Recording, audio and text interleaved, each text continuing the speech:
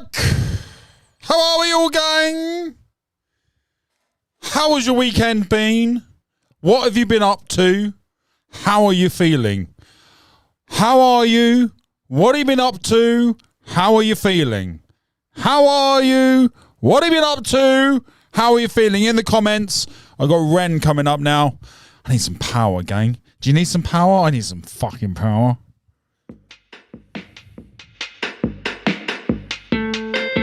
Oh, I'm glad to be back, gang. Get it? I've missed you all. Power.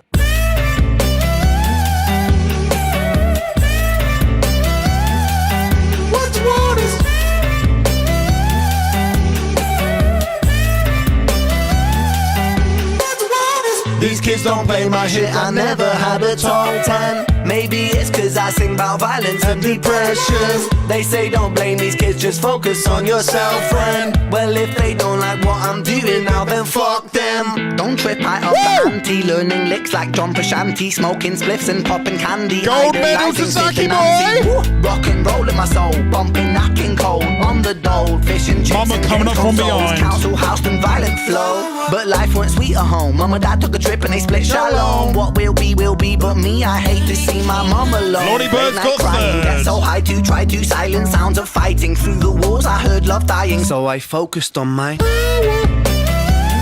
Oh, it feels good to be back. That's what it was. I needed this. I needed this. How we doing, Coral? Now let's go back. Let's go back.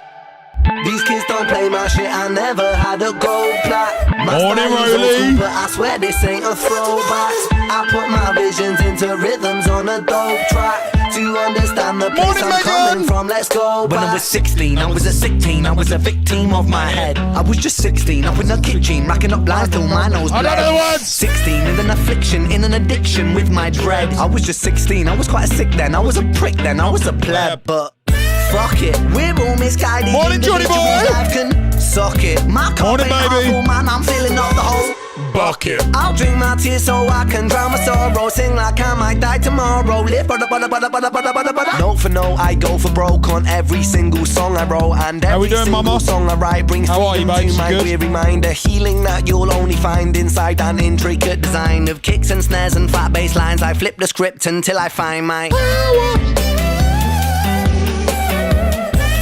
is what it is. Oh, it's got the energy up, gang. Now run the track, run the track.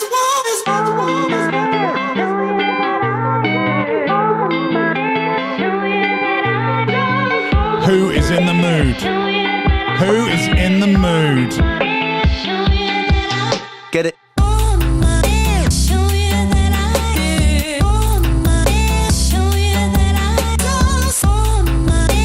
Is Coral still in here?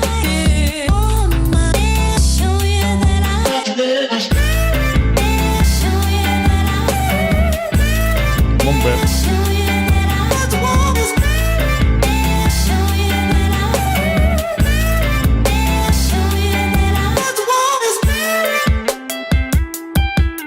Get it? Get it? Power. Get it? Mama, do you mean a little bit like this? One step ahead of you, mate. Always. If you catch me alone, you better stay on my zone because I'm ready to kill. I'll sit on my throne made of bodies and bones because I'm mentally ill. Oh! I'm feeling alive, I got the will to survive, so never test my skill. Ryan Taylor's in the house. Mistake, man, I'm ready to break, man. Murderer! Achy balls! How are you, buddy? Murderer! If you see me on the Rebecca Johnson's in the house. Get back, back, back. Murderer! Swing for your jaw in the first round. Then tap, tap, tap. Murderer! Homie, it's the way that I get down, yeah. I was born shameless. shameless, fighting out in Brighton with the neighbours. Brother, ask your mother what my name is. I was born famous, trendsetter, hot stepper, greatest, shocking like a finger in the anus. I was born wasted, stoned on my brain, brother faded. Writing catchy syllables contagious. I was born courageous, naked and fucking outrageous. With a microphone, I rock stages. I jump on the rhythm of rhyming cyclone, and I pull this caliber right out the stone. King Punk, the precision it hits like Stallone. Rocky, keep it cocky, I'll be Al Capone. I walk alone, sit on the office throne, and if you want it, I'll deny it like a mortgage loan. Your daughter's home, we'll be staying home alone. Condone the bone and eat it like a Toblerone, bitch. Condone the bone! If you catch me alone, you better eat stay it on like my a zone, Toblerone! I'll sit on my throne, made the bodies and bones, because I'm mentally ill. I'm feeling alive, I got the will to survive, so never test my skill. For goodness sake, man, I'm ready to break, man. Murderer, homie, it's the way that I get down. Murderer, if you see me on the corner of my town, get back. Murderer, swing for your jaw in the first round. Murderer, hey, Vicky boy, it's the way that I get down. Yeah. The bigger they come, the bigger they fall. The trigger the gun, I'm clipping them all like eeny, meeny, miny, mo. I line them up against the wall. I don't mean metaphorically, lyrical bullets. I mean actually fucking kill them, squeeze the trigger and pull it. Blood splat, how's it going, lad? Brands are flowing, mad trust that I'm a pro with that. Caesar sewing bad boy, I'm an addict, volcanic, a man is twisted and manic. The rhymes are gifted, goddammit, I push the button and panic. That sees the land, sky and the seas, it's easy, see me freestyle freely. What man, yes I came to rock man, drop it like it's hot fam, wearing clothes from Oxfam. Goddamn, I am a blood sucking titan, from the streets of Brighton. Are we in the mood? Are we getting in the mood? If you catch me alone, you better stay on my zone, because I'm ready to kill. I'll sit on my throne, made the bodies and bones, because I'm mentally ill. I'm feeling alive, I got the will to survive, so never test my skill. For goodness sake, man, I'm ready to break, man. Murderer, homie, it's the way that I get down. Murderer, if you see me on the corner of my town, get back. Murderer, swing for your jaw in the first round. Murderer, homie, it's the way that I get down. Whoa.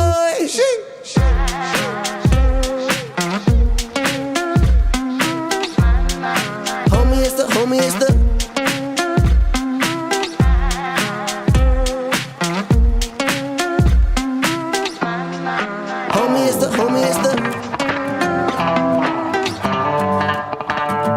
Oh, these transitions. I'll become a DJ one day. Everybody knows I like whiskey. Oh, wrong verse. Preferably from Tennessee. But if you hand me an ice cold beer, or some red wine, or some moonshine, or one of them fruity drinks, hell, that's alright with me.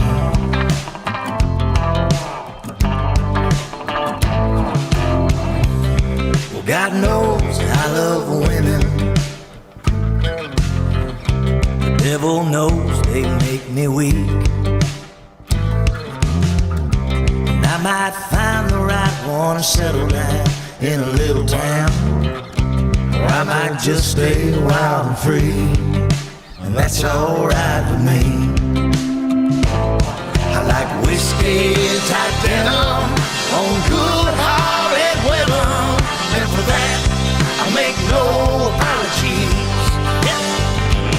They call me country, call me hippie, the wildcat from Dixie. And if you do or don't like what you see, that's alright with me.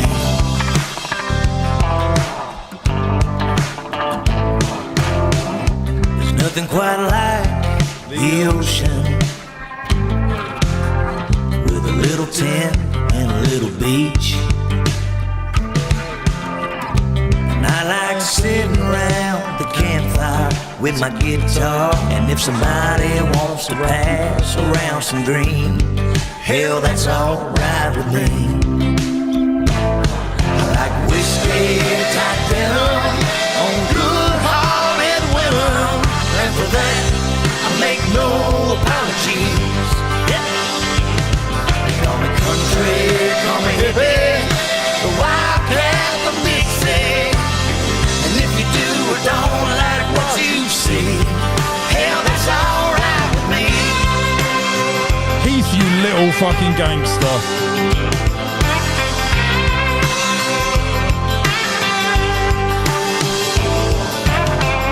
I just slip on my cheap sunglasses and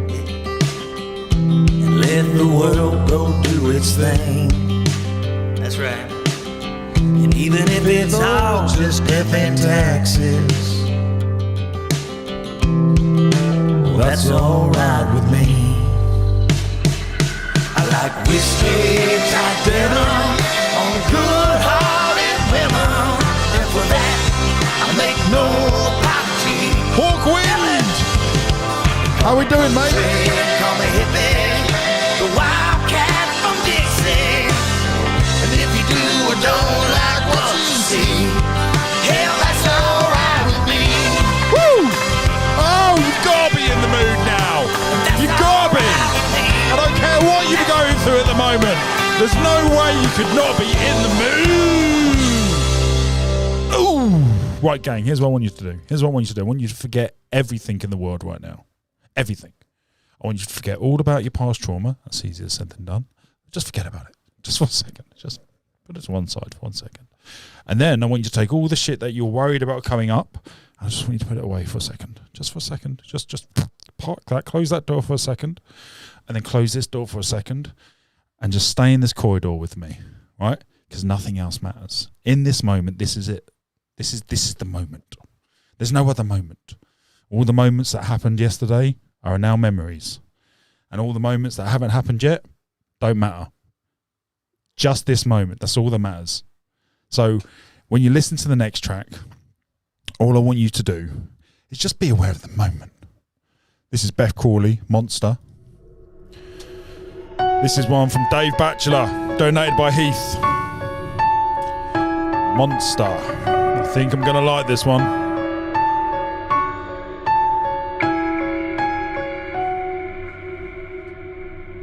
I sleep all day, I prowl at night, do anything to feel alive. I'm in the end just what you made me.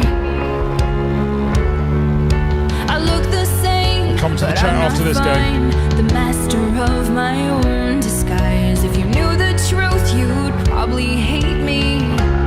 Ooh, great lyrics. I need a fight, I've got you in my sights. Only one of us will make it out alive. Oh, I love this. I'm turning into a monster. You better run and hide. Turning into a monster right before your eyes. My tongue is a weapon and I'm locked and loaded when you're least expecting. Morning, Lou. You know it's coming and I'll strike 'cause I'm a monster. I'm merciless.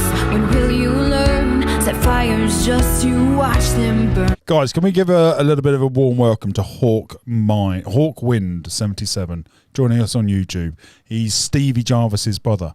He's one of us. I bet you never saw me coming. Delirium takes over me. You're just another casualty. I can hear your heartbeat drumming. I need a fight. I've got you in my sights. Only one of us will make it out alive. I'm turning into a monster. Oh, I love You this. better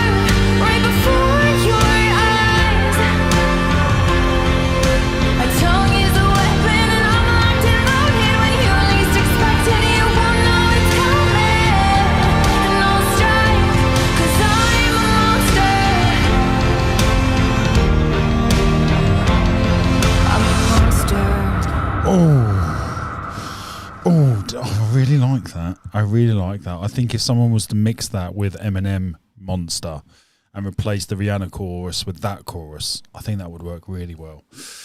How are you, gang? Are we well? Good. Oh, I feel so much better now. Heath, mate, achy balls. What are you doing? Loves Beats Fear 11. What are you doing, mates? Appreciate the donation, mate. Thank you, dude. $5 donation. The gates have been opened. Heath has set the Starsing bid at $5. For Counting Stars, One Republic. Thanks, Dan and crew. You were very welcome, my man.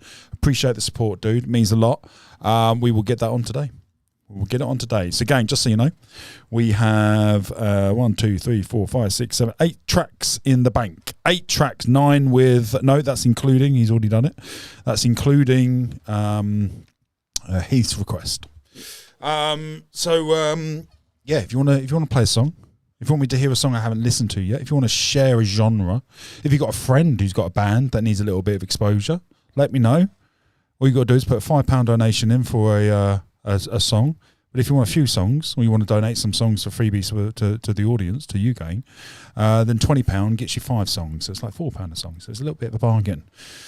And then also, I think the rule is, it's not an official rule, but if you wanted to be crazy and do a £50 dono, then you get 10 free songs. It's like so you get, what's that, 5, 10, 15, 25 songs. So it's like £2 a song. Anyway, that's enough about that. How are we all? We all well. We got some newbies in here today. We had, what's her name? Coral popped in. I don't think she's here now, but hello, Coral, if you are still here in the background lurking. Thanks for joining us, mate. Come and say hello in the comments. Hawk Wind 77, that's Stevie Jarvis's brother. Mate, welcome. Appreciate you taking the time to come and watch us. I hope you enjoy the show, and I hope you come back for more. Got a tune for you, man, Hawk says. Walks Among Us, Clint Bradley. Amazing, mate. You know what to do.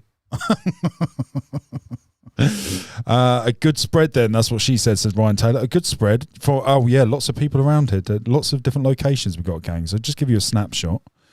We've got Brian says, where is everyone from? Brighton area? Morning, Ryan, mate. Mama's from Essex. Lonnie Bird is from Texas. Zach is from South Carolina. What else we got here? Sam's where I am as well. That's in East Sussex in England. Rowley is from Devon in England. Who else we got here? I think that's about it. I think that's all on YouTube anyway. Danza Dinko's come out from left field. She's coming from behind. Oh, that's what she said. She's just sent a £5 donation. Appreciate it, dude. Thank you, mate. Little Sims Venom, a colours show. We're on it, mate. We're on it just for you. Is Bachelor in yet? Has anyone seen Bachelor? Lou! What are you fucking doing, Lou? Appreciate you, mate. Thank you. Ren, hold on. We got it, mate. Appreciate the £5 donor. Thank you. Bachelor's here. Good. Right. Now, we're going to play some songs now, right? I've got lots to tell you. I've got lots to update you on. Ginger's in the house! How we doing, Red? So here's what we're going to do. We're going to play some tracks now. I'm going to do 3 tracks in a row. And then we'll stop for some chat. But I want you to steer the chat for me, okay? So I've got two big things to share with you. 1 is my medium experience yesterday. 2 is my guitar lesson this morning. So in the comments, while the song's playing, what song would you what story, anecdote, which bit do you want to hear first? Do you want to hear about the medium? Now, I'll be honest, gang, it's about a half-hour conversation. There's lots to it, right? Whereas the guitar update is only going to be about 3 minutes. So the choice is yours. Which one do you want to be bored with first? That's the question I have for you. So answer that in the comments for me. Ariana Grande, 7 Rings. This is from Ben Harmon. Appreciate you, dude. I think I've heard this. I'm not sure. Yeah. Breakfast at Tiffany's and bottles of bubbles. Girls with tattoos who like getting in trouble. Right, you're all saying medium. No worries. I can't wait to share this story. I'm going to have a smoke because it's a conversation I need a smoke for. Lashes and diamonds, ATM machines. If not, I'll have a panic attack. One of my favorite things. Been through some bad ratchet, I should be a savage. Who would've thought it turned me to a savage? Dan, you can't get through a conversation without taking drugs. It's prescription medication, and no, not this conversation, no. Rather be tied We'll find out. Causing my strings, write my own checks like I write what I sing. Yeah, stop watching my neck. Oh, this is good. It's flossy, make big deposits. My gloss is chopping. You like my hair? She thinks, just bought it. I see it, I like it, I want it, I got it. Yeah, I want it, I got it, I want it, I got it, I want it, I got it, I want it, I got it. It's a really complex chorus. You like my hair? She thinks, just bought it. I see it, I like it, I want it, I got it. Wearing a ring, but ain't gon' be no misses. But matching diamonds for 6 of my bitches. I'd rather spoil all my friends with my riches. Think we tell therapy my new addiction. Take care, Bachelor, mate. You're gonna love this conversation. Must not have had enough money to solve them. They say which one, I say nah, I want all them. Happiness is the same price as red bottoms. My smile is beaming, my skin is gleaming. The way it shine, I know you've seen it. I bought a crib, just falls the closet, both his and hers. I want it, I got it. Yeah, I want it, I got it. I want it, I got it. I want it, I got it. I want it, I got it. You like my hair? She thinks, just bought it. I see it, I like it. I want it, I got it. My receipts be looking like The lyrics are quite toxic, actually. phone numbers. If it ain't money, then wrong number. Black card is my business card. The way it be setting the tone for me. I don't need a brag, but I be like, put it in the bag, yeah. When you see the max, they stacked up like my ass, yeah. Go from the south to the booth, make it all back in one loop. Give me the loot, never mind, I got the juice. Nothing but never we shoot. Look at my neck, look at my debt. Ain't got enough money to pay me respect. Ain't no budget when I'm on the set. If I like it, then that's what I get, yeah. I want it, I got it. I want it, I got it. I want it, I got it. I want it, I got it. You like my hair? She thinks, just bought it. I see it, I like it. I want it, I got it. Yeah.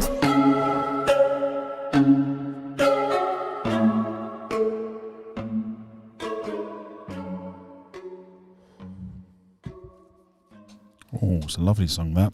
I like the melody. I like the tone. She's got an incredible voice. The message could do with some work. Clint Bradley sings Man Walks Among Us. Steve Jarvis, donated by Lou. Appreciate you guys. Warm are the winds on. Lonnie Bird! What are you doing? What are you doing, mate? Appreciate you, dude. Thank you, mate. Another £5 donate from Lonnie Bird. Matchbox 20 Friends, dedicated to all the monsters, OG and new. Oh, I love that, mate. By the way, gang, if nobody knows what OG means, it means original gangster. I only found that out about 6 months ago. The desert. I also only found out what GOAT stands for about a year and a half ago. GOAT, when people say he's the GOAT, she's the GOAT, it means greatest of all time. GOAT. Greatest of all. I had no, I was 36. I was like, what does GOAT mean? A whirlwind is dead. So if you didn't know, now we know, right? Dancing around. I stopped to survey all the beauty that's here. You're forgiven, Ginge. Don't worry, mate. Moves out across the ground. It's an eagle that circles. I didn't know, Lou. I didn't know. Above me.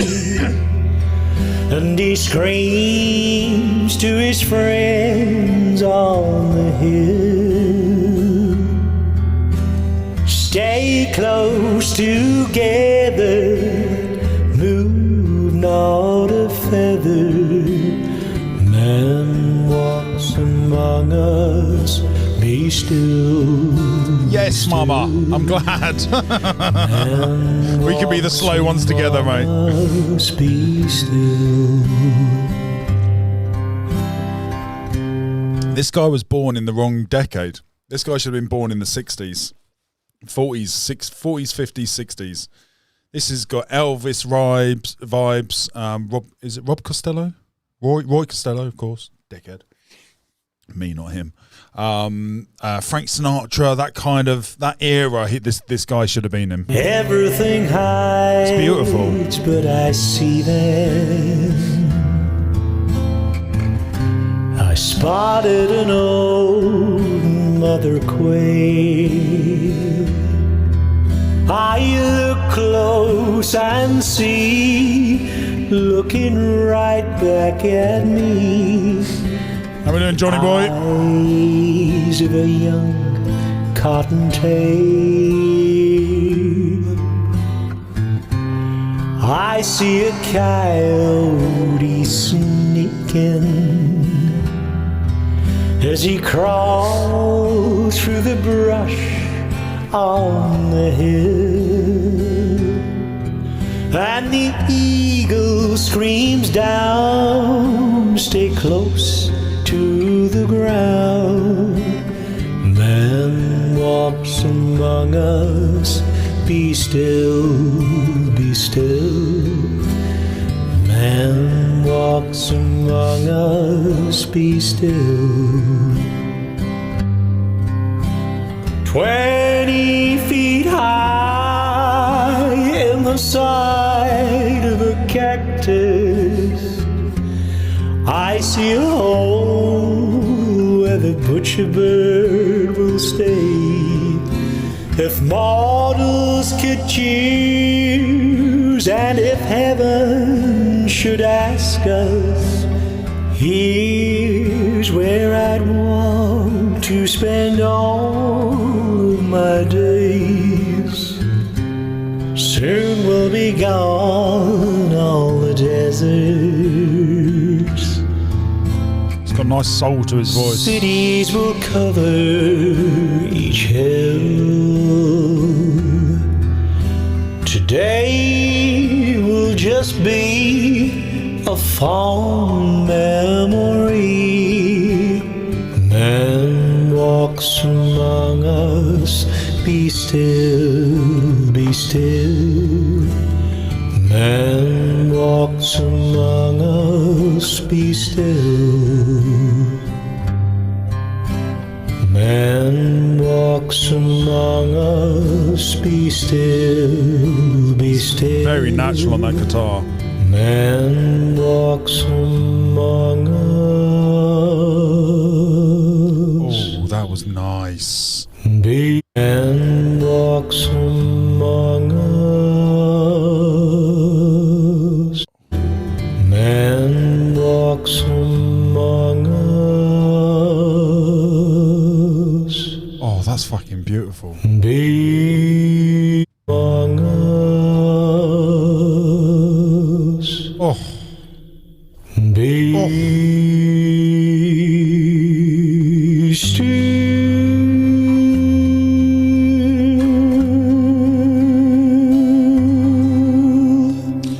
see, you know what? I know nothing about singing, right? I can analyse songs, analyse films, analyse and all that jazz, right? I love analysing, right? Next song is Chris Stapleton, Tennessee Whiskey. And this is from Ryan Taylor. Appreciate you, dude.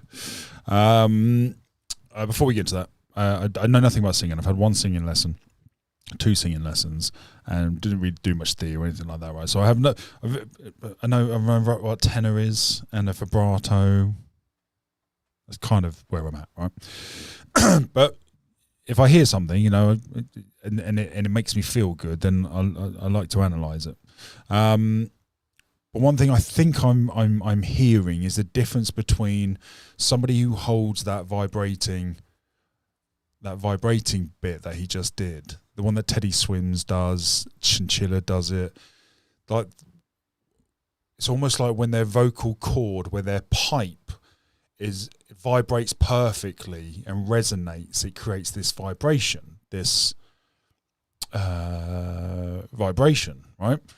But then there are some people who can fake it by you're like using their jugular. Does that make sense? Like I can hear the difference between, and Matey did it there at the end. It seemed to just vibrate perfectly. It just felt so perfect. Teddy Swims is the master at it. I've never heard anybody who vibrates it like Teddy Swims can. Chinchilla does it incredibly as well. Rennie Boy does it. Pink does it beautifully. Frank Sinatra did it beautifully as well. He had a nice deep one. Oh, that's what she said. If you haven't heard this song, there's no way you haven't, but if you haven't, one of the most beautiful songs a guitar has ever been played. After this, gang, I'm going to do my quick guitar update, and then we're going to go to the medium. Used to spend my nights out in barroom. Oh, his voice. Liquor was the only love I'd known.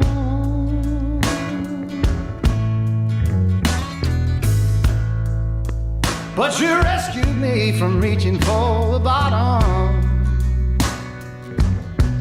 and brought me back, being too far gone.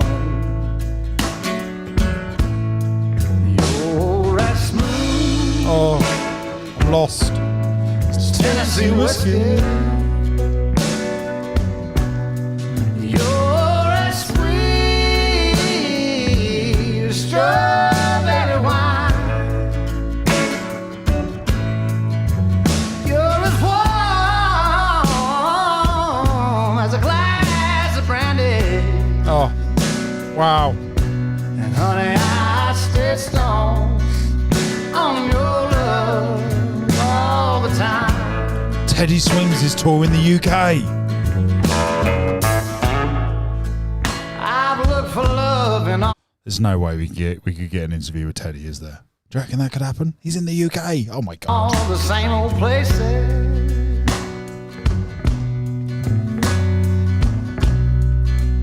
Found the bottom of the bottle's always dry.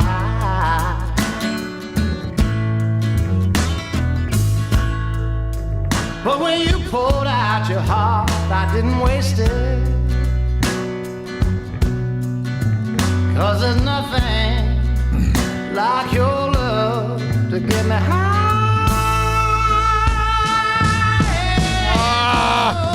Didn't waste it. 'Cause there's nothing like your love to get me high.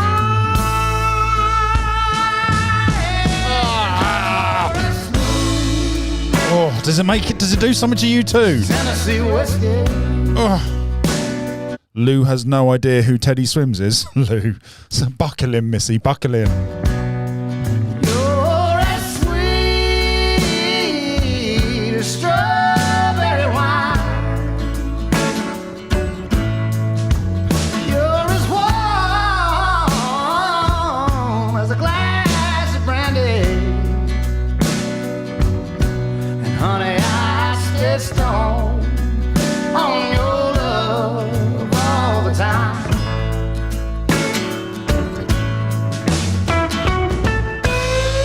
Oh, speak to me.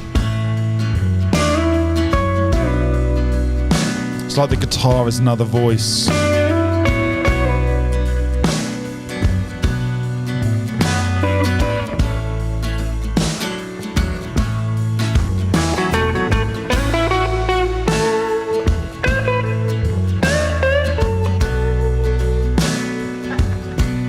Teddy Swims coming up next.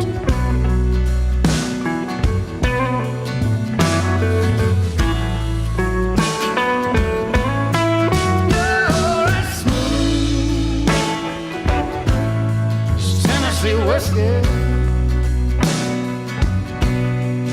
You're as sweet as strawberry wine. You're as warm He sung this to his wife on stage. Oh, Ginge, well done, mate. as a glass of brandy. And honey, I stay strong on your love all the time. You're that smooth as Tennessee whiskey. Tennessee whiskey. Tennessee whiskey. You're asking. Tennessee whiskey. Tennessee whiskey. Well, sorry to hear that, Heath, mate. Tennessee whiskey. We got you, brother. We got you. Right, Lou. Now, caveat to this. I haven't heard this song of Teddy Swims. This is his most popular song on his channel. This is a cover, You're Still the One by Shania Twain. This is a cover. This has got 136 million views. I mean, that's a seriously popular song. Serious. Zach! What are you doing, mate? Very generous, mate. It's very generous. Thank you, brother. I appreciate you. Appreciate the support, mate. We all do. Fucking hell, mate. Is this a gauntlet? Mate, is this a gauntlet submission? Wow. He's got a list here, peeps. Ryan Caraveo, Pumpkin Pie. Oh, the Larceny, Feel Good Feeling. Real Good Feeling, sorry. Black Math, Marching with Giants. Zach Hemsey, Don't Get in My Way. Oh, that sounds a bit of attitude. Like, don't get in my way. I like that. The Phantoms, Outlaw. City Wolf, Made for This. The Everlove, I'm Dangerous. And Warhol, Play with Fire. Right, mate. Hold on. How many? That's 1, 2, 3, 4, 5, 6, 7, 8. Mate, 2 more free songs, mate. 2 more. The more you buy, the more free you get. This is the least I can do. Yeah, give me 2 more, mate. Give me 2 more. Thank you. Very generous. She Sings It Too. Right, that's coming up next, Gin. So after Teddy Swims, we're going to play Tennessee Whiskey again, the live version. Then I'm going to do my guitar update, and then we'll get onto the medium shit. So Lou, mate, enjoy. I know you're going to, and I can't wait to hear it. I haven't heard this bit. This goes out to my mom. Oh, that's nice, isn't it? It's already a good start. Wholesome. This goes out to my mom. Looks like we made it. Look how far we've come, my baby. We might have took the long way. Oh. We knew we'd get there someday. They said, I bet they'll never make it. But just look at us holding on. Oh, it's better than the original. Still together, still going strong. You're still the one I run to, the one that I belong to. You're still the one I want for life. You're still the one that I love, the only one I dream of. You're still the one I kiss goodnight. Ain't nothing better. We beat the odds together. I'm glad we didn't listen. Look at what we would be missing. They said, I bet they'll never make it. But just look at us holding on. We're still together, still going strong. You're still the one I run to, the one that I belong to.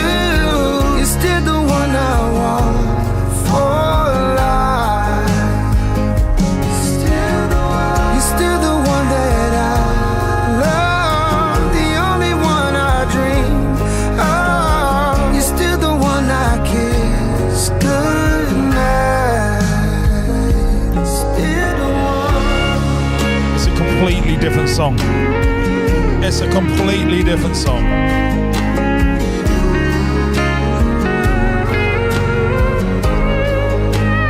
I'm waiting for the throat bit. You're still the one I run to, the one that I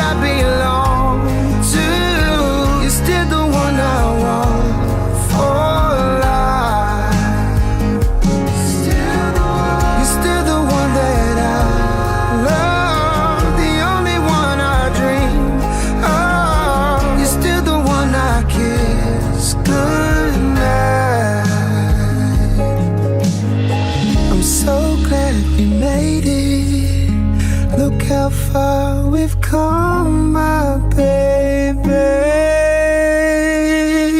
There he was, right at the end. My baby. Ah! You see what I mean? It resonates. It's not a throat thing. Oh, my baby.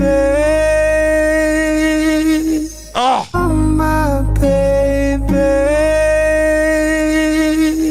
oh, it's so he's so good. He's so fucking good. Oh, there you go, Lou. I'd love to hear your opinion now, mate.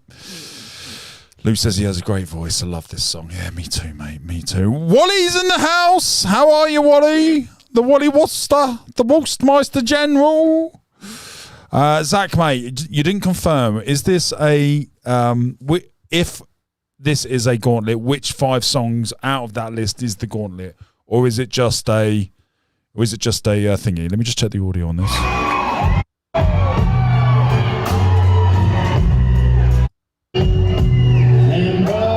No, the audio's not great.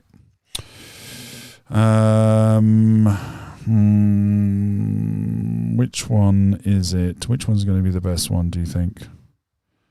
Live with Wife. I put Life with Wife. That's not going to work. Live with Wife. Is it that one then? Let me just check this game. Too far gone. Yes, this is the one. This is the one. This is the one. Right, so I'll just give you, while this is downloading, just give you a brief update. I had my second guitar lesson this morning. And I can now play a whole song. From start to finish. Right? Doesn't sound amazing. Right, we're not there yet. Well, I can now officially say I can play one song. For a long time, whenever anyone has been in the house or they've seen me with the guitar just making noise, they've always said, "Oh, how many songs do you know? What songs do you know?" And I've been like, I have no idea. This is just decoration. This is basically like having the tinsels for a Christmas tree without electricity. That's what this is, right? But I now have power. I now have electricity. I've plugged it in. I can play one song. So I'm going to give it a little stab. There's missed notes, and my fingers will vibrate the string incorrectly, but I'm getting there. So I just want to share every stage of the progress, because I'm going down this road. I'm going to play the guitar. I'm going to learn to play the fucking guitar to the point where, you know, I can and start to write some music. I'm going to give it a go. I'm going to give it a bash. I've had a few things tell me I should. So we're going to give it a go. It's going to take years. It's going to take decades. But I've always wanted it, and I've always wanted to learn it. I've always wanted to play it. And if I don't start now, I'm going to get to 47 and still be like, oh, I wish I learned it. And I'm just dedicating 2 hours a week to it. 1 hour session and 1 hour practice. That's all I'm doing. We'll just see where we get. We'll just see where we go. So this is Chris Stapleton, Tennessee Whiskey. And then after this, it's me attempting to play the guitar after 2 sessions. Thank you, Lou, mate.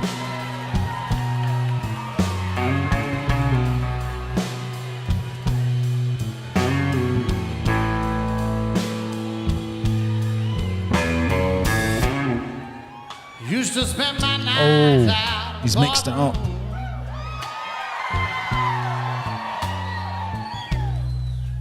Liquor was the only love I'd known.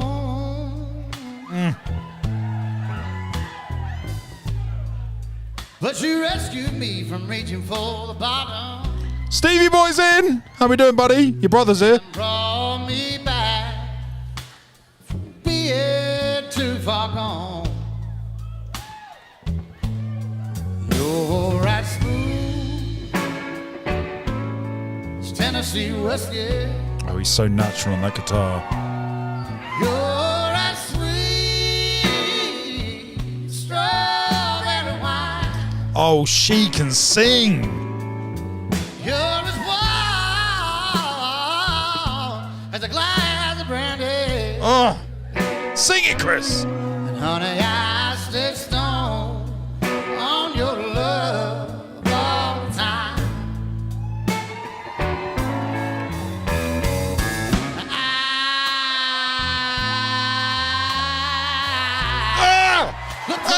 What was that?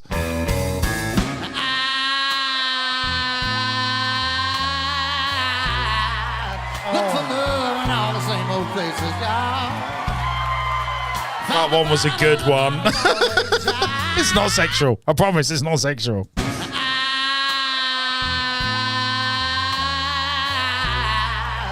for love in all the same old places, y'all. Found the bottom of the bottle's always dry. Yes, it is now. But when you pour it out your heart, Oh, this is didn't waste it. fucking fantastic. 'Cause there's nothing Oh, he's welling up. like your love to give me.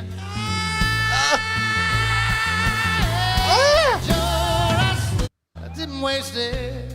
What was that? 'Cause there's nothing like your love to give me.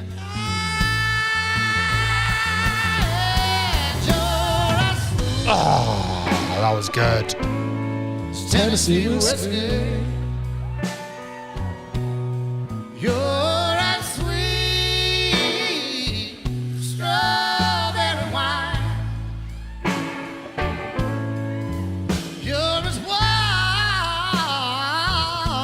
as a glass of brandy. And honey, I stay stoned on your love all the time. We're watching them make love. Literally. Oh, speak.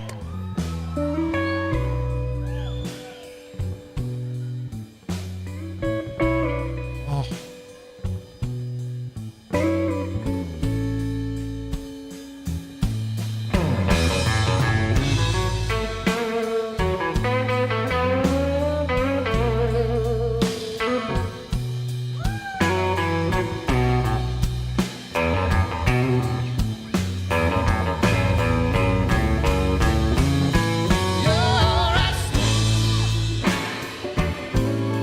Tennessee whiskey.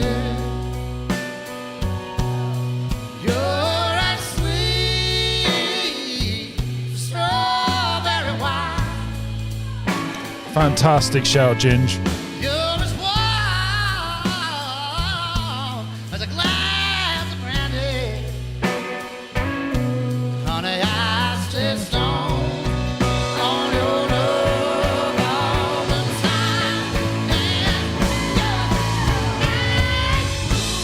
Oh, she's just captivated by him.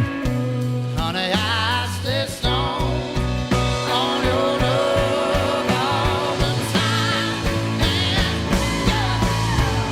Oh, she hasn't taken her eyes off him. It's so beautiful. Tennessee whiskey. Tennessee whiskey. Oh, Tennessee whiskey. You're right smooth. It's Tennessee whiskey. Tennessee whiskey.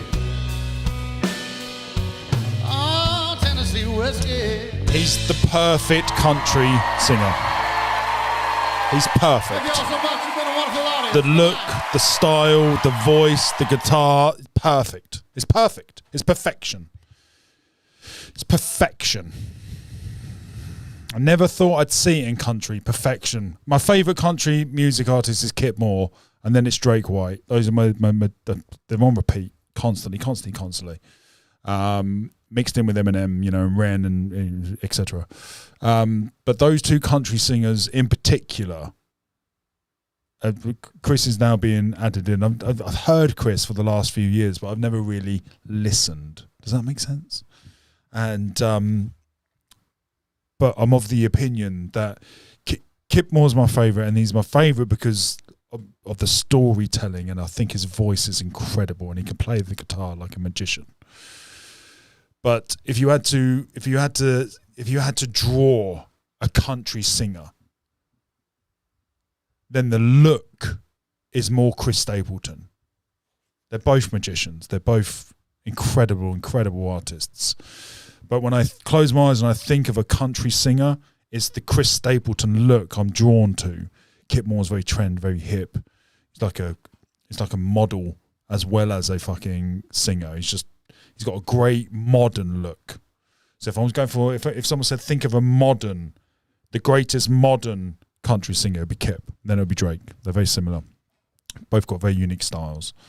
And but Kip, Chris, I'm just drawn to, you know, if there was a godfather of country, it would be the Chris Stapleton look. Do you know what I mean? Who is your godfather of country? Who's the style? Who's the look that you like? Let me know who your godfather is, so to speak. I hope you know what I mean by that. Right, gang. I am going to... right. So the song is Kip Moore, She's Mine. Right? It's one of my favourites. It's not the favourite, but it's one of them. And coincidentally, it's quite an easy song to learn. There's only D, G, A, D over F, and A minor. So there's 5 chords in it, and most of it is 3 chords. And then there's a bridge that has the other 2, but for the most part, it's 3 chords: G, D, and A. And then there's quite a difficult one. It's not difficult.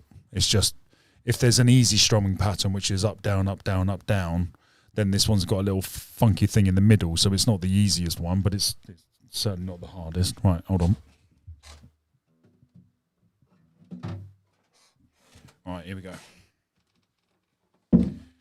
So I'm just going to need a little warm up. But depending on how the warm up goes, will depend on whether I need a cheeky little restart, right? But I'm feeling confident with this one. Right. Now I don't know how loud the music needs to be, and I don't know if you can hear the guitar. So let's do a little sound check first of all, gang. I'm going to play the song. I just need to know if you can hear the guitar as well. My guitar.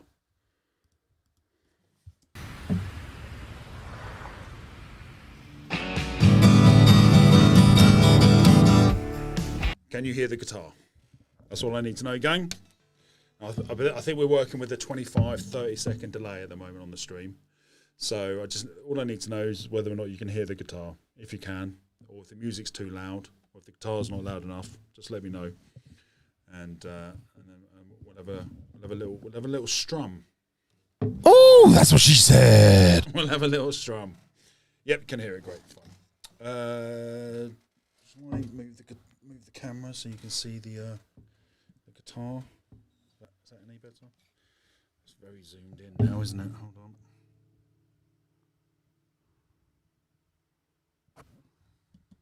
Is that any better? Oh, there we go. There we go. You can roughly see it there. And my boob. Right. Right. Alright, let's give this a go. Let's give this a little go. Like I said, I might need a little warm up first.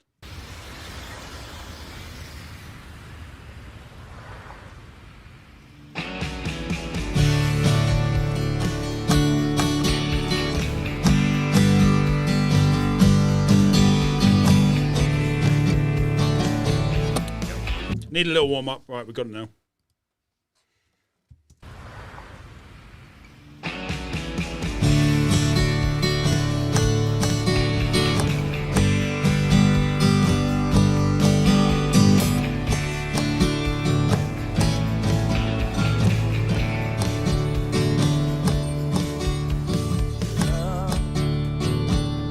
I've been looking for a while.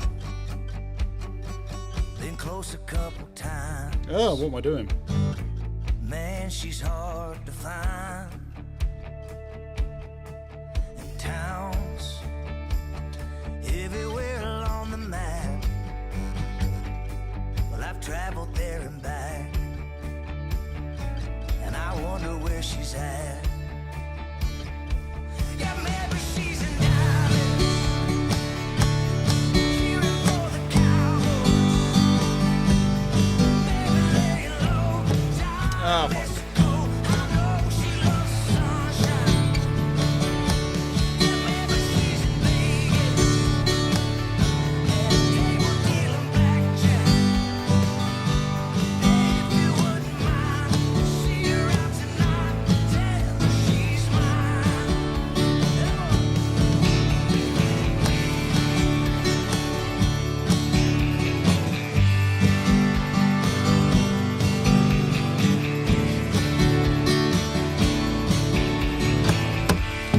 That'll do. It just repeats after that. Well, we're getting there, gang. Hold on. Let me get the zoom sorted. 3.2 is what I'm looking for. 3.2. There we go, gang. We're getting there. We're getting there. Hopefully you heard it. It didn't sound overly terrible, but we're getting there. We're getting there. All right, let's bring this up. I can't hear myself now. Oh, there we go. Oh. Appreciate it, Mama. Thank you. You made it sound like you sucked. You made what? You made it sound like you sucked it. Sounds pretty good, but fluidity will come. Yeah. Like I said, it's a bit of a mess. My fingers are trying to catch up, but I've got the strumming pattern and I know where the chords are. So the transitions need a little bit of work. I just need to spend more time on it. But there's the little guitar update, gang. There's the little guitar update. Right. I'm just slightly intrigued to see how that played back. Give me 2 seconds. My ego's like, was it really that bad? Oh, I can't play on here now. That's all right. I'll check it out later. Right. We'll do one more song, and then then we'll I'll bore you with the. We get a Ren song. I'm skipping through the list a little bit, gang. I'm jumping up and down, but all songs will be played. Ren, Hold On, coming up next. And this one was from Lou. Appreciate you, dude. Thank you very much. Out of curiosity, gang, in the comments, who here is into the old spiritual side of things? Who here's on the fence, and who's fully in? Just out of interest, and also who is not interested at all. I'd like to know that as well. Just to add some context, if 2 months ago you'd asked me about it, I would have said you're fucking stupid. Of course, there's no God, and I need proof. That's been my repetitive view on all of this, religion, spirits, and all that shit, for a long, long time. But it's recently changed significantly.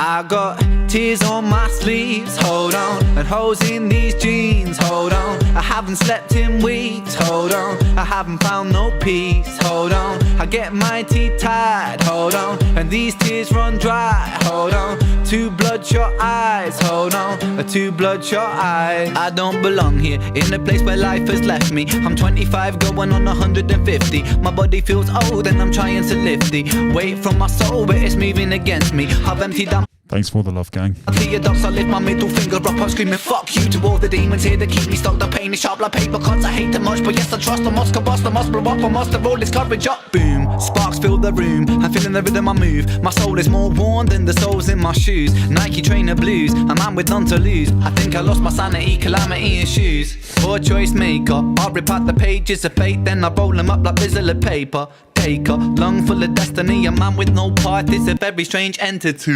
Tears on my sleeves, hold on, and holes in these jeans, hold on. I haven't slept in weeks, hold on. I haven't found no peace, hold on. I get my teeth tied, hold on, and these tears run dry, hold on. 2 bloodshot eyes, hold on, 2 bloodshot eyes. Do you ever question your fate? The questions I make, is this all predetermined, the script or a play? Am I the protagonist in this tragedy? Or will I be the author of stories unmade? If so, I'll dip in my quill to my ink pot. Keep on writing, never stop until my beating heart it flops. I'll write a whole different story. Scene 1, a boy full of hope, a boy full of glory. Who stutters, I'm up to the top. Would rather be tougher and live as smoothly like butter. different, not so bitter and cut up. And so I sit up and shut up, it's like a lid up and struck up the courage never to fuck up. And now I'm feeling the ruckus, feeling the static, and now I'm feeling the flames. And now I'm I hear what you're saying, John. What was he My thinking? boxing gloves and my hope that I trust to bust an uppercut, cut my demons up. What? Beam like a tsunami, smooth like a punani, bend the birds like origami, Salvador, I be the dolly, only love like Bob Marley, golden ticket, call me Charlie, riding Harley's Bengali, Tiger Star, call me Arnie. I'll be back. And I cut the slack, I'll be track your back. facts, relax, shit in the beast, and then seek it in the peace, and I'll reach the canopies, and yes, we climbing, building a brave new world inside a whole new designing. With all this fire, we burn like the sun,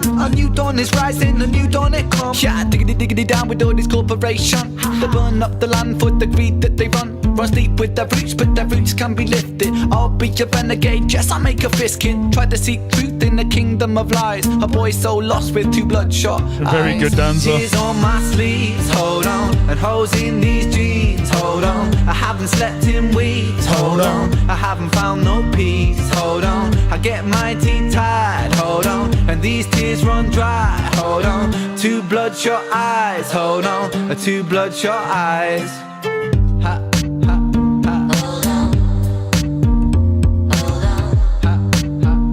Hold on. Hold on. Two bloodshot eyes. Hold on. Hold on. Two bloodshot eyes.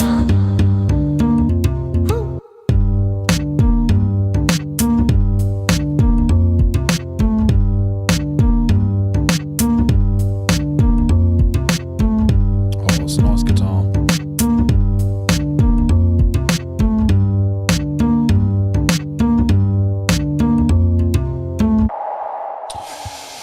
Right, gang. Let's talk spirits. Right. So, my ego wants me to preface some context before we get started because he's very fragile and what I'm about to say is ludicrous. Ludicrous. Outrageous. Fantastical. Unbelievable. So what I want to preface is a long time ago, I think I got in trouble at school for stealing some cans of Coke and some chocolate bars from the medical room. They left the safe open. And a few of us were in there because we had headaches and stomach aches and whatever. And they left the door open. We opened the door, saw it was full of sweets, grabbed a couple, closed the door, left for home. Next day, got suspended for being a thief. And at the time, I wanted to be a policeman, right? I was big into wanting to become a policeman. My uncle was a policeman, and that's all I wanted to do. And then after this moment, the guilt that ensued after my parents finding out and the shame of the school, I completely changed my mindset. And the change is I don't lie, right? I might embellish and I might add a little bit of dramatic to something, but the context of what I've tried to say since then has been the truth, right? And sometimes people don't like the truth and sometimes people twist what I say. But ultimately I stand by knowing that 99.9999999% of the time what I say comes from a place of genuineness. Right, so I want to state that first of all. The second thing I want to state is the effort I went into before I met this medium. The effort I went into to ensure that she knew nothing about me was extensive. Let me explain. So 2 months ago, some weird stuff started happening in my head. Started to hear things, started to see things. Right, couldn't explain it. Freaking me out a little bit. I met this guy called Danny. It started then, and then I met his mate Mickey, who is a spiritual guru guy who's very connected, and as in spiritually. And since I met him, it got louder and clearer and more vivid. And as you know, I've been journaling it all. And just to give you some examples of things I've said, you can pause this at any time and read through it. There's nothing secretive in this. So a lot of it's mumbo jumbo. But a lot of it seems to be presenting itself, right? So I can't explain it, unexplainable, it's freaking me out. I've gone through the am I insane, am I not insane hurdle. I'm not insane. And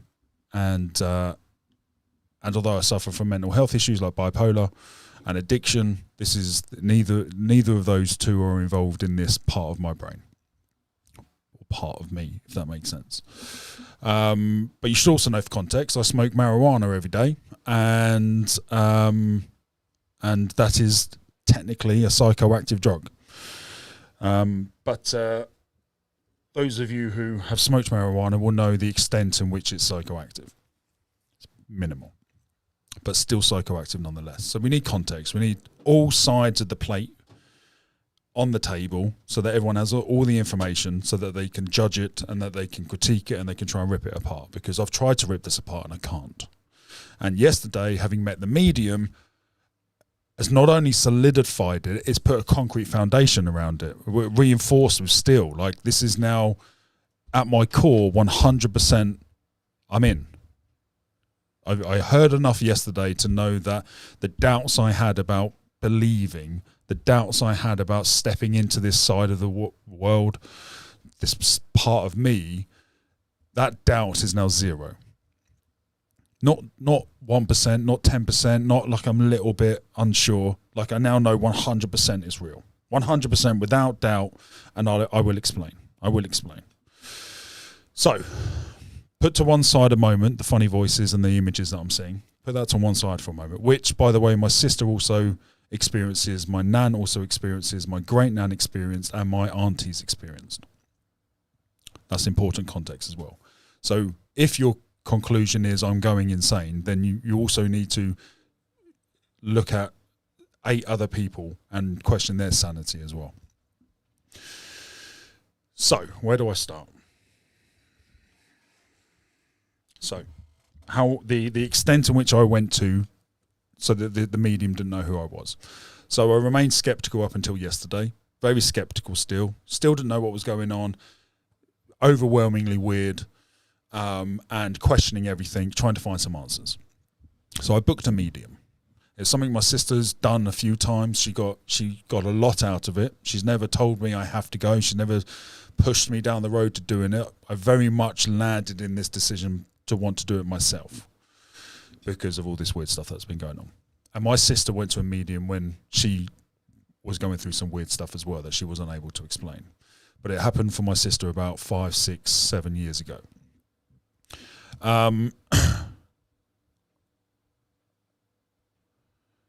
So up until yesterday, I was very skeptical.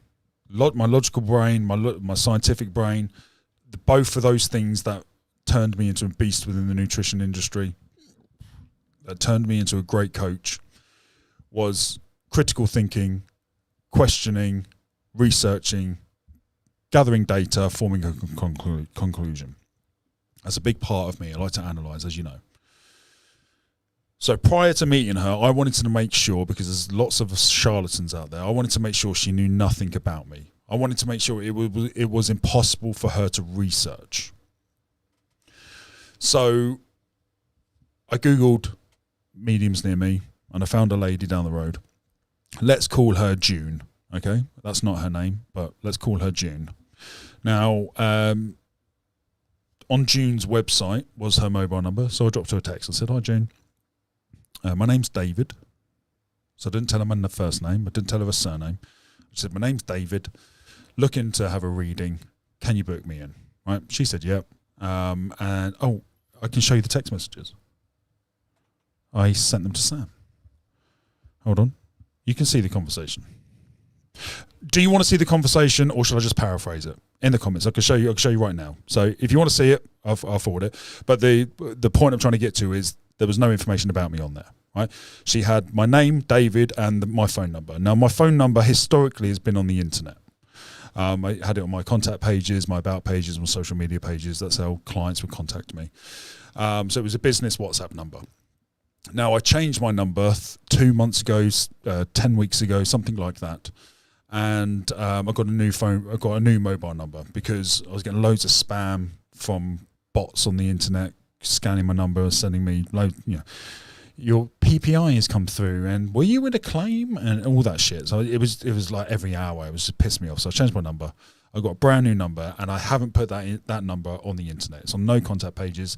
That has been a specific and intentional thing not to do. 10 weeks ago, however long I got my number. It must be 2 months because I paid two bills. I went to pay as you go. So I've paid 2 monthly top-ups, if you like. So it's 2 months ago. So 10 weeks ago. No, because I've just had to pay it today. It's almost exactly 2 months ago. And so for the last 2 months, I've been sure not to use that number. The only thing that number's attached to is obviously texting people, WhatsApping people, but my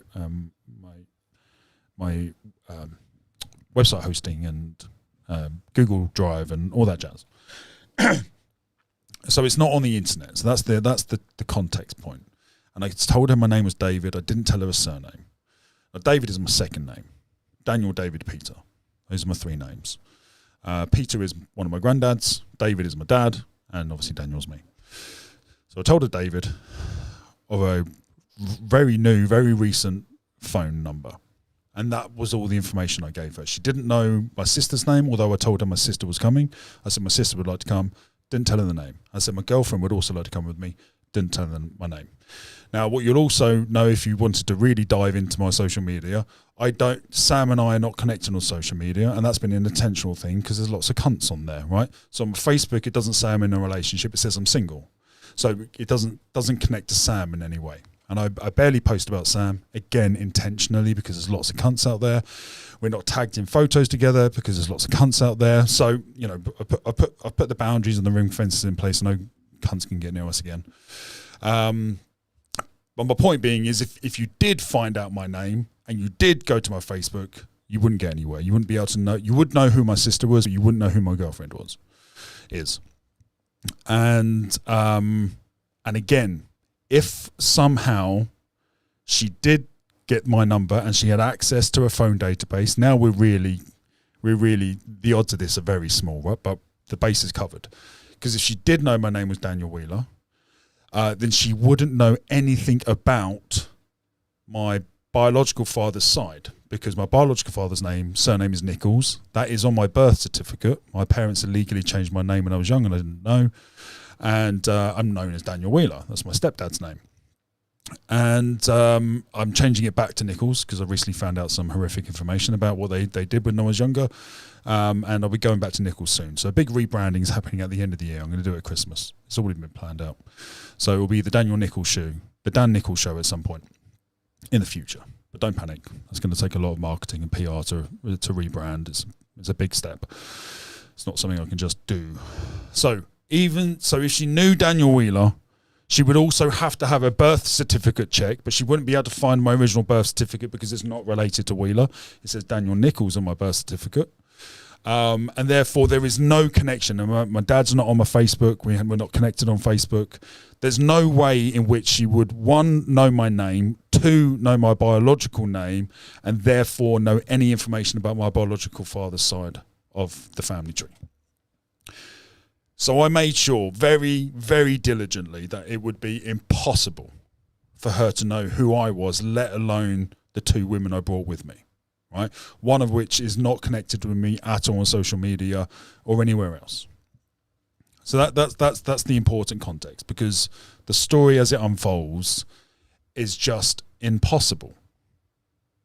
The only logical explanation is that this is somebody who's able to connect to something else. Right. So, as you know, I've got a vape. I enjoy the little nicotine rush. It's a nice little kind of calm me downer. But I made the decision a couple of days ago to stop it because I've started to get a bit of a chesty cough, as you've probably heard as well, and it's affecting my lungs. I've had asthma from birth, sensitive lungs anyway, but my family is riddled with lung issues. My mum's got emphysema, my granddad died of pneumonia, my great-granddad died of tuberculosis. The lungs in my family are not great. And I've never smoked cigarettes, ever, but I do vape marijuana, right? Now, again, a bit of context is important. Dan, it's the marijuana affecting your lungs. I've been smoking marijuana now for 3 or 4 years. I've never had this cough. I started vaping 2 months ago, 3 months ago, and now I've got a cough. So I'm very confident it's this. But if I stop it and the cough progresses, then I'll rethink the marijuana situation. I can take edibles. I can have a spray. There's lots of alternatives there. What other context do you need? Just check my notes.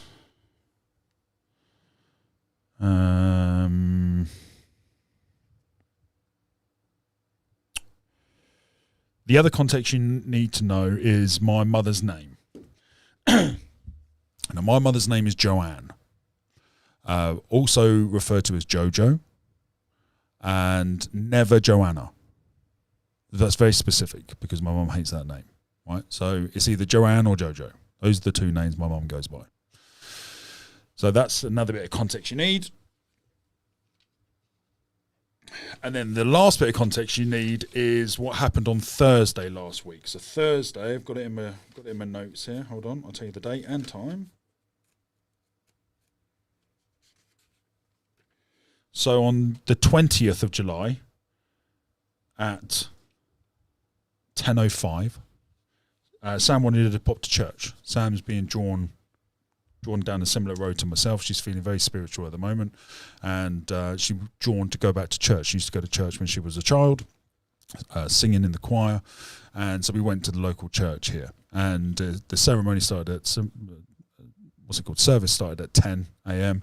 And this happened within minutes of me sitting down on the pews. Sam and I sat at the back of the pews. There was about 10 other people there, all over 80, lovely people. But we were by far the youngest in there by a long way. The vicar is called Tom, lovely guy, really nice energy. And as we sat down, when I make notes, I've got my notes tab, and then I've got my pyramid with the eye in. And the reason why that's a thing is because the first image I saw was the pyramid with the eye in it, right? So now this indicates things I've seen or heard, and then these are the notes on the given day.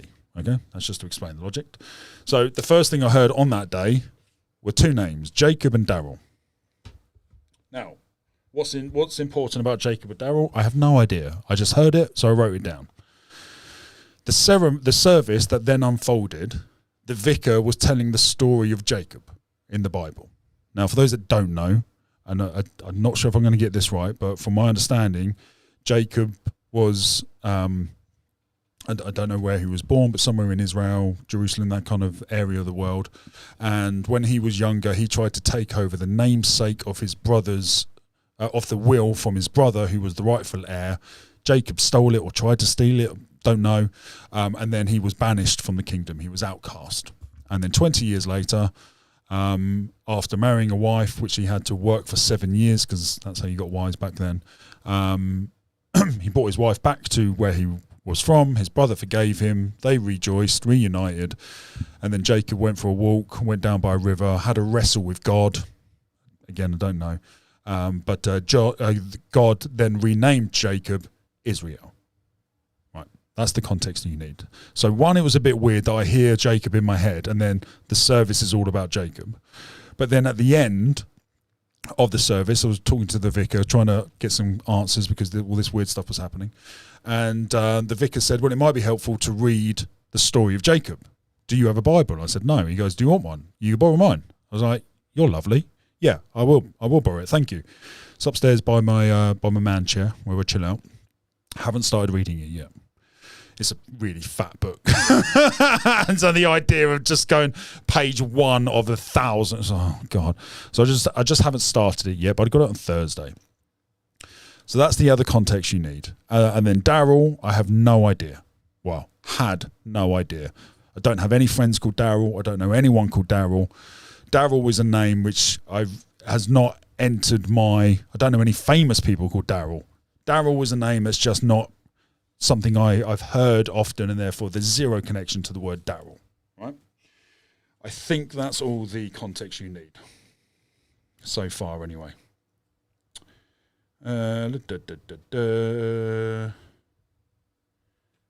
Yes, that's the context you need. So gang, in the comments, we're going to play a song. Are you up to speed? Does all that make sense so far? We will carry on after this track, which is Get Better by Frank Turner. And this was sent in by Ben Harmon, donated by Lou. Appreciate you guys. Thank you very much. It's just downloading now. So just confirm, are you caught up with the context? Right, some weird shit's going on, and why has that failed? Restart download. Why is this failing? Come on. Grab. Save. And now it started. That was weird. Excuse me. Does the context make sense? Not that it makes sense, but were you listening? That's the answer I'm looking for. Were you listening? Are you up to speed? I got me a shovel and I'm digging a ditch and I'm gonna fight for this 4 square feet of land like a mean old son of a bitch. I got me a future. I'm not stuck on the past. I've got no new tricks. Yeah, I'm a pop bricks, but me, I'm a machine and I was built to last. I'm trying to get better 'cause I haven't been my best. She took a plain black mark and started writing on my chest. She drew a line across the middle of my broken heart and said, come on now, let's fix this mess. We could get better because we're not dead yet. They threw me a whirlwind. Zach, stop it, mate. And I spat back the sea. I took a battering, but I've got thicker skin. How are we doing, Jack, mate? Thanks for joining. The best people I know are looking out for me, so I'm taking the high road. My engine's running high and fine. May I always see the road rising up to meet me and my enemies defeated in a mirror behind. I'm trying to get better 'cause I haven't been my best. She took a plain black mark and started writing on my chest. She drew a line across the middle of my broken heart and said, come on now, let's fix this mess. We could get better because we're not dead yet. It's just a knot in the small of your back. You could work it out with your fingers. It's just a tune that got stuck in your head. You could work it out with your fingers. It's just some numbers tangled up in your sums. You could work it out with your fingers. It's just a simple brown message from the past in your mess. A reminder you could always be a little bit better than this. So try and get better and don't ever accept less. Take a plain black marker and write this on your chest. Draw a line underneath all this unhappiness. Come on now, let's fix this mess. We can get better because we're not dead yet. We can get better because we're not dead yet. What a great song. What a great message. I love that. That's a great song, Lou. Who suggested that one? Donated by Lou. Ben Harmon. What a mate. What a mate. That's a great track. Appreciate it, Lou. Right, so we're all up to speed. We're all up to speed. I did miss a bit of context out. The very first time I documented the voice, I don't want to keep saying voice because it's not a voice. I just hear it. It's not like it's coming. It's not like it's vibrating in my ear like a sound wave. So it's not a voice. I can hear it. Anyway, so the very first thing. So this was the first documented page. These are the. This leaf keeps on trying to. I'll talk about the leaf in a minute, but this keeps trying to fall out of my book. I've sandwiched it between pages and it keeps falling out, so I'm going to leave it out. So this was the first documented thing. A bit of, what's it called? Affirmations on the side there, but this is. It's all back to front. So Jack was the first thing I heard, right? Then I heard it's safe to let go. Then I saw this image, and then it said get in the ice bath, and this related to something, but I've already told you that story. And then I saw my nan's face, which is an old photo that she had in her house when she looked like Marilyn Monroe. And vision. Why did I write vision? Nan's face as Monroe. Oh, as in I saw the face. It wasn't. Right, yeah, I saw the face. I didn't hear it. Right. So Jack, I need to point out the word Jack. Okay. Now, I heard that when I was talking to my sister. Me and my sister on a WhatsApp video call, and while we were talking about the baby, and then I heard Jack. So I wrote it down thinking, I wonder if she'll call it Jack. I won't tell her about it. I won't say anything about it. Sam was with me as I wrote it down. She looked at me like, what? And I was like, I'll explain in a second. And so that's why that page is folded.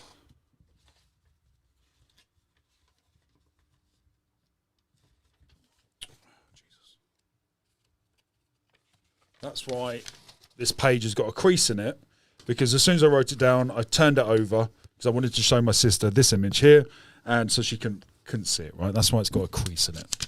That's an important bit of context. So Jack, Jacob, Daryl, those are the names, okay? Context. Right. So Sunday arrives. My sister comes over. We get ready to go about 9:30. We turn up exactly on time, 10 o'clock. And I've forgotten what name we called the medium. June, wasn't it? Yeah, that's it. So we get to June's house, and on the car ride up, the day before yesterday, I bought a new vape. Right, even though the thought process of wanting to give up was there, I was like, right, I'll get one last vape, and then that'll be it. Classic. One more won't hurt. So I gave myself a little agreement. I was like, right, mate, this is the last one. You want to give up, and I've stopped vaping for various times, various moments. How we doing, Laura, mate? Thanks for joining. And Ben's here. How we doing, Benny boy? And I've gone 4 or 5 days without vaping. The vaping isn't an addiction emotionally. But I do enjoy the little rush it gives you first thing in the morning. It doesn't really give me a rush at all towards the end of the day, but I can notice a calm. The nicotine definitely makes me calmer. So, but I don't believe it's an emotional addiction like I have with cocaine and codeine, for example. Again, important context, because I'm critiquing and analysing my own behaviour constantly, but I've come to the conclusion that vaping is not an addiction. It's something I like to do, and I've stopped at least twice due to various reasons, and then just picked it up when I fancied it, right? So I'm very confident I'm easily going to be able to stop. Time will tell, but I have assessed that the feeling addiction, whatever label you want to put to it, that nicotine and my ability to drop it and pick it back up is an easy addiction compared to the devil of cocaine and codeine, right? Because I know what this one feels like. The nicotine is like, oh, child's play. and I've acted that way because I've dropped it, picked it up and put it down the thing, right? It's not like something I'm craving. I've never once uttered the words, oh God, I need a vape. Like I've uttered the words, I need a smoke. And when I refer to marijuana, that helps me in a completely different way. The vape is, the context is important because it's about my attachment to it. So, but on the drive to June, I was like, oh, yeah, okay, I think I'm ready to just call this one a day now, because the cough was getting a bit worse on Sunday. I was like, oh, I really don't like this. I definitely don't want to end up like my mother, and then this is what's causing it. So I'm just going to get rid of it. And like I said, I'm detached from it. It's not something I need. It's something I like. It's a very different feeling. So that conversation, Sam and I and Steph spoke about, right? So that, again, important context. And is there anything else in the car we spoke about? Yes. My sister, because she'd been to 3 or 4 of these, she said what would be really helpful is if we discuss who we'd like to connect with. Now, at this point, I'm just going along with my sister. I'm like, okay, mate, yeah, okay. Well, who do you want to connect with? You know, and I'm not paying attention to it. I'm just going with the flow, right? My ego and my pride I left back at home. I was like, there's no ego and pride on this car trip. Whatever my sister suggests, I'll follow her lead because she's more experienced at it than I am. And she said, look, just who do you want to speak to? So sister said some people, Sam said some people, and I won't be telling you anything about what Sam's experience or Steph's experiences was. They talk about it if they want to, but this is only my experience. But they were there with me, so That's why I'm mentioning them. So I mentioned that it would be great to speak to my granddad, Peter, who is in my name. He's my mum's dad. Okay. And I'd also like to speak to Albert, who is my biological father, David Nichols, his dad, my granddad. Granddad Albert, Granddad Peter. And then I was thinking around if there's anyone else I know that I'd lost, and a couple of other names came up, but they were, I don't want to say weaker connections. I was just less connected to them than my grandparents were. The grandparents. So those are the two. Those were in my present mind as I went into this. Right now, as I mentioned earlier, my granddad Peter died of leukemia, but pneumonia is what polished him off. And Albert died of a cyst on his back that he ignored. He had this boil that turned into a cyst that started eating away, and it ate away his vertebrae and parts of his spinal cord. And then by the time they got round to actually fixing it, they then discovered he was riddled with cancer. So it was too late. And he died very quickly after that, my dad told me. And I met him a few times when I was younger. I can remember him. I can remember lots about him. But I think the last time I saw him, I was maybe 7, 8, 9, 10, maybe something like that. It's a long, long time ago. I only found out he died a few years ago. And he's been dead a while now. So, again, context. So we turn up. June is lovely. Lovely, positive energy, upbeat. She's blunt and she's direct. But it's lovely. It's a nice energy. She just doesn't take any bullshit.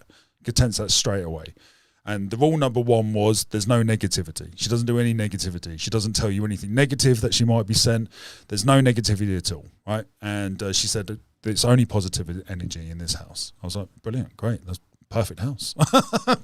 When can I move in? So we're all like, great. And she made us a cup of tea, and she's got a lovely, lovely little house. 2 little dogs, beautiful, really little terrier type, fluffy bear terrier thingies, like a cushion, just cushion running around on legs. Really, really cute little dogs. And then the other one was a chinchilla. It's not a chinchilla. Chihuahua. Chinchihuahua? Oh, God. Chihuahua.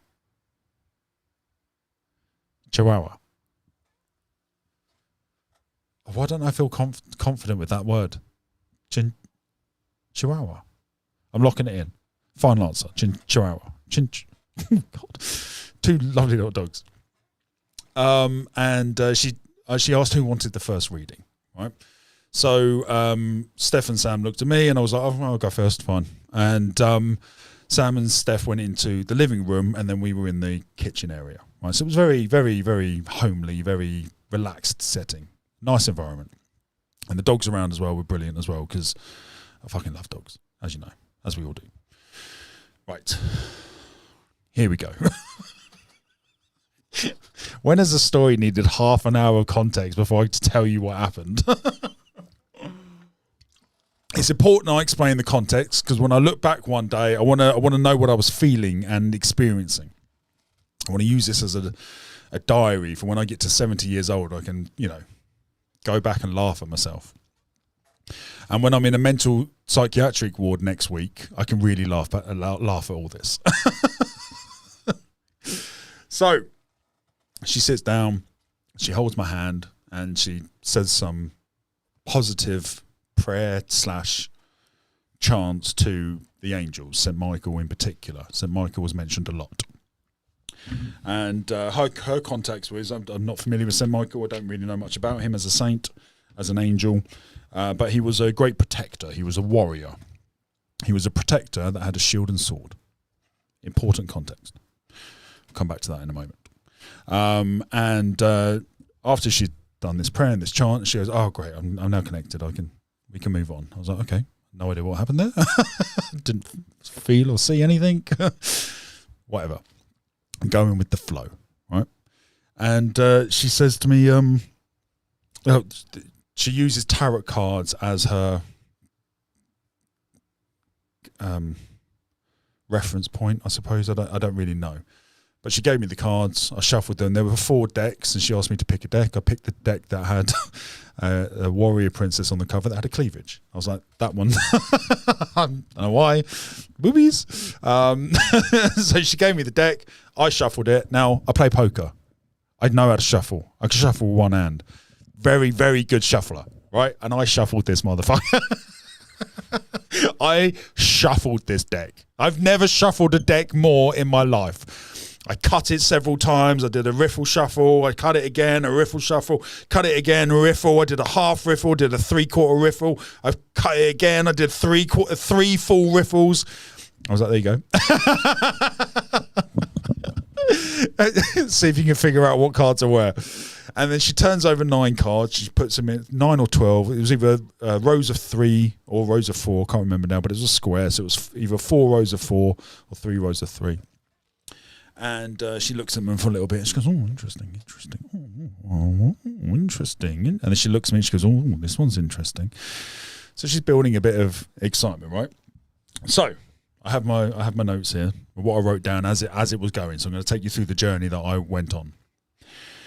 She goes, we'll cover lots of bases, and I've got a few people wanting to connect. But first of all, the first thing I want to tell you is there's some legal paperwork you need to sign.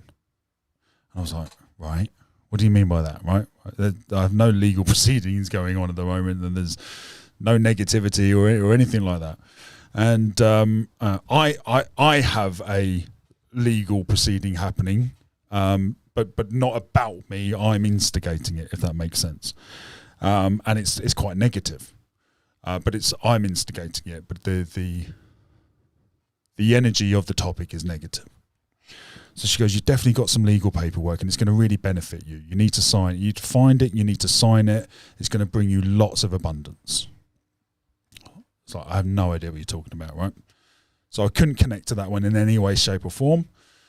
But I'm going to go and have a look around. Apparently, there's some websites you can put your name in, and it will tell you bank accounts that still have money in it, or premium bonds or shares and whatnot. And in the past, I have had many premium bonds, and in the past, I've had lots of shares. So I'm pretty sure I cashed them all out, and I'm pretty sure I cashed in all the shares as well. So, and I declared bankruptcy in October last year. So I don't think I can even get access to that money because I declared bankruptcy. So I don't know. So I'm going to look into it. I don't know. So first off, we're on a neutral step as far as I'm concerned. I don't know what she's talking about, but there might be something in it. I'm open-minded. So I wrote it down. But she said it's definitely positive, and I should look into it as soon as I can. Okay.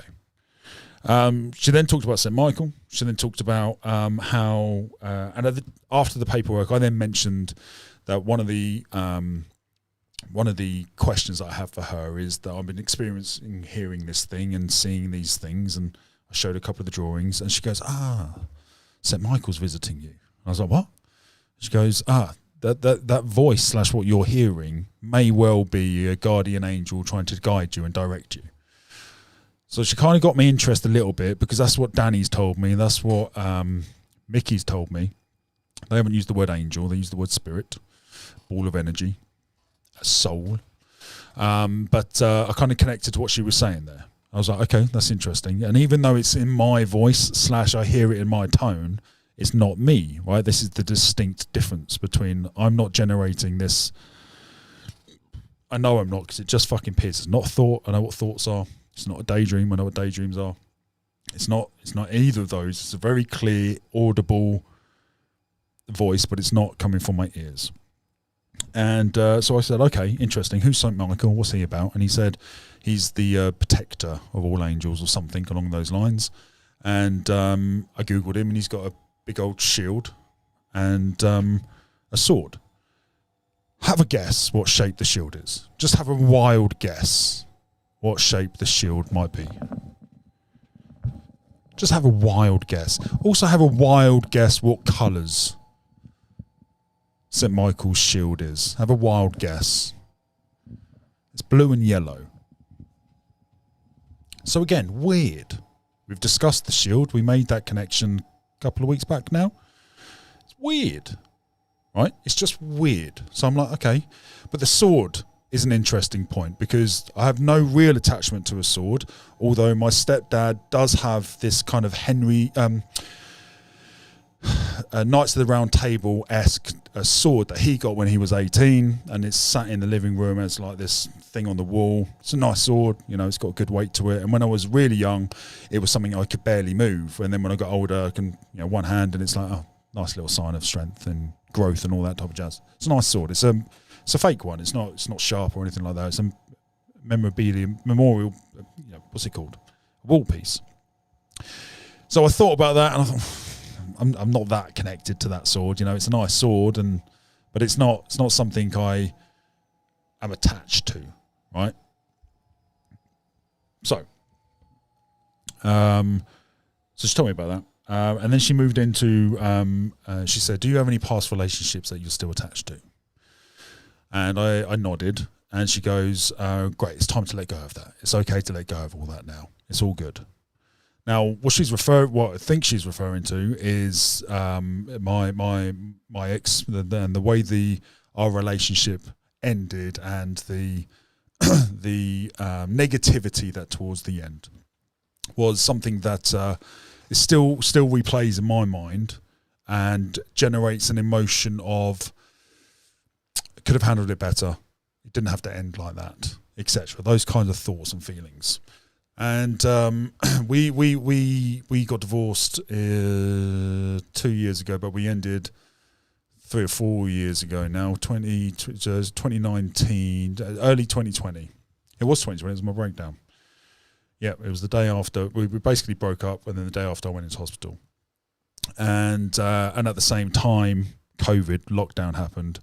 And at the same time, I got evicted. So it was a lovely, lovely day that day.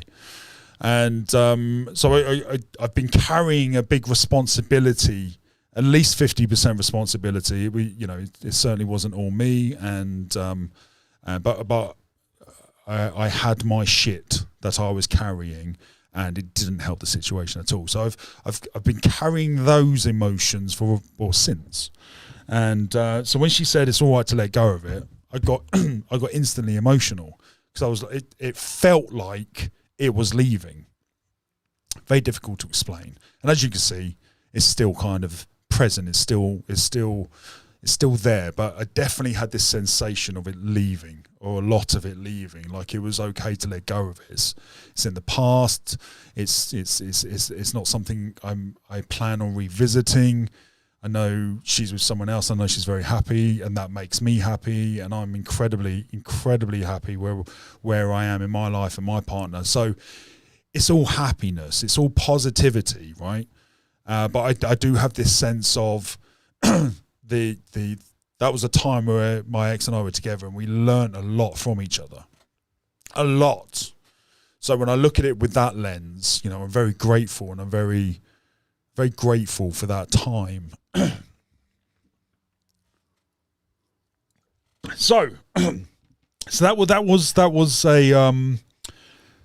the first point in the chat where I was like, fuck, I can feel something happening now. There was an emotional release. There was a really positive feeling. So up to the point, she's saying some stuff, and I'm like, okay, yeah. But this was the point in which I felt something. And then she said, we moved on, and then she said, I can obviously see you work out. I can obviously see you lift weights. But why did you build that body? And I said, to protect myself, because I'd been through a bit, and I didn't want anyone to hurt me again. So I built a body where, up until today, I've had 100% success rate of protecting myself and the people around me. And in therapy, I've linked it to my sister as well, because I've had to watch my sister go through some bullshit. So there's been this subconscious quest to build a body that is difficult to hurt, but also that I can help protect my sister with. That's a very conscious connection there. So she said, you like to protect people, don't you? And I said, yes. And she goes, do you want to protect your sister a lot, don't you? And I said, yes. And she goes, good, because you need to. And at that point, it kind of slapped me across the face because there is some bullshit going on behind the scenes. And a few of the roads can lead to situations where I would prefer to be there rather than her be alone. So, she's got a great boyfriend. He's very, very protective and strong. Got a lot of faith in him. He's a nice guy. He's got a good heart, a good soul, and he's on his journey as well. But so that adds a bit of comfort.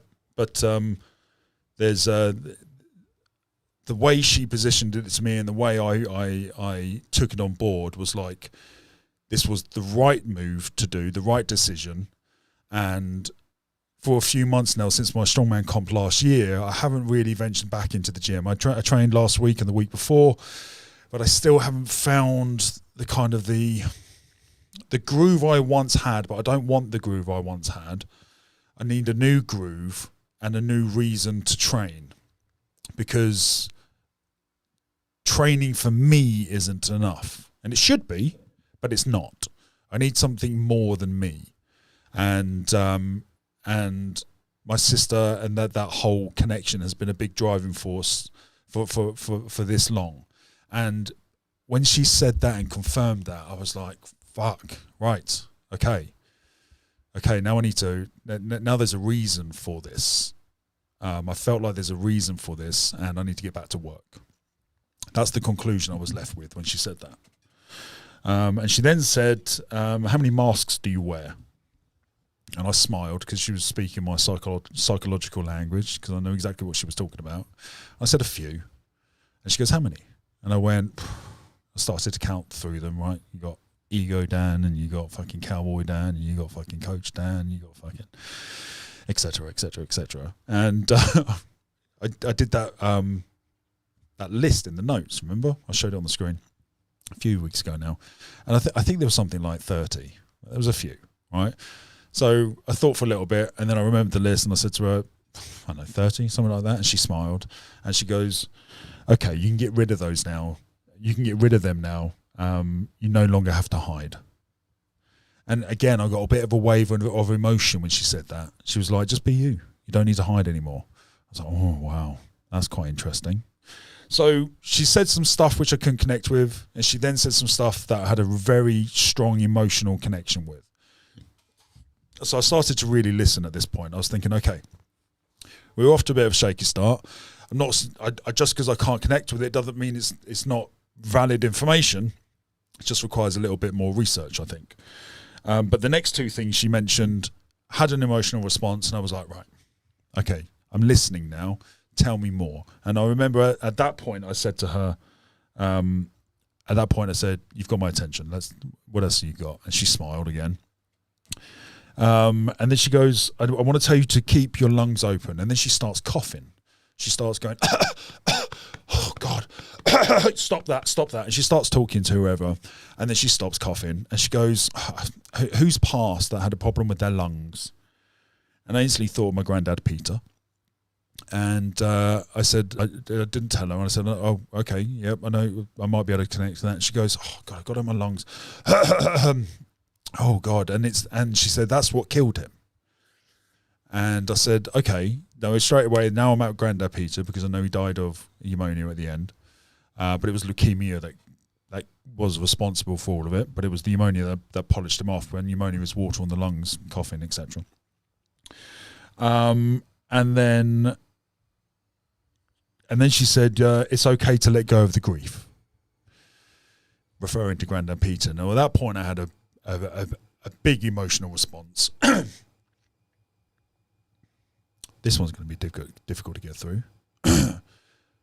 So, my granddad and I had a fallout when I was 16, 17, 18, that type of time. No. It was later than that. Hold on.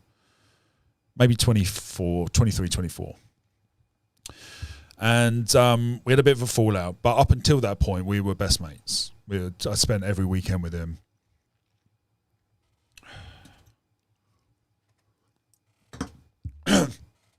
Great relationship. I'm going to come up here a little bit. Great relationship. best mates, spent loads of time together. We'd read together, we'd garden together, we'd drive in the car together, we'd go on little adventures. Great relationship. And fuck off. And then we had this disagreement. We had this disagreement that he would not back down and I would not back down. Very much my grandfather's, the grandson of my grandfather. And stubborn as fuck. Pride and ego. Hello. And thankfully, what I learned from that fallout very much was what was behind it, pride and ego. It was his pride and ego, and I was now a man, my pride and ego, and they were just... I got to the point where, as amazing as my grandfather was, he was quite a... he was authoritative, and what he said went. You did what he said, right? And or they'll be held to pay. But he was... he never physically hurt me, never emotionally abused me. You know, it was nothing but love. But there were points where it was stern love, you know. And I needed that as a young kid because my boundaries were all over the place. So that's why I gravitated to my granddad, because I knew he had my best interest at heart, whereas my home didn't. And I knew he protected me and provided. So we had this fallout, and then he died maybe 5-6 years later. And then I went to his funeral, but I didn't want to go to his funeral because my mum was there, and this is the point at which we weren't speaking. And my stepdad was going to be there, and my uncle, who I don't get on with as well. So there were 3 or 4 people there that I just wanted to stay away from. So although I was at the funeral, I was not present at all. I was just like, get this over and done with. I've showed my face, showed my respect. I've got to get out. So I never grieved ever. Still haven't. And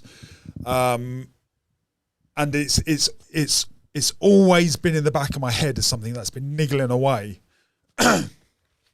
Fucking hell. Jesus, come on.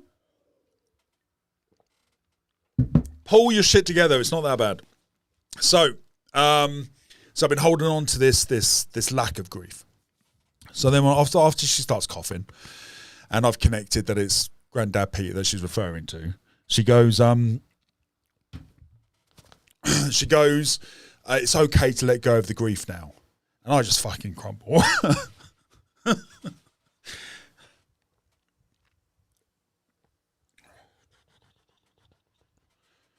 Come on. So, and I just crumble into a little mess at this point.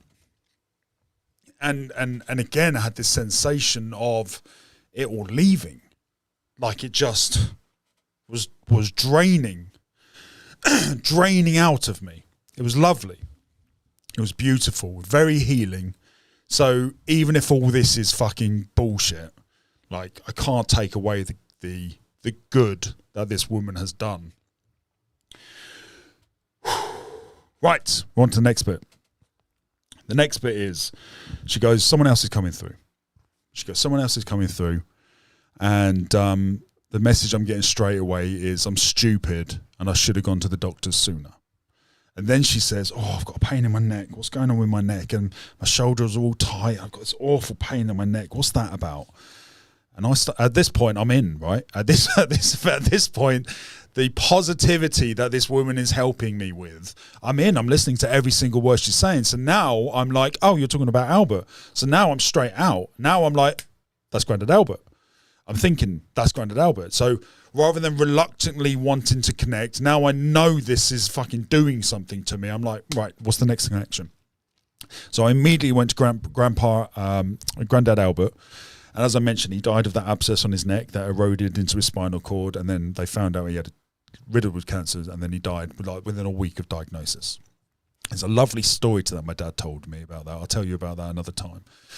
But how he died was beautiful. In fact, I'll just quickly tell you, it's not that long. So he was in hospital because of the abscess on his neck. They did the scans, found out he had cancer. He started to deteriorate, but he was still conscious. And this is just the story my dad's told me because I wasn't there. But my dad was there. All the kids were there. He had 6 or 7 kids. And his wife was there, Mary, my nan. and they're all talking, they're all laughing, all having some banter. He was on a bit of morphine for the pain, but it was all high spirits. And then Brendan, my uncle, he was like, "Oh, I'm just going to go pop out for a fag," and my dad joined him, and then my granddad apparently said, "Oh, can I come with you? Can I have a fag?" And obviously everyone looked around at this point and was like, "Yeah, of course you can." Like, it's not going to do any harm now, is it? And so rather than leave, they all stayed there and they all had a fag. They opened the window, all had a sneaky fag, carried on laughing and whatnot. And then my, I think Brendan, my uncle, looked at Granddad and said, "Mate, you look a bit tired. Do you want a nap?" And he went, "Yeah, I will shut my eyes for a little bit if you don't mind." And so everyone said they loved him, and he closed his eyes and didn't wake up. I love that. Like, it's beautiful, isn't it? Like, what a way to go. With all your family there.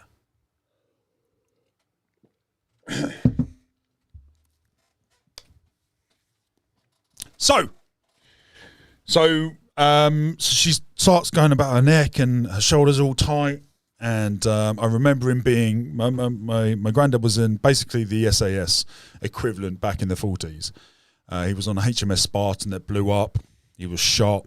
I mean, he was in it. He's got a few Japanese flags and samurais, which, if you don't know, is memorabilia. When you kill a Japanese soldier, you take their flag and their sword because it's like a prize that can't get sent back to the family. It's part of war. Horrific. But he's got a few of those. So my granddad was handsy. My granddad knew what he was fucking doing when it comes to war, you know. But the trauma of that fucked him up, and as of course it would do.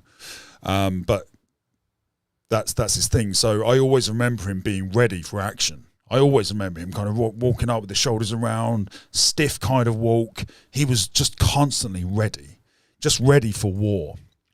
I remember that very vividly. But lovely, kind, gentle, you know, just nothing but positive experience with him. Lovely. Had a temper, know that. Never directed at us, never directed at anyone vulnerable. Just a lovely, lovely person, but fucking ready, you know. And then she goes, and then she says, who was 79 when they died? Who was 79? Now, I don't know how old my granddad was when he died. Like I said, I wasn't there. And I disconnected from my dad when I was 4 or 5, saw him again a couple of times. Turns out my mum was doing all sorts of crazy shit and keeping us apart. But I was a bit detached from all that, annoyingly. And so fast forward an hour, I go outside and I call my dad up. And I said, "Mate, just out of interest, how old was Albert when he died?" And my dad instantly said, 79. It's weird, right? She got the medical condition right. She got the message that my dad knew, because on my deathbed, my granddad apparently kept saying, "I should have gone to the doctor sooner, my fucking pride, should have gone, da-da-da-da-da." And so she got that exact message come through. How would you know that? That wouldn't be in the medical records, right? That wouldn't be on a database, what he said, you know, the day before he died. That wouldn't be documented. It would be anecdotally, but again, it's not something anyone would know. They live in Yorkshire. Like, there's just no way she would know what he said in his final moments. She could possibly, if she had access to medical records, be able to see how he died. But again, that's not attached to my name. There's no way she would have got there. She couldn't have got there. So it's weird. And then she got his date of when he died perfectly correct as well. Which again, you've got a 1 in 100 chance of getting that right? The odds aren't that big, but they're still pretty big. So I'm in. I'm all in. And then she goes, "I'm getting a sensation of being poked in the back." Getting a sensation being poked in the back. And does that mean anything? And I said no. I didn't know what that meant. Being poked in the back isn't something that's happened frequently in my life. It didn't connect at all. She goes, "Okay, but it might mean that in the coming up, someone's going to poke you in the back to point you towards a direction of something. Take that as a sign you should follow." It's like, okay, great. Some more information I can work with for later. Then she goes, let's talk about you for a little bit. Do you like to be in control? I said, I do. She goes, you're a bit of a control freak. I said, I am. And she goes, good. You need to be. And I was like, what do you mean? And she goes, it's related to your strength. That's all I can tell you. I was like, oh, that's interesting. Because I am a control freak. I love to be in control. Don't like being out of control, which is ironic for an addict. But even then, I'm choosing my out of controlness. And even then, it's not even out of control. So I like to be in control. So she goes, good, you need to be. And it's related to basically my sister again. So you get more information that I can work with, that I can relate to, that I can connect with. And then she closes her eyes and she does this. She goes, okay. And again, so I'm listening now. I'm in, right? I'm listening. What is this she's doing? What is she connecting to? Blah, blah, blah. And she goes, who's Joanne? Who's Joanne? Now, at this point, I jump out of my seat. I put my hands on my head, like, how the fuck would you know that? Again, I removed all the paths. There's no way she would know who I was. Impossible. And not only did she know my mother's name, she knew to refer to her as Jojo. She said, Joanne. Right? Now, Joanne is what my granddad Peter called my mum. Because my mum didn't like it that much, which is why she moved to Jojo. Because every time she heard Joanne, she heard it in her dad's voice as like this authoritative, Joanne, stop doing that. Like, Joanne, what are you doing? You know, it was used as a Joanne. It was a full extension of the name to get my mum's attention, but usually in a negative way. So she didn't like people calling her Joanne. So it was Jojo. To all her friends, it's Jojo. So the fact that she was like Joanne, I knew it was coming from my granddad Peter. It's just what he would say. And there's no way she would know. There's no way she would know. So now I'm all in. I was in, but now I'm all in. Now I've stood up. Now I'm freaking the fuck out. Now I'm like, there's no logical explanation for this, right? You've guessed correctly, been told, both of my granddad's deaths, one of their exact age of death. She's talked about the smoking and let going of the grief that I knew I was holding on to. Like, there's just no fucking way she would know. So at this point, I'm freaked out. I've sat down and I've gone, I'm sorry. I had a moment. She goes, yes, come on, pay attention. She's quite direct. But again, lovely. And she goes, come on, let's pay attention. I was like, okay. This is a lot to take in, mate. And then she goes, I need you not to worry about your mum. She's schizophrenic. She's not a well lady.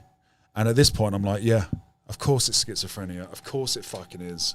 And yesterday I looked up all the symptoms of it. Of course it fucking is. I used to think it was borderline personality disorder. With extreme narcissism, but there's all the schizophrenic traits in there as well. She goes, your mum's schizophrenic, she can't help it. She's not a well lady. And again, I started to feel a bit of relief coming off, because I always knew she was crazy. I always knew this none of this made sense, the behaviour. So erratic and so fucking crazy. And she's never been diagnosed with it, she's never been medicated for it, she's never had any help for it. She's just been stumbling through life in a schizophrenic manner. So that one was really kind of eye-opening, if you like. I was like, of course, yes, that makes sense. But then she kept drilling and she kept going, she's not a well woman, it's not her fault, it's not her fault, it's not her fault. And again, that was a little bit relieving. And then she says, you don't need to contact her ever again, you don't need to talk to her, you don't need to speak to her. And then she said, in fact, it would be best if you don't, because she'll drain you. That was really interesting. And then she goes, but you are the only person that can heal her. You're the only person who can heal her. And I'm like, okay. And then she goes, send her a text. And I won't tell you what she told me to send, but send her a text, say this, and then just mark it off with Dan. And then that's it. The door's closed. And as she said, the door's closed, the bathroom that was next to us, because she had a kitchen with an ensuite, like a little bungalow type floor bottom half. It's got a kitchen and an ensuite bathroom. As she said the door's closed, the bathroom door closed. And didn't just closed, like with assertiveness, like someone was fucking pushing it. It wasn't a draft, it wasn't a wind, it was at the exact moment, she said, you can close the door now. I stand up again. I'm like, what the fuck is happening right now? What is happening? I'm freaking the fuck out. I'm losing my mind. That's too much of a coincidence. She shouldn't have known any of this. And I in that moment, I was like, right, this is real. I've seen enough. I've seen all the evidence I've always been asking to see, and now it's in front of me. I cannot deny it. That would not be the scientist in me. The scientist looks for answers, and when he gets answers, he fucking puts it in a study and releases it, right? I'm not a scientist, but I love science. So I've now been presented with all the fucking answers I've been asking for. Is there more to this? What is the point of all this? This doesn't make sense. Is there a God? If so, why is it so fucking traumatic? Blah, blah, blah, blah, blah, blah. And now I'm sat in front of a woman who's connecting to fucking spirit guides, who's connecting to my loved ones who are dead, telling me information that only they would know. And she had no idea who I was. It now will just make sense. It now just like I got immediate fucking, oh, got it. Okay, it sounds mental. It sounds fucking crazy. It sounds absurd. But I saw it. I was there. Witnessed it all. Saw it all. Heard it all. It's real. That's all I can tell you. I now know for 100% certainty I was an atheist up until 2 months ago. 100% atheist. I've had debates with people online and offline. I've argued with people, and my conclusion's been, show me proof. Show me proof. Have you got any proof? Show me proof.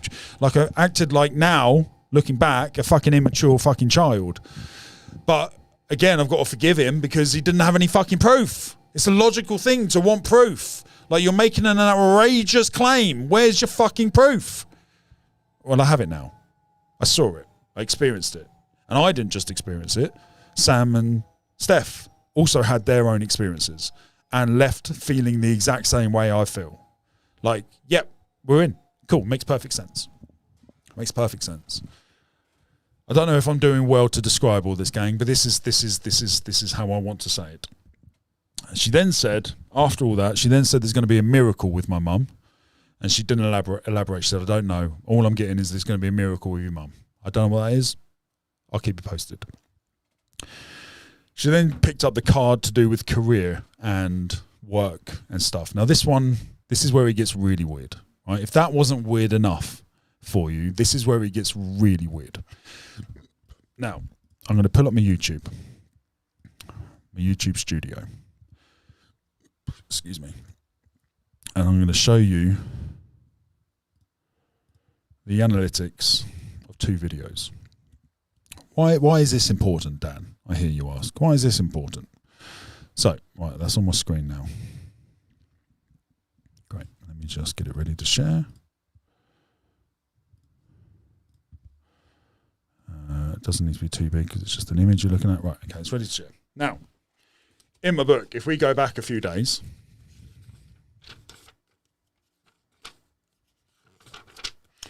(21st of July), these 2 here. Have a little pause if you want to have a read. At 9:55 a.m., whilst I was editing the Knox Hill and Dotto video that I put up on Sunday, yesterday. What's the date? On Saturday night. I heard this voice thingy that I'm talking about. I heard the title of what the video should be. And so this was before the medium. And the title was Knox Hill and Dotto Beef, Diss, Full Breakdown and Full Story. Now, I put quotes around it, as you can see, because that's that. When I put quotes around the things that I hear, right? So I heard that. And then later that day at 7:24 p.m., again, whilst editing as well, the other video, Ren's Murderer reaction, that I also put up on the same day, 7.5 hours apart. At 7:24 p.m, I heard the title for that video should be "The Only Ren Murderer Reaction You Need to Watch."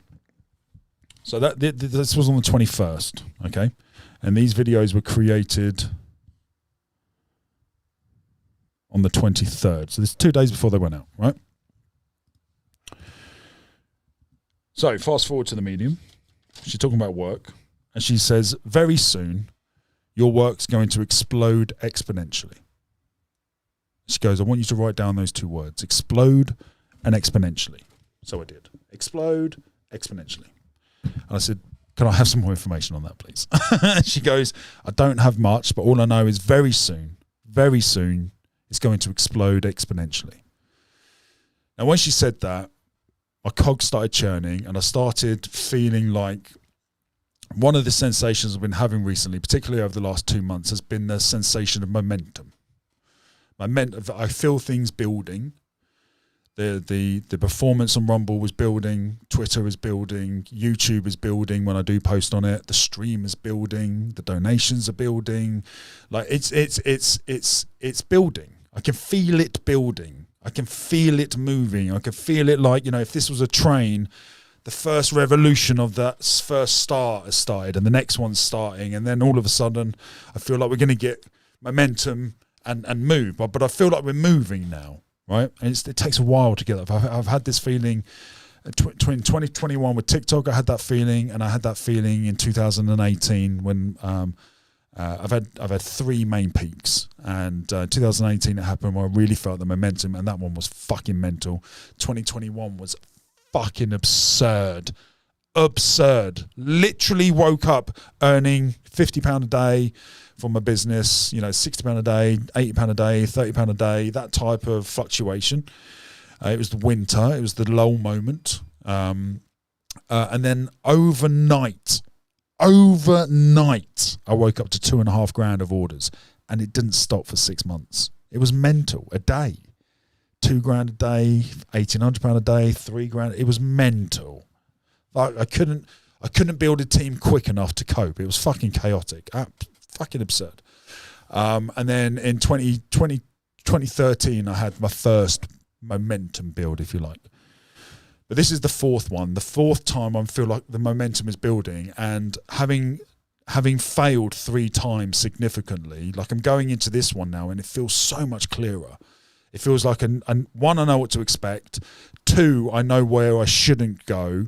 And 3, the people I have around me, my team at the moment, Sam, Rowley, Kaz, Ben, my team is my closest friends. Do you know what I mean? Whereas previously it hasn't been. Previously I've tried to buy a team in because I had more money than I knew what to do with. I was just trying to buy money in, trying to buy the people to fit the jobs, and just made mistake after mistake after mistake.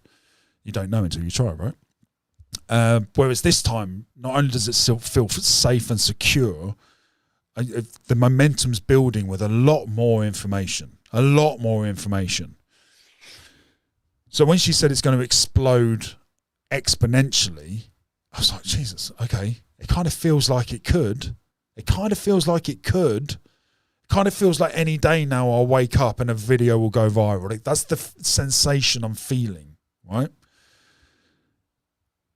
So we finished. I didn't know what she meant. We finished. I'm going to fast forward a bit. There's two or three more things which are mental. This is one of the mentals. There's 3 more mental things coming up, right? If this hasn't been more mental enough, there's 3 more things. So I'm going to tell you this mental one. I'm going to play a track, and then I'll tell you the next 3 mental things.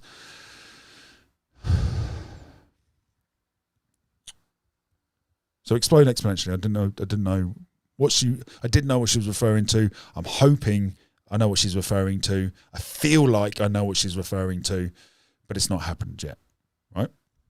I'll let you know when it does. But it's building, right? You all can see it's building, right? And from my perspective in it, it's building quicker than I think it's being perceived, because you guys are only really good to see, one side at a time, whereas I see all the sides every day, and it's building. So fast forward a few hours, we get back home, we're digesting it all, and I check the performance on those 2 videos that I heard 3 days ago the titles of. So I'm going to show you those now.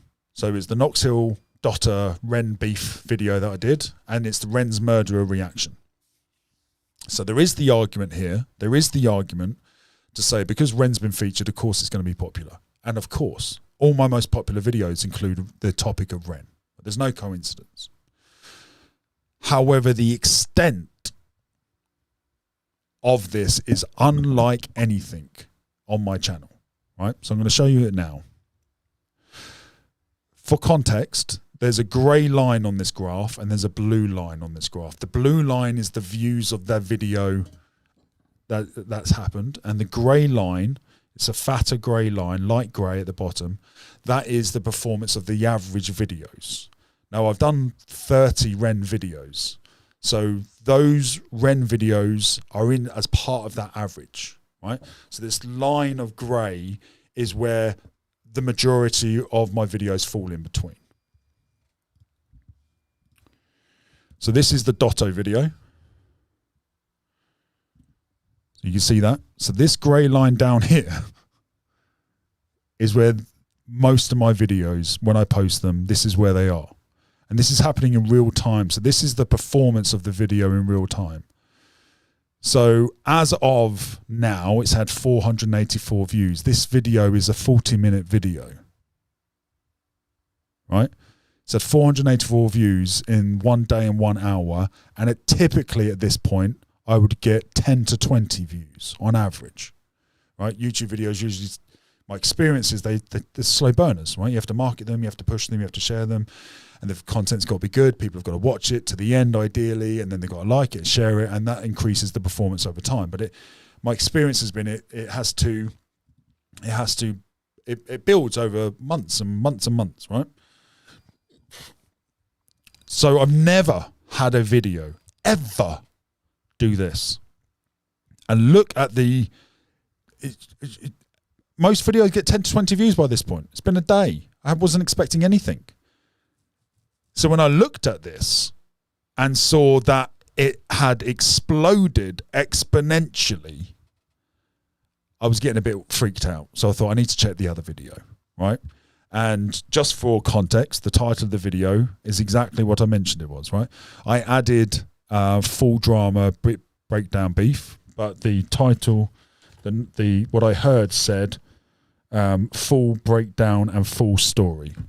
So I did change it slightly. But the message of the title was exactly the same. So I thought I'd check the other video.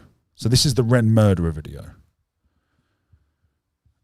And again, by this point, so this has been 1 day and 17 hours.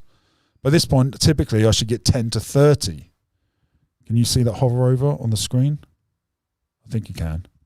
Yeah, you can. So typically at this point, I'd get 10 to 30 views after a day, 17 hours. But we come up to 500. I mean, talk about an exponential explosion. I mean, it's fucking bonkers. It's unexplainably bonkers. Yes, it's going to be popular with Ren, but all of my videos are popular with Ren. But this one is not popular, not as far as my channel goes. This video is. These two videos will very quickly become the greatest, the most viewed videos on my channel. So relative to me and my performance as a creator, it's unexplainable. It's mental. So weird, right? Weird. I can see all the comments, gang. Thank you so much for chatting away. I will read them all, I promise you. But we're going to get through this. Right, we're going to play a track. That one was the least mental of the next 3 mental things. Okay, Rebecca Johnson, mate, your video's up next. Tool, Laterus. Never heard of it. Looking forward to hearing it. It's on the download now.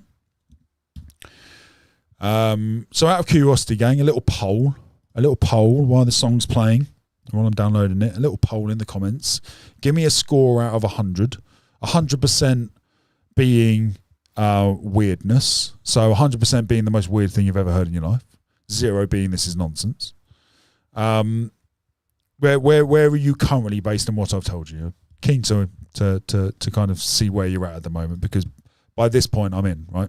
By this point, I'm now completely and utterly in. So we're keen to know whether you've heard enough to be in, or whether or not you need more. If you need more, hold on to your horses. I've got 3 more to show you, tell you.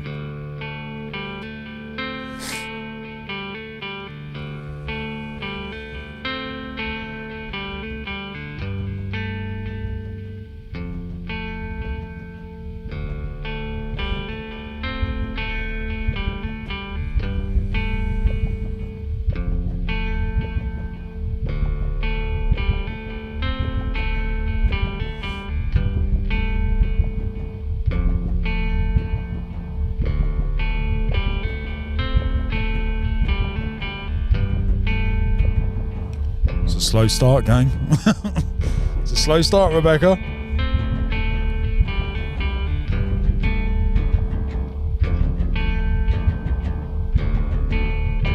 Oh, it's a good build now.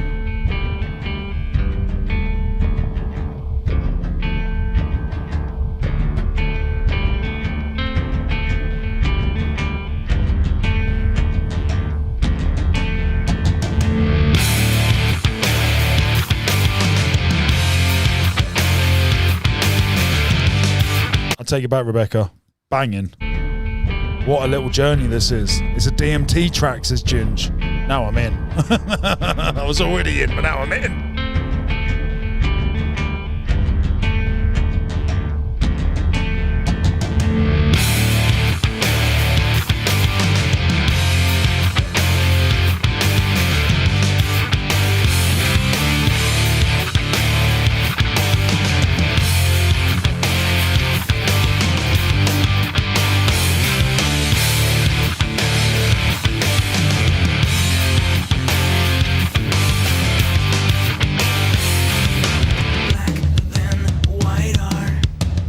Going for a quick pee, gang. Enjoy.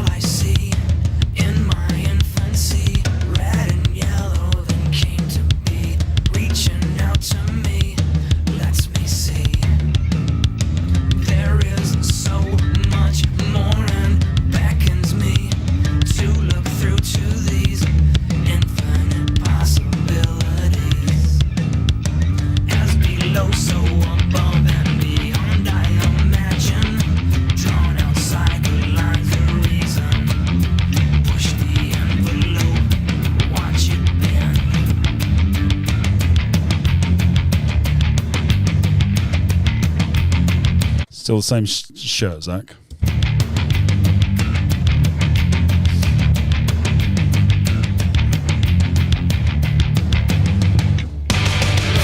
That's my only Dan's.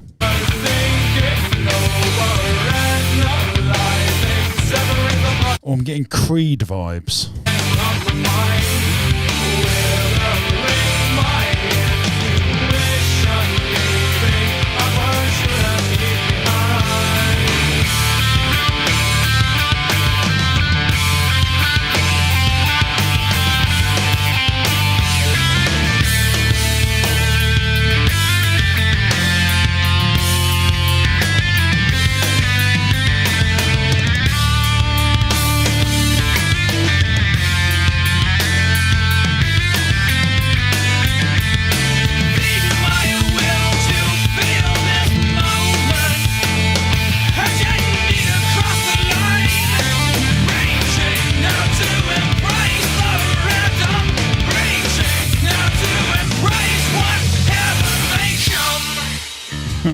Jack has just said, I found you when the Dotty one showed in my feed. And with the announcement of the interview coming, immediate sub. And only then did I see the murderer reaction. So kind of late to the party, but still here before the big bang. Appreciate you, dude. Thanks for joining, mate.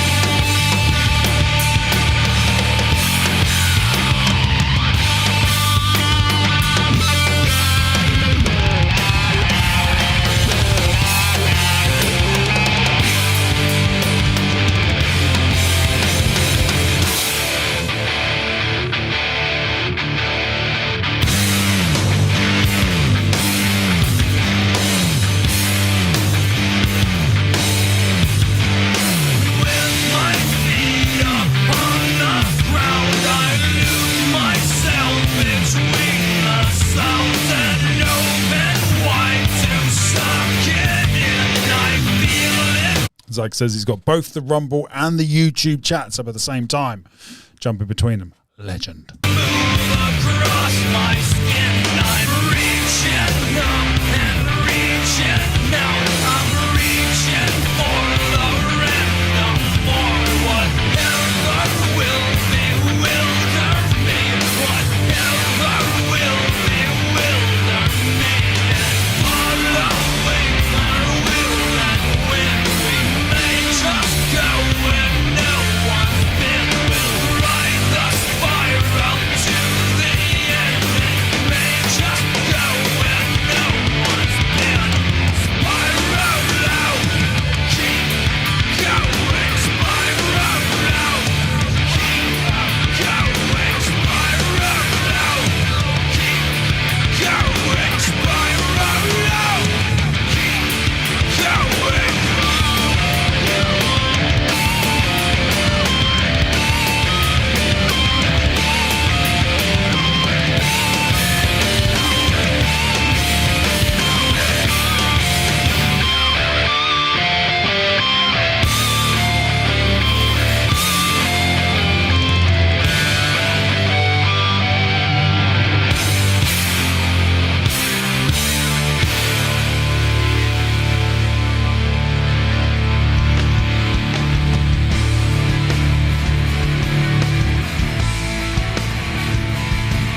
If you don't know this song, you're welcome.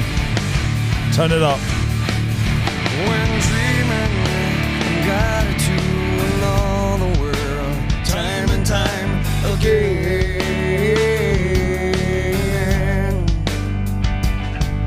At sunrise, I fight to stay asleep, 'cause I don't wanna leave the comfort of this place. This is Creed. Hunger, Higher. longing to escape from the life I live when I'm away. So let's go there. Let's make our escape. Come on, let's go there. Let's ask, can we stay? Can you take me higher? I'm trying. To a place where the blind man see. Can you take me? That's a really good question. I just thought people who are blind have a mind's eye. Obviously, we all do. We all know it's there. Just can't see much in it. But evidently, it opens at some point. That's interesting. I wonder what that experience must be like to be blind, but yet still see your mind's eye and what's in there. To a place with golden trees. Although I would like a world of change, it helps me to appreciate those nights and those dreams. But my friend, I'd sacrifice all those nights if I could make the earth and my dreams the same. The only difference is to let love replace all our hate. So let's go there. Let's make our escape. Come on, let's go there. Sing along, gang! Let's ask, can we stay? Can you take me higher? To a place where blind men see. Can you take me higher? Ginge! Oh, you dirty bitch. What a comment. Right, I need a new button. What a fucking comment. Knock, knock. Who's there? Oh, I want to do the gauntlet. Oh, we need that one. She has a deep pussy. We don't play that much, Rowley, but when you come back, mate, we will re-record that one. Record. This is the greatest comment of the week. This is the greatest comment of the week. Right, Ginge, congratulations. This is the greatest comment of the week. Do blind people still see? Do blind people still see on DMT? Oh, what a question! To a place with golden streets. So let's go there. The answer's yes, because when I did DMT, my eyes were closed and you see everything.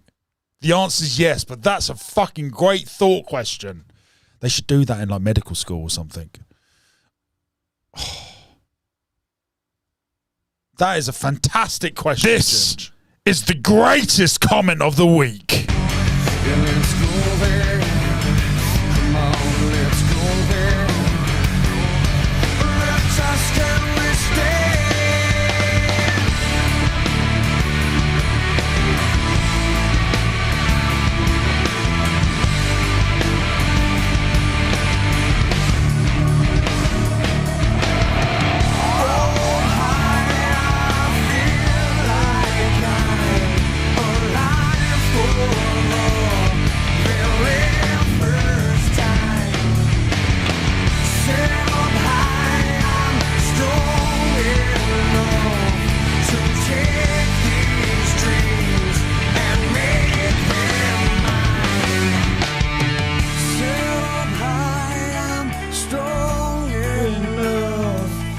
Take these dreams and make them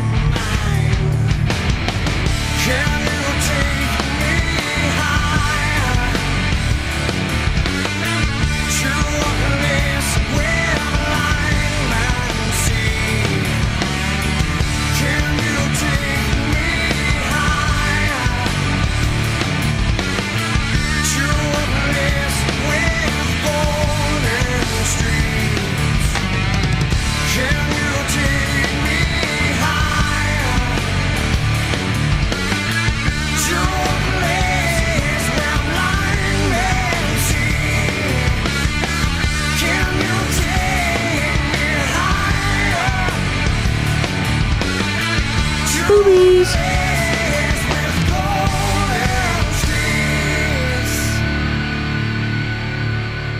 It's a good video. I've forgotten how good it is. Great use of video. Lots of 3D angles. They go 3D. I forgot what it's called. It's like on a rail thing. I forgot what they call it. What they call it now? Matrix used it. You know what I'm talking about. Don't panic, gang. We're going to get to the songs. We're going to get to the list. The list is the bread and butter of the show, right? But I want to make you a sandwich. Right? I thought that was quite good, actually. I want to make you a sandwich that you fucking love, and after these 4 hours, you go, that was a good fucking sandwich. I want to eat that sandwich again tomorrow, and you're gonna. That's what I'm going to give you. I'm going to give you a great sandwich, and some of those sandwiches need to be my fillings, because I taste great. What was that about? What was that about? So we will get the list. Zach, we will get to your list, my man. Don't panic.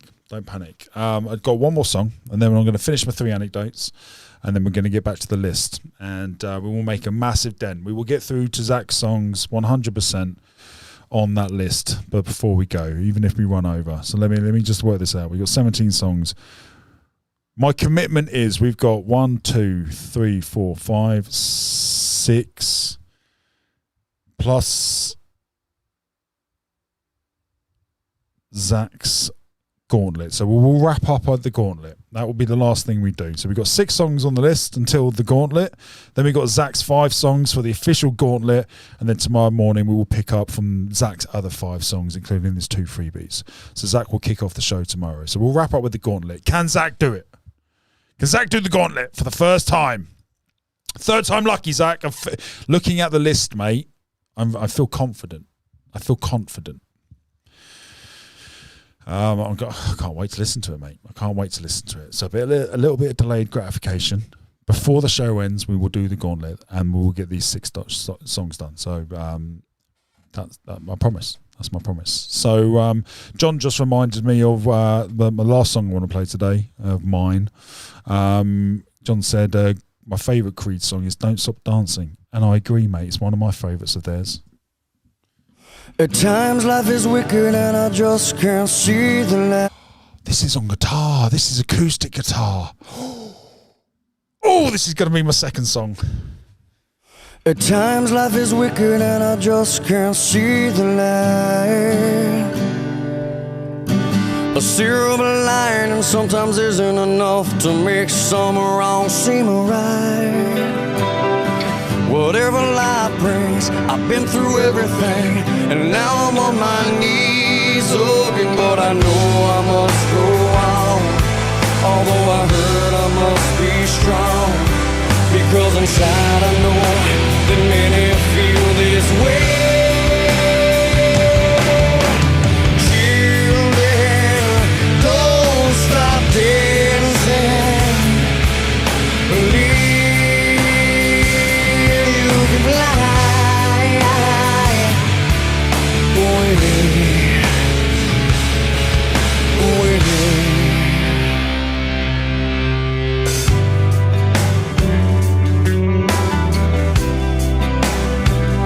I just need to listen to the beginning at 1:03. 1:03. At times life is wicked and I just can't see the light.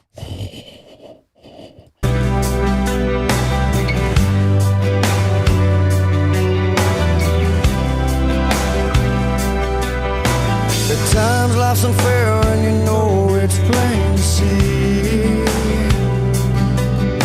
Hey God, I know I'm just a dot in this world. Have you forgot about me? Whatever life brings, I've been through everything, and now I'm on my knees.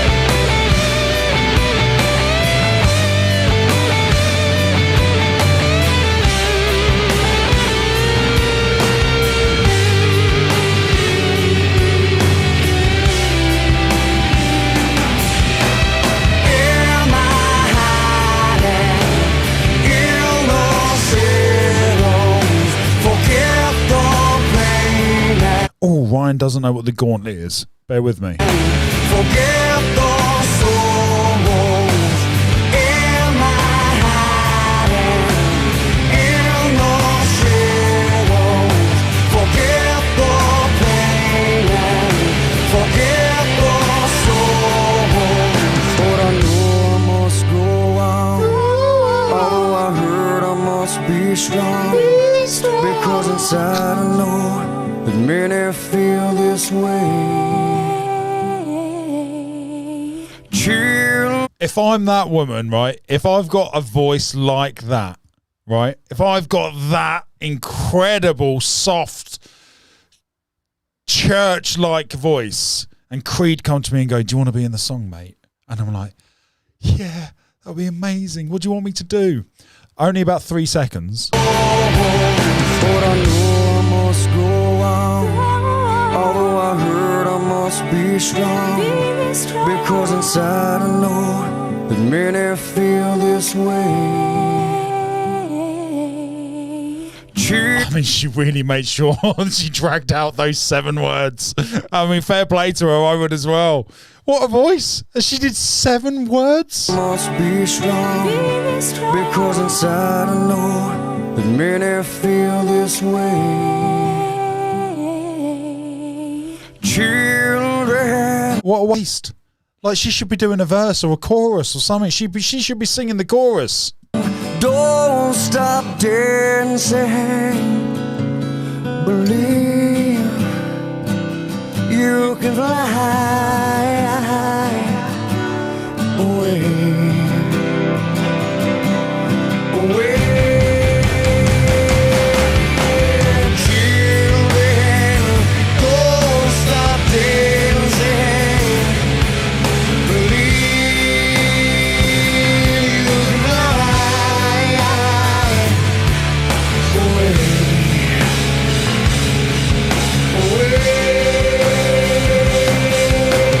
Children, don't stop dancing. Believe you can fly away.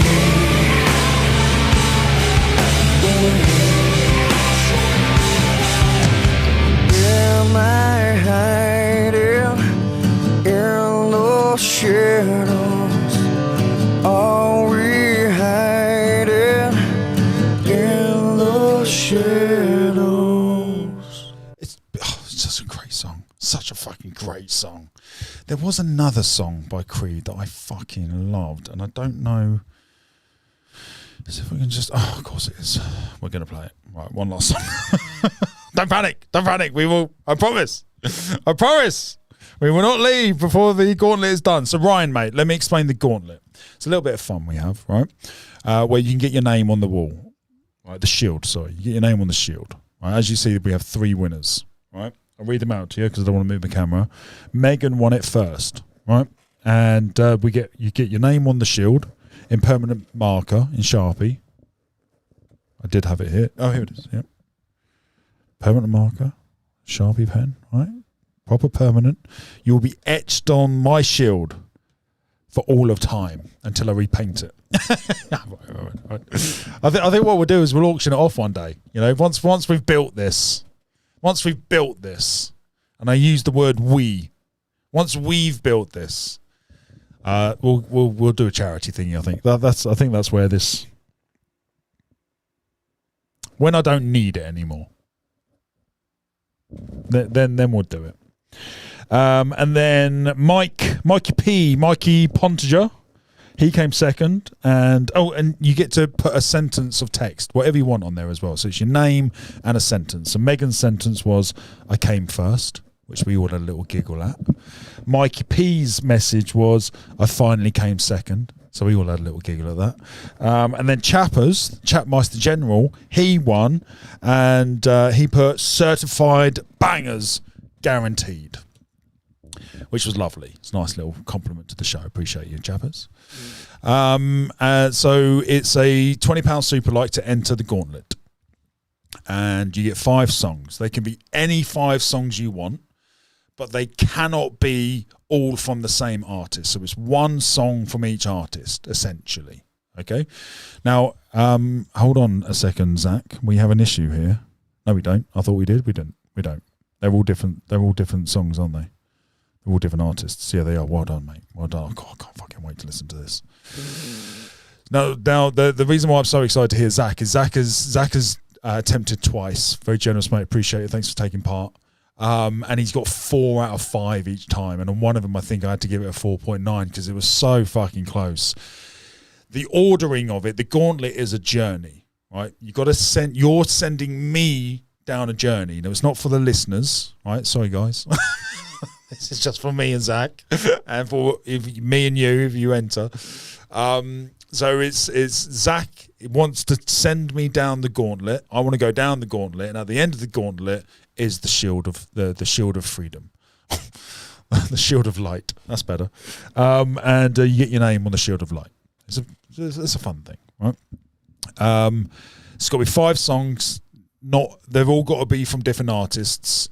And the ordering of them is important because a banger is defined as something that gives me an emotional response, a significant emotional response.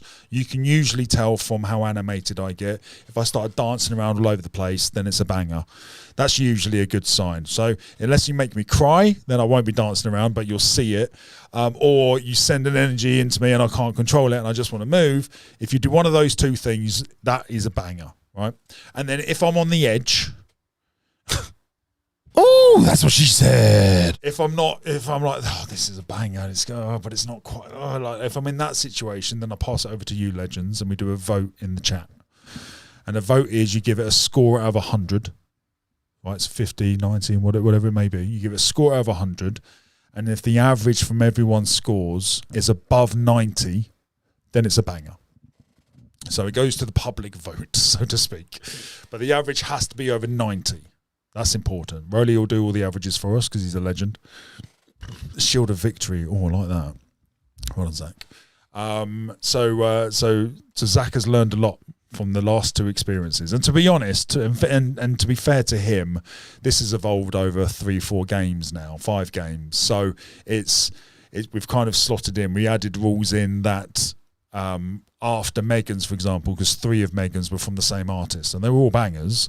But after that, we then decided they couldn't all be the same, right? So it's evolved. So it's not really. I think this is Zach's. I think we've got the rules now.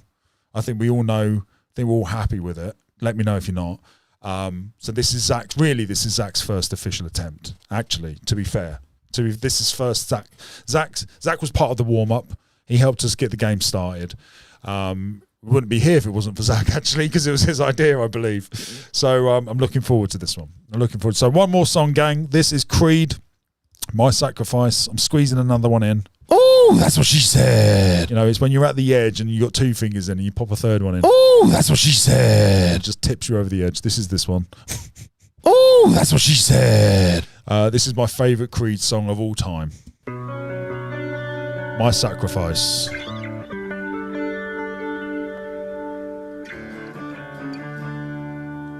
What do we think of the sandwich so far?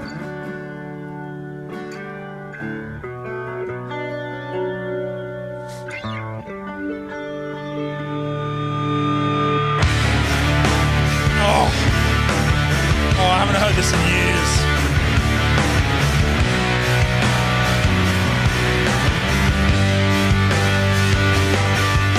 Hello, my friend, we'll meet again. It's been a while. Where should we begin?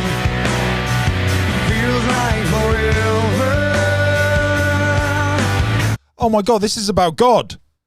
Oh my God, this song has just changed. What? Oh, I've only put that together. That's embarrassing, mate. That's embarrassing. I didn't realise it's about God.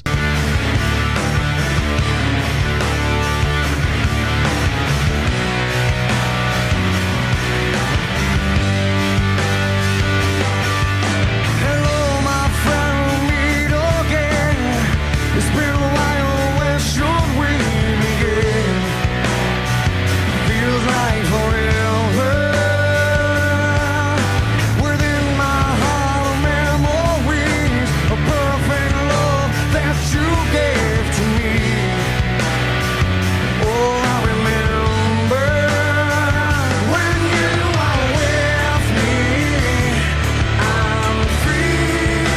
I thought it was about a girl.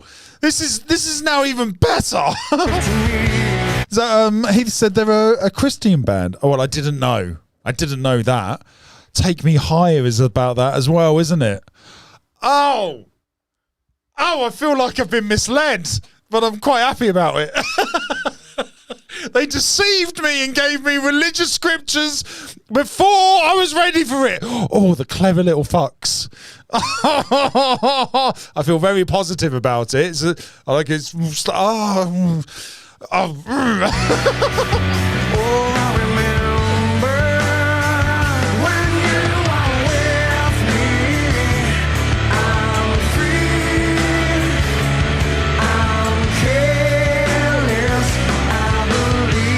I'm so embarrassed.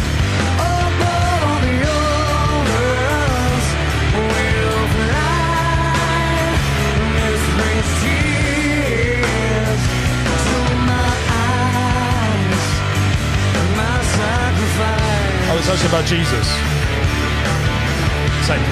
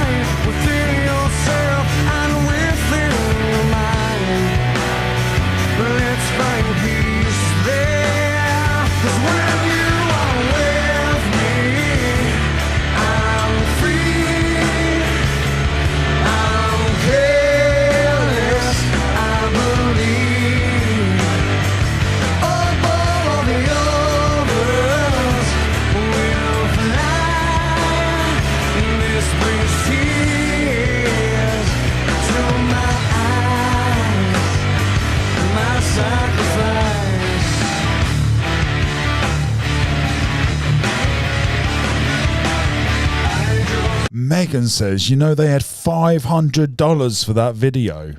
They paid a friend $50 for the camera work and the rest was spent on beer. Beer and weed. They're my kind of Christians.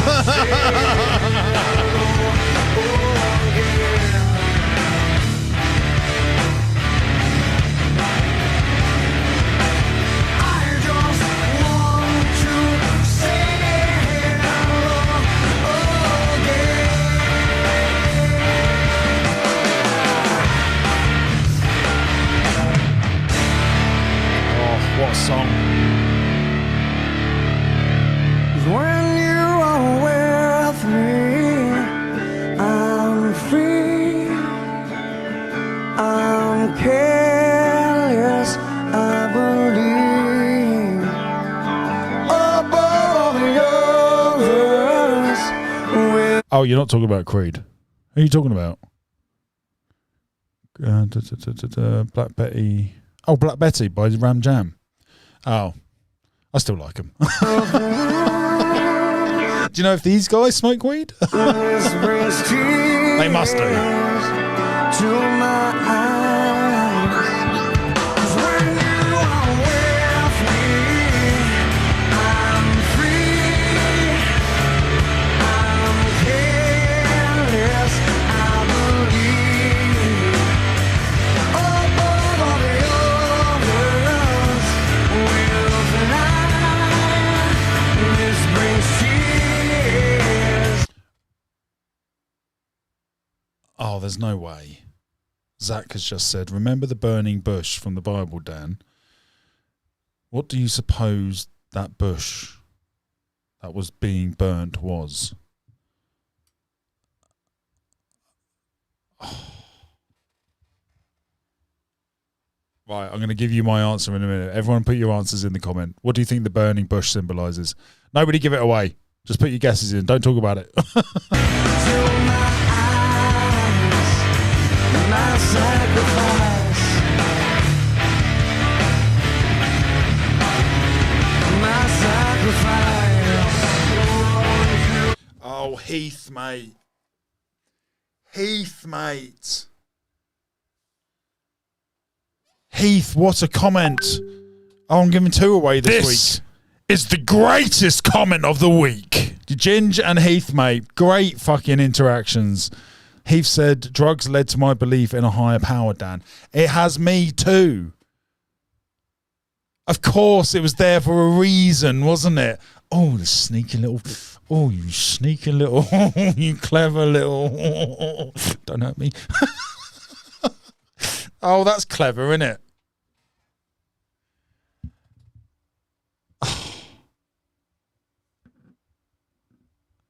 That's bonkers, mate. That's bonkers.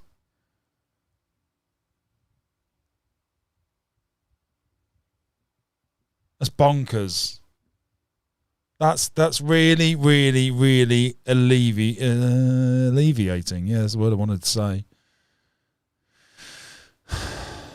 Oh, that felt good.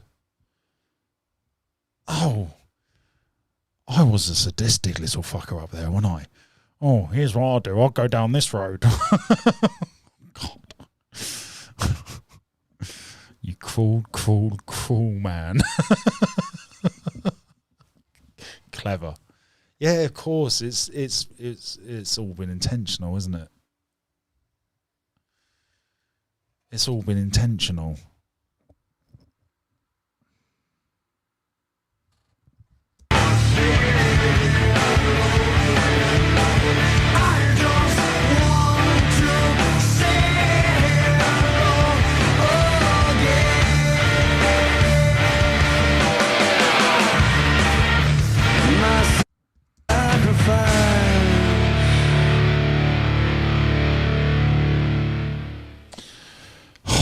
Heath, mate, that's really made an impact on me. Thank you. Oh, God, I'm learning so much from you lot. Thank you. All of you. All of you. Oh, that's brilliant. It's fucking brilliant, mate.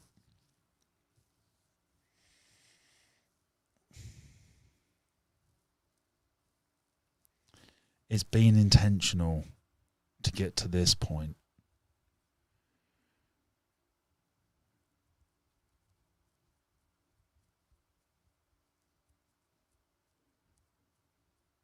Oh, and I've learned so much from it. Oh, God, I'm almost thankful for it now. That's mental, mate. I just heard told you so. I just heard told you so. Ah!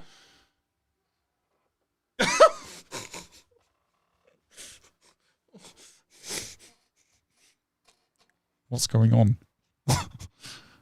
What is going on? Help. Someone fucking help me. This is mental.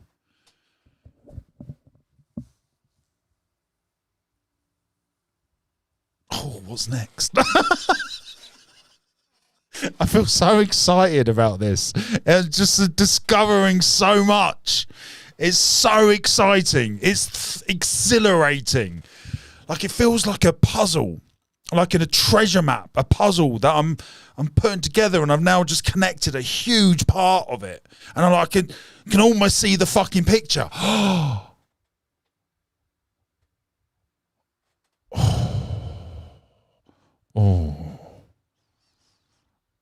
you need to go away. You're enjoying this way too much. Away. It's so exciting. I'm discovering so much. It's so good. It's so eye-opening. God, where are these words coming from? They're like the perfect words. I'm just describing perfectly how I feel right now. Well, I think I am anyway. Oh, right. Anyway, let's Heath, mate, you're the man. Appreciate you. That was brilliant.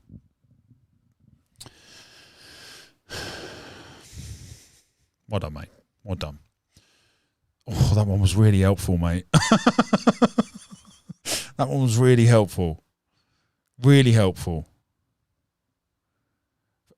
Forgive me, gang. I'm having a bit of a moment. Just give me a second to just fucking. I can put a song on. I need to think. I could put a song on. Right. Now here's a band I'm not a fan of. This one is from Jukebox Dave. Jukebox Dave, donated by Lou. Thank you, Lou. This is Pink Floyd. The only reason I'm not a fan is probably because I haven't heard enough. But what I've only heard 2 or 3 songs really that I could describe to you. I can remember the names, but my exposure to them was, it just wasn't profound enough for me to want to listen more. But now I'm a bit older and wiser, I might enjoy it. This is Brain Damage by Pink Floyd.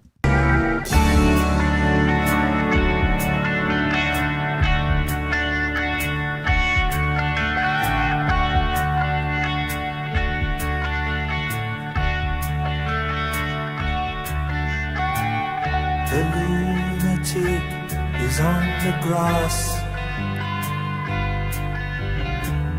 The lunatic is on the grass. Remembering games and daisy chains and laughs. Got to keep the loonies on the path. The lunatic is in the hall. The lunatics are in my hall. The paper holds their folded faces to the floor. And every day the paper boy brings more.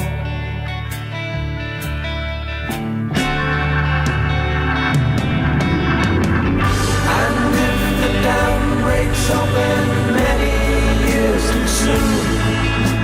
And if there is no room upon the hill, and if your head explodes, the dark forebodings too, I'll see you on the dark side of the moon.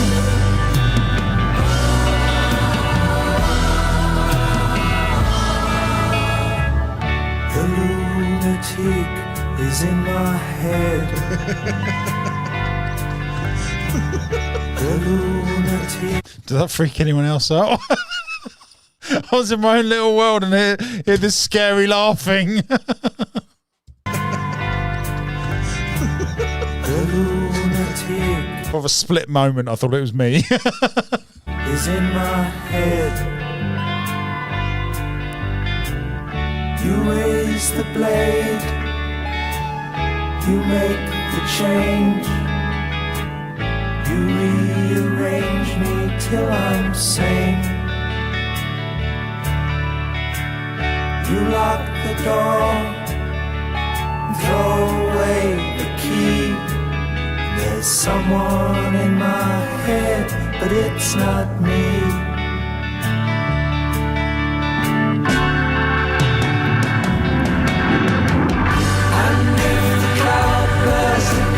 Thunder in your ear, you shout and no one seems to hear.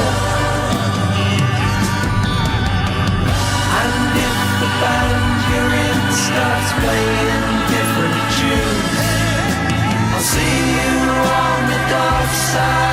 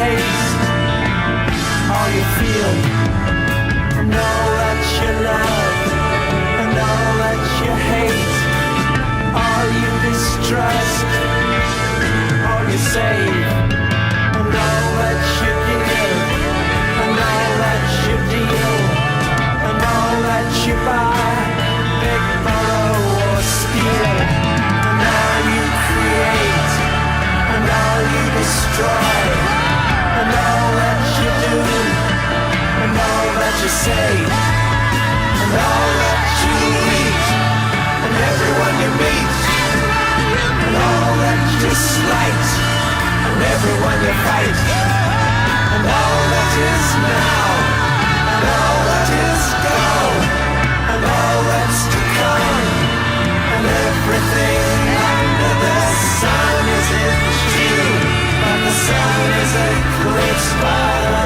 moon.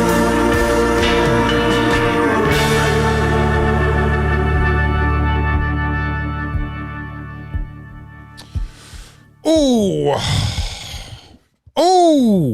I enjoyed that actually. That was quite uplifting and thought provoking. I think I could listen to more Pink Floyd. What would you recommend, gang? Big shout out to Zach as well, because we wouldn't have got to the Heath comment without the realisation about the burning bush and the drugs being burnt, which was probably opioids, probably heroin and weed. Knowing what I know about the Bible, I'd imagine it was those two. But if it was something else, let me know. Well done, Zach, mate. It's incredible. It's like the connections I'm just seeing all over the place now. Do you know what I mean? It's like the grid has been off. It's been nothing's been matching up, and now it just feels like it's all matched up. It all seems to make so much sense now. So I appreciate you, Zach, mate. Appreciate you, Heath. Really I really appreciate those comments in particular. Becca says that's something that will keep happening. Songs like that, like songs you've liked for years and never had a realization, actually listen to them will bring a brand new experience. Mate, true. So true. I just experienced it. So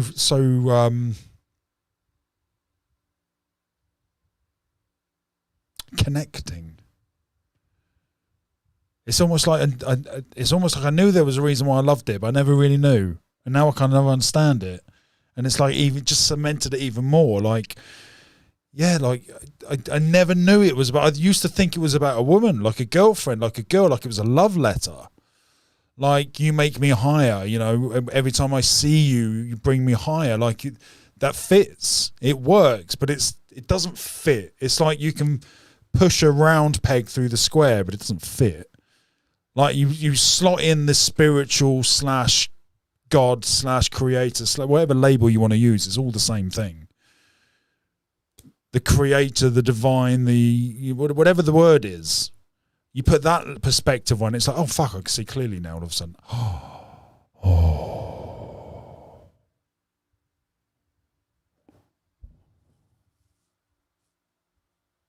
Oh, it's just annoying. It's just annoying. Just like 37 wheeler. 37, mate. I know people who got here when they were 10. 30 fucking 7. I mean, what have you been fucking playing at, mate?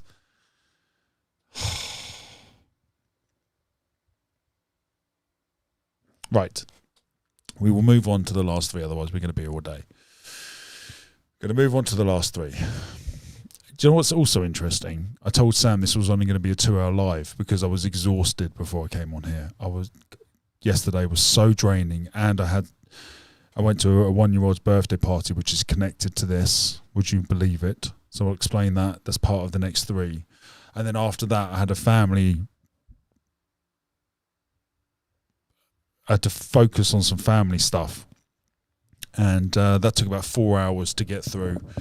Oh God, I was at the end. I literally was at the end, and I couldn't keep my eyes open. Not because I was sleepy, it was just everything was too much. I was just like I was completely tapped out last night, completely drained.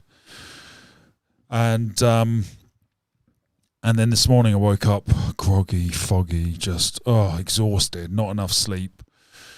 And I had to sort my head out before I went to sleep as well. Otherwise, I knew I wouldn't sleep. So I had to process yesterday after all of that had happened, and I was just so fucking drained. So this morning I woke up, I was like, look, I can only do 2 hours today. I've just got nothing in me.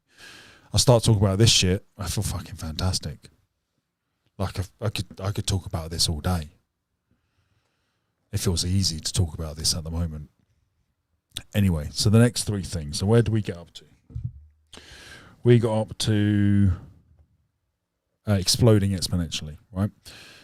So we'll move on. What was the last thing I said, gang? I can't remember now.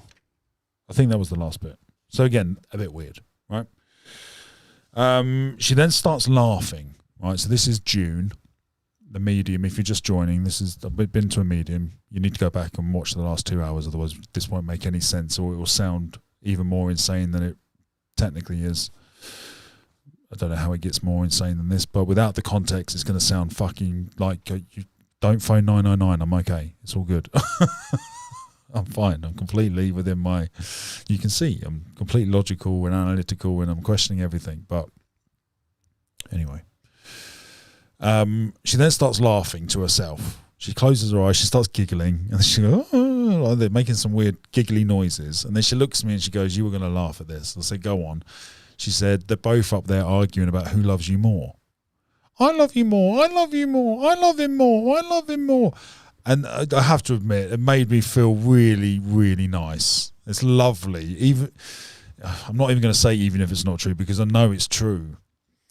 It felt lovely. It felt lovely. One, to hear it from my Peter granddad, because like we ended on a rough note. We knew, and we didn't fix it. And I turned down going to see him on his deathbed. You know, the last week essentially.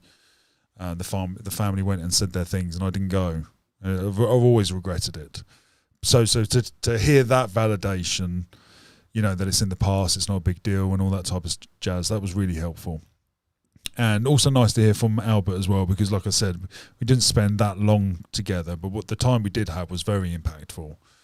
A lovely man. So it was great to hear that as well.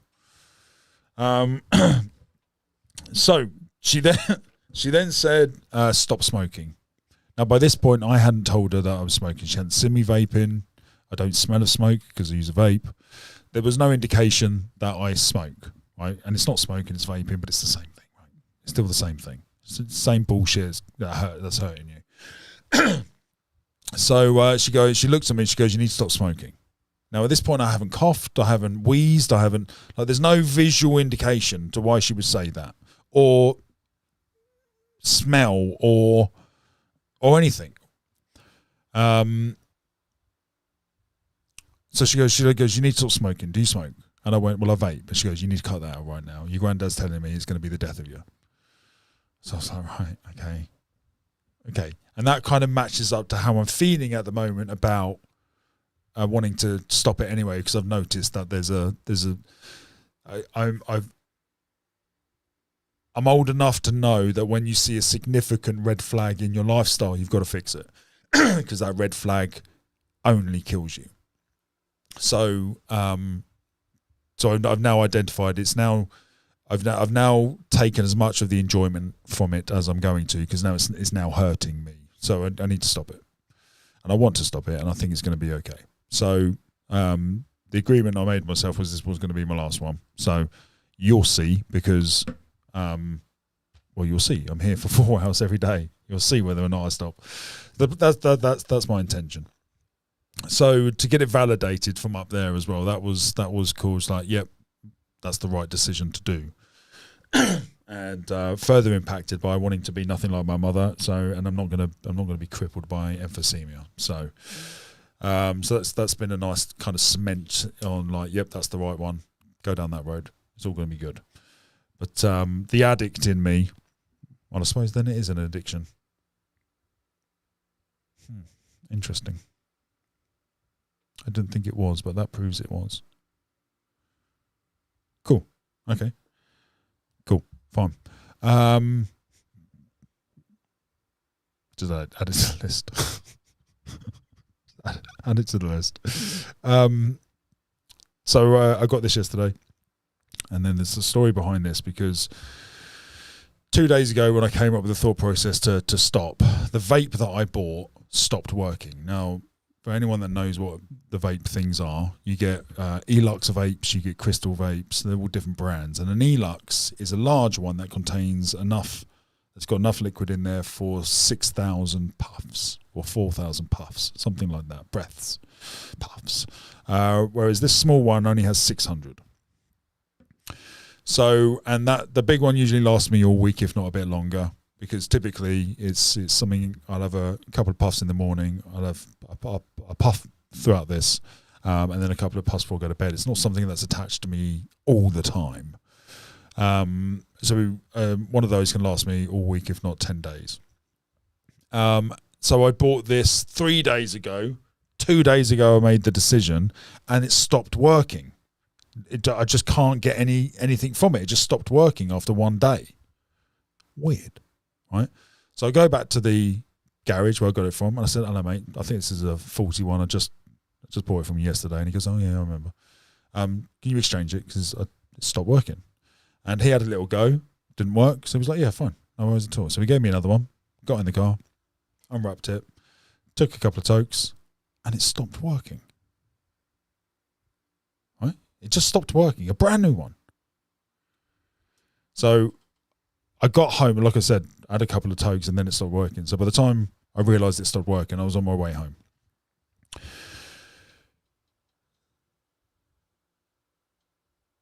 That's that context. So she says stop smoking, kind of made the decision, got the concrete validation, we're good. So the addict in me said, fine, to get another one. So I got this one yesterday on the way back from the Medium, or around that time. And I got this one. I know it was on the way to the party. And it's 600, because I was like, right, I'm gonna allow myself to have one more, and then we're going to call it a day. And it will be a 600 one, so this will be gone in a couple of days, right? Go to the garage, and I go to the guy, "Oh mate, can I have a crystal one, but any flavour is fine." And he gives me this flavour. Now I fucking hate this flavour. I really don't like it. So at the moment, I'm pushing through a taste I'm not enjoying, right? So actually, I'm definitely addicted. Okay, I'll take it back. Ignore what I just said. More information has come in. I'm still confident it'll be fine. And I just thought it was weird. I buy a vape that's brand new, breaks when I make the decision to stop vaping. I buy another one, and it breaks within minutes. And then I ask him to randomly pick one, and it's one that I fucking don't like. It's like someone's beating him on the head. How many more fucking signals do you need? Right. So that's not one of the crazy ones. She then went on to talk about my aura and how I'm very sensitive, and that I need to cleanse my aura on a regular. So every time I meditate, to have a shower afterwards, or meditate in water. Now that's been interesting to hear that, because that's when I do meditate, when I'm in the ice bath. And I get a positive afterglow.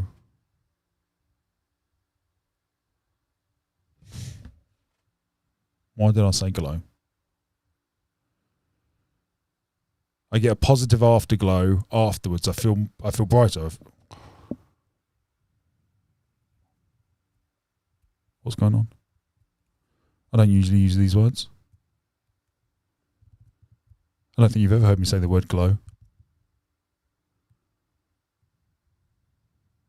I don't think I've ever said the word glow unless I'm talking about a candle. Anyway, so I just happen to be doing that anyway. And there is a definite benefit for me, a benefit which I can feel sensitively, it's easy to feel that benefit. So just again, a bit of weirdness, just a bit of things connecting. Right. I then asked her, so now we get crazy. Okay, buckle in. It's about to get real crazy. We've warmed you up with some starters, right? We've had the main course. You're now going to get 3 desserts, and they're the most crazy desserts you've ever had, that I've ever had. Is it 3? Yeah, it is 3. So do you remember the names Jacob and Daryl? Do you remember those from earlier? So I asked her, she said, do you have any questions? I said, I do have a couple. She said, great, fire away. And I said, I heard these 2 names recently. So yesterday was 2 days ago. It was Thursday. So 2 days ago. No, 3 days ago. And I said, I heard Jacob and I heard Daryl. Is there anything you could tell me about that? She then turned around to me and she says, you need to read the Bible. I went, right, why? And she goes, the story of Jacob. You need to read the story of Jacob. That's what I've just been told. And it's weird that the vicar gave me his Bible. And it's weird that I heard the name Jacob in the church. And it's weird that the service that he read was all about Jacob. It's just weird, right? Hold on. And I then said to her, Daryl, anything to do with Daryl? Because I don't know any Daryls. I don't know what that's about at all. And she goes, I'm not getting anything from Daryl, but what I do know is if you encounter a Daryl, make sure you listen to him. That's what she said. And I said, what do you mean? She goes, when a Daryl presents itself to you, make sure you listen to him. Weird, right? So, we need to rewind very briefly to the first thing I heard. Now, the first thing I heard, as you all know, as we went covered earlier, is the name Jack. And I heard it while I was talking to my sister about the baby. Now, evidently, these clues have been coming in at random fucking things because they're all connecting. Jack, or Jax, is the name of one of my closest friends, Jonathan. It was his 1-year-old's party yesterday after I saw the medium. Right? Jack is Jonathan's son. That was the party we were going to. When Sam and I arrive at the party, we see Jonathan and Jax. So cute. Little bundle of fucking... Oh, so annoyed I didn't get a photo with him. He's gorgeous. He's going to be a heartbreaker. The cutest kid. Blonde, blue eyes. Hitler's wet dream. Very cute kid. And so I spent a bit of time with him. I was like, trying to get him to rest on my finger with his hand. I was like, doing my baby talk. And he's giggling away and I'm giggling away. And Jonathan goes, let me introduce you to my friends. And so Jonathan's a guitar and singer and an incredible, I will play you some of his stuff later, an incredible guitarist, incredible. A big motivator for me wanting to learn the guitar because when he plays the guitar, I've had the pleasure of being next to him when he's played it. We got drunk one night, went out to town, came back to his, and he just put on this performance for me. It's like a one-man, all-in-captivating show. It's incredible. And so he introduced me to his music people that I'd never met. And he introduced me to the first lady. I've forgotten her name. You'll understand why. She introduced me to the first name, Susan. So, nice to meet you. And then he goes, this is my mate, Daz. And I went, all right, mate, I'm Dan. And he shook my hand. He goes, Daryl. And I immediately squeezed his hand, not hard, but I was like, what? And I will reenact how the conversation went. I go, hello, mate, I'm Dan. And he goes, hello, mate, it's Daryl. And I went, what? I leaned in and went, what? Sam's holding my other hand. She squoze. Oh, Carl Pilkington, you fuck. If you've ever watched the XFM show, you'll find that very fucking funny. She squeezed my hand because she knew exactly. She knows all this. She's with me every minute of the day, and she's experiencing and going through her journey, and we're doing it together, which is so beautiful, actually. She was there when I wrote down Daryl in the church. She was there. She looked at me as I wrote it down, and I went, I don't know, and I just wrote it down. Right, so she was there when that information came in. I wrote down Daryl. The medium says when a Daryl presents itself, listen to him. And what I did was, what? And he goes, Daryl. And I went, your name is Daryl. And he went, Yeah, and then now he's taken a step back. I still have hold of his hand. I haven't let go of his hand. And he's taken a step back ever so briefly, and he's just withdrawn a little bit. And I went, oh my God, I'm so sorry. I didn't mean to freak you out. Can we have a chat at some point? And he was like, yeah, fine. He was the most... I freaked out. I fucking freaked out. He didn't know any of this information. All his experience was meeting me and me going, what? Poor dude. And guess who he is? Guess what he does? He's a country singer. Teaches people how to sing. I mean, are you having a laugh? I mean, are you having a fucking laugh, mate? I mean, what? I wrote down Jack and Daryl. The medium tells me to listen. I didn't follow advice because I freaked out, but I'm going to fucking listen to him. I wrote the names down days before.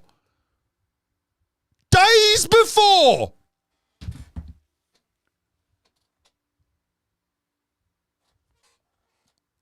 Help me! Make it make sense!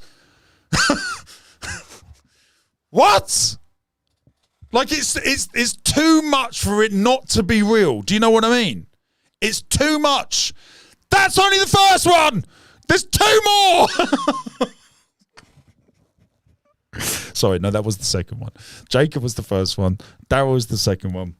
And the next one is just fucking. We're just about to leave the strat. We need another song before I tell you the next one, because the next one you really are going to think I'm going insane. It's very out there, but it makes sense and it's connected. Next up, we have from Jukebox Dave, Martina McBride, Concrete Angel. Oh, I don't think I've heard this. Now, Martina McBride. Oh no, she's not. I thought it was the girl from EastEnders. It's not. I was about to tell you a lot of misinformation about this singer then for a second. Who was Martina McCutcheon? That's who I was thinking of. Ignore me. It was very similar. Martina McBride, and I was thinking of Martina McCutcheon. Oh, anyway, right. Appreciate Jukebox, mate. Let's get this on. And then we have the finale, gang. We have the finale. You're probably going to need a beer for it. An amazing comment. God, the comments today, gang. This is the greatest comment of the week. We have a trio up at the top today. Megan says, Sam, I want to tell you you're an amazing partner. You take such good care of him. The acts of service I see you do for him are wonderful. I couldn't agree more, mate. She's an amazing woman, and I'm incredibly, incredibly lucky and honoured to be a part of her life. She's amazing. She's beautiful. She's the perfect person. Jacob's Ladder is the ladder leading to heaven that was featured in a dream the biblical patriarch Jacob had during his flight from his brother. The ladder therefore signifies the bridge between heaven and earth. Moreover, the ladder alludes to the giving of the Torah as another connection between heaven and earth.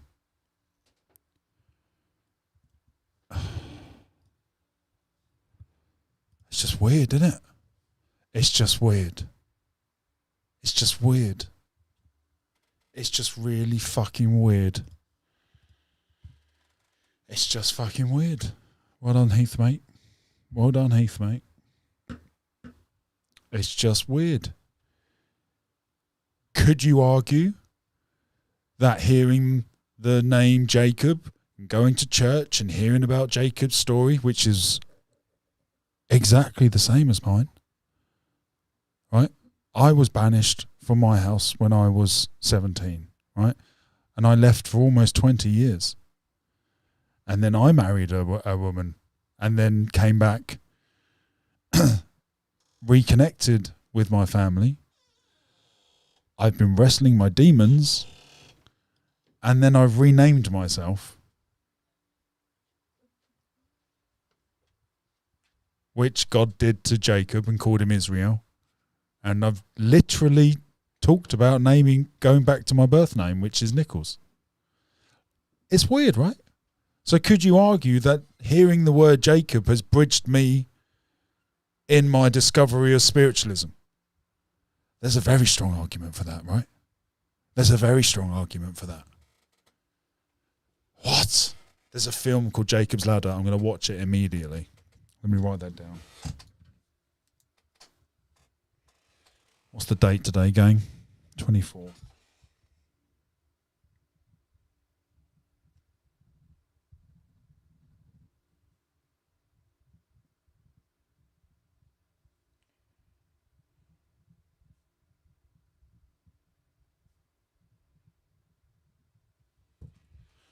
Right. So buckle in. This is the crazy one. I might lose a few of you on this one. All I can tell you is that if you were in here, Bachelor, calm down. If you were seeing it from this perspective, it fits perfectly. But I'm telling you, it's fucking mental. It's really, really, really out there. Oh, God, I'm nervous to say this one out loud, but I'm gonna. It's really out there. Now, I'm not going to tell you anything about my sister's thing, but I don't think she'll mind me sharing. I'm going to check. Hold on. Let me call her.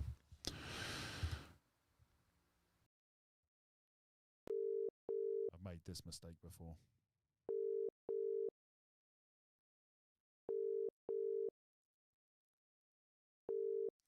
Fuck, the last time I used WhatsApp, the sound went. I'll pick up.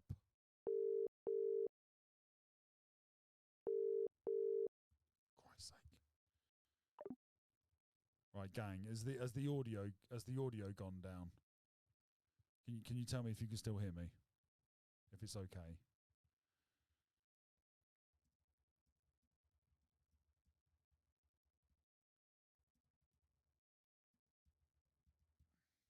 I've just messaged her.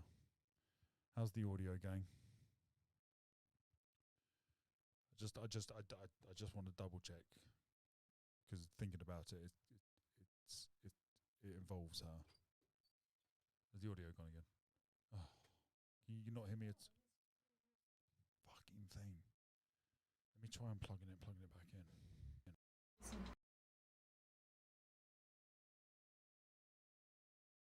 Check that for me, babe. See if that's made it any better. Bear with me, gang. Bear with me. I'm trying to fix the audio. Did this last time and has a fucking restart.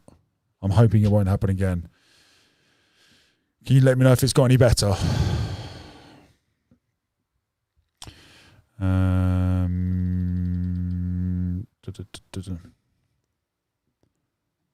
that any better?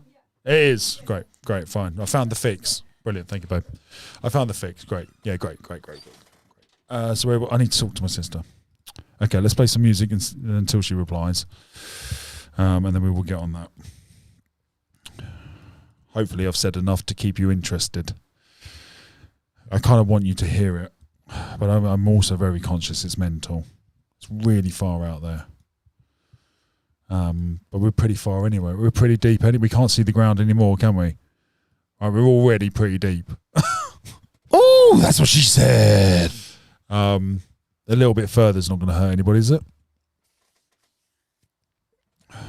And again, I'm just a crazy dude on the internet. You don't have to take my word for any of it. But all I can tell you is that it's real. I'm experiencing it, and I'm trying to tear it apart, and I can't. So if someone else can, please be my guest.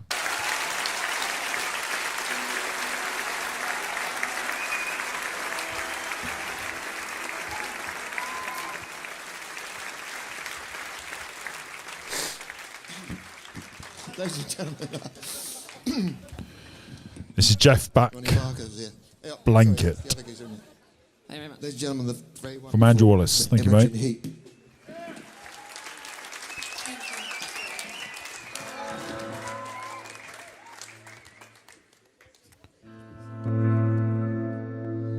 Emotionless, this city life. Cruel it is, it clouds my eyes. The dark shades on my day. I live inside this place.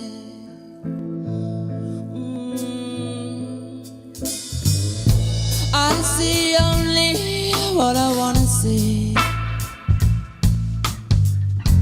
I'll be only who I wanna be. Da-dee-da-dee, da-dee-da-dee. My blanket covers me, yeah. Now as a youth, a man I was body pop, breaking on the line. Traded in my liner for a pad and a biro, and I used to stand in line. Oh, Zach says, my name is Zachary, from the Archangel Zachariah, also known as the Angel of God's Memory. I have an extremely good memory on a large variety of topics, many of which are relevant to Dan's journey. Coincidence? It's sell my gyro. Now my ends are meeting in the best way that I got it. And the beast that goes boom.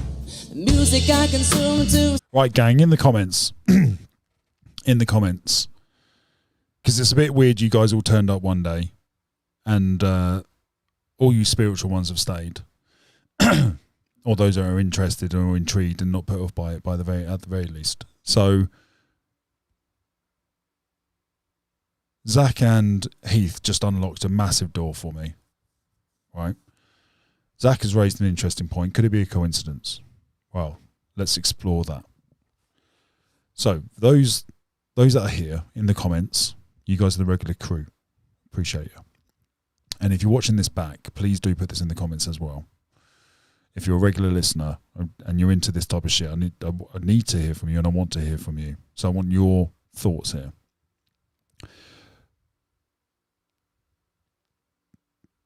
What is your connection and where do you think there'd be crossover in which you could teach me on this topic? Because I know nothing. I know absolutely nothing. I'm learning daily at the moment. All I'm exposed to is this topic, so I feel like I'm learning at a quick rate, but I need to slow down a bit so I can keep this sustainable. But it just feels like it's just fitting in. It's all just fucking sifting away, filling in all the gaps.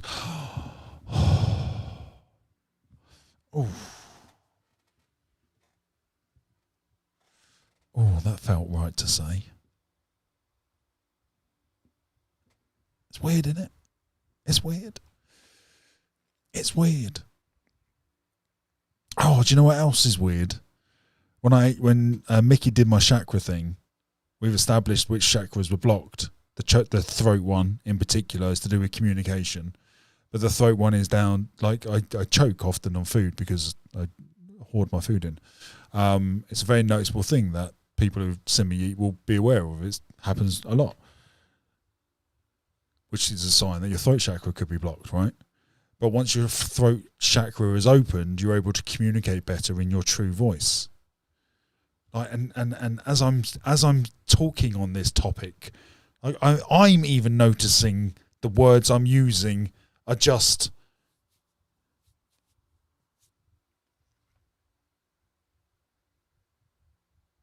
oh, it's all so fucking weird, guys. It's all so weird. Escape the doom and gloom, the beats and melodies keep realities at bay. But what happens when the Rex gun starts to fade away?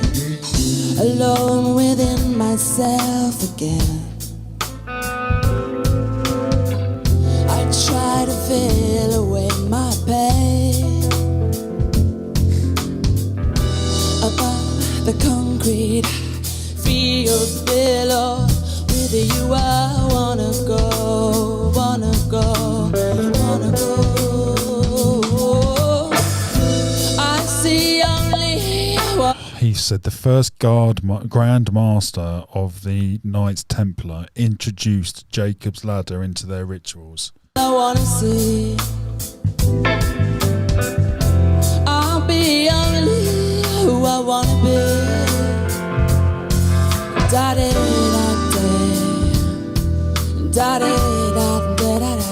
My blanket covers me, covers me, covers me, covers me. Wouldn't it?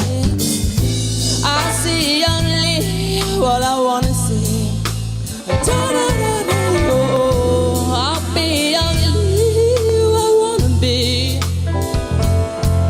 La de da de, la de. My blanket covers me, yeah. Oh, John is represented by the eagle, which is crazy because my greatest gift is my sight. Oh, well done, John.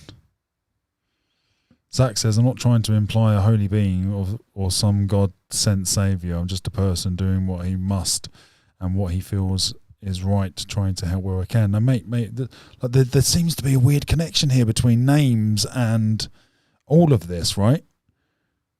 It all seems to be connecting. La la la la.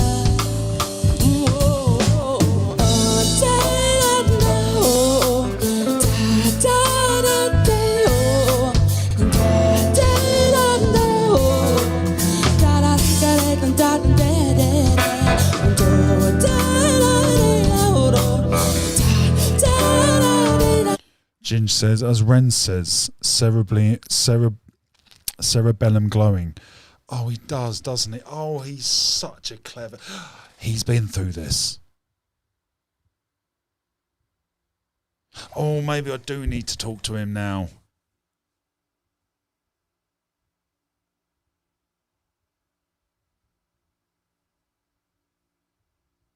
Of course he's been through this. His music says this.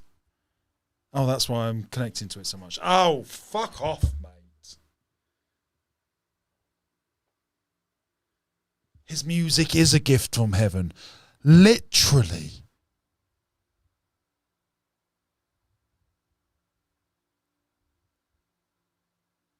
Oh, my God.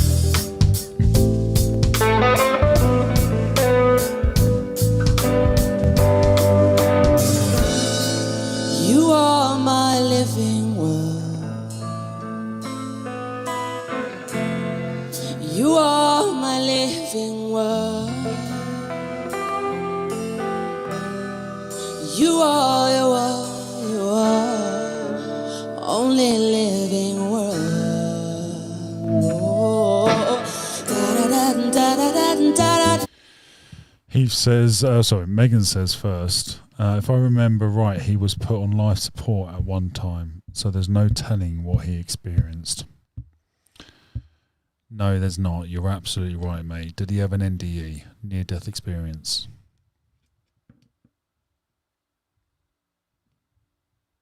How far into his music was that life support, out of interest? When was that?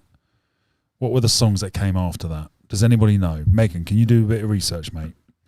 Would you mind? Heath said it was in 1776 in England that the King's Templar introduced it, the same year America signed the Declaration of Independence. Ren is a 33 and 6'2", Dan. I'm a 33 too. I didn't place it before, says Megan.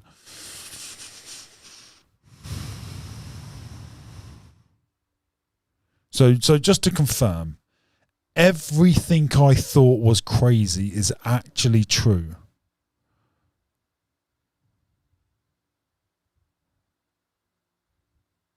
I've got to completely rewire my brain. It's already happening. It's doing it as we speak.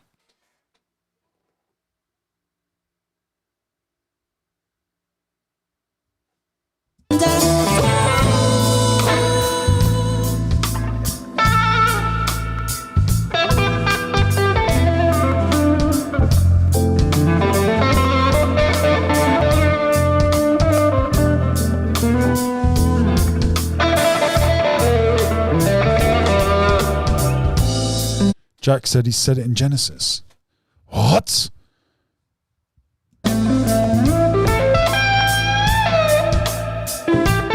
Oh, the song's called Genesis!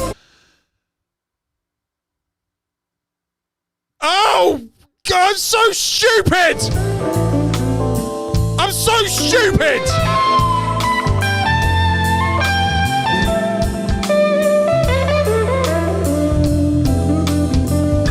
Oh, we got to re-listen to the songs in order now. Right, that's tomorrow's show. Tomorrow's show, we're doing it in order.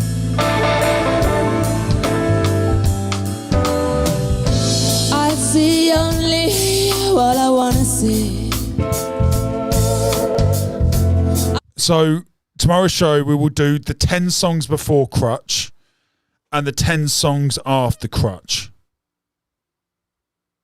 Oh my God. I'm so... I'll be only who I want to be. Megan. This is the greatest comment of the week. Bravo, mate. Oh, gang. As if you're not meant to be here. Do you know what I mean? As if you're not meant to be here. Jesus! Ah!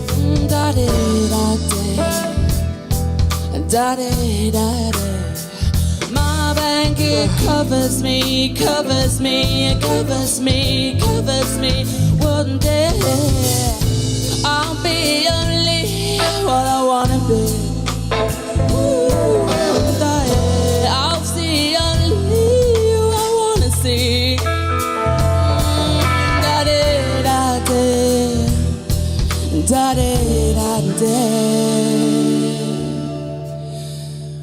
My blanket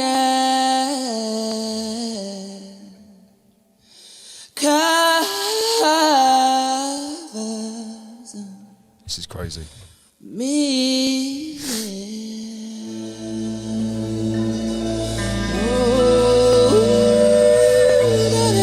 Babe, could you look at your phone, please?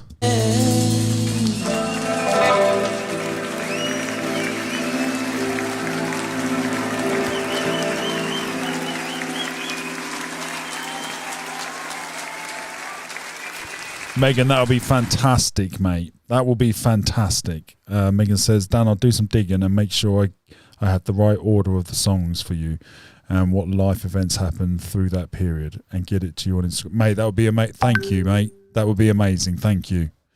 That would be amazing. Right, let's at least listen to Genesis quickly. That Panic Game, we'll finish the songs before we go. We're going to be here for a bit.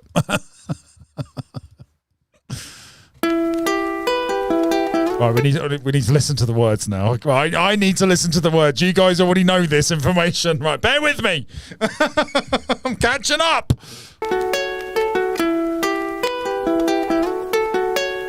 When I'm by myself, I find my mind starts drifting somewhere else. It's not inside this dimension, it's definitely somewhere else.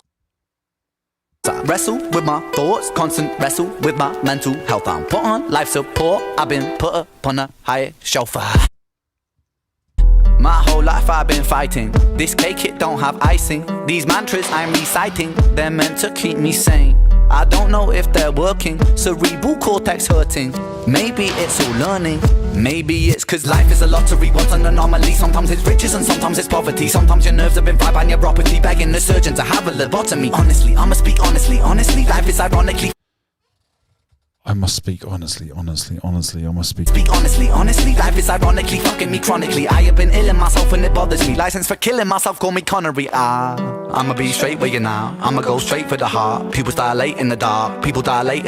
Never was late for the art. Never was late for the art. Genesis rain in the rain with a start. Genesis pain in the art. Genesis aim for the heart. Genesis.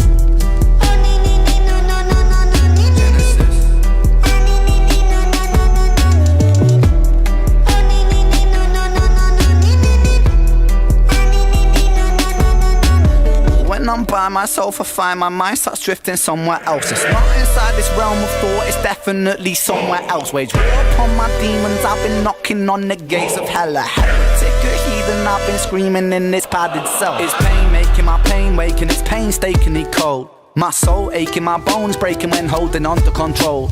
Wrap yellow tape round the body shape, put the body in the back, zip close. It's malignant, it's mutating, it's such a sight to behold.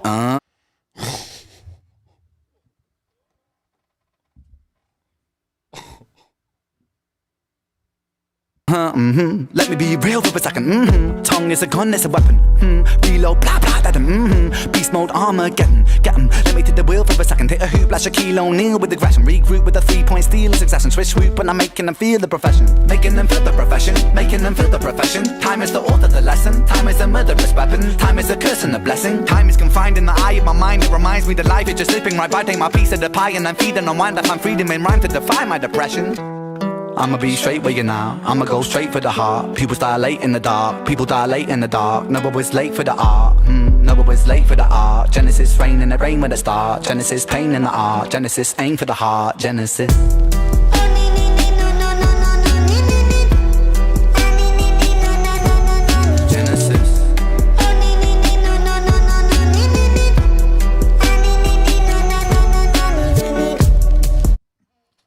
It's telling me to read Genesis.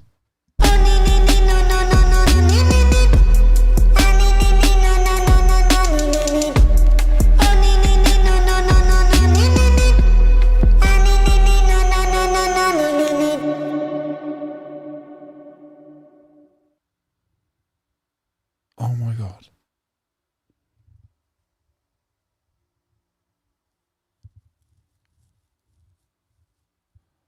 Oh my God.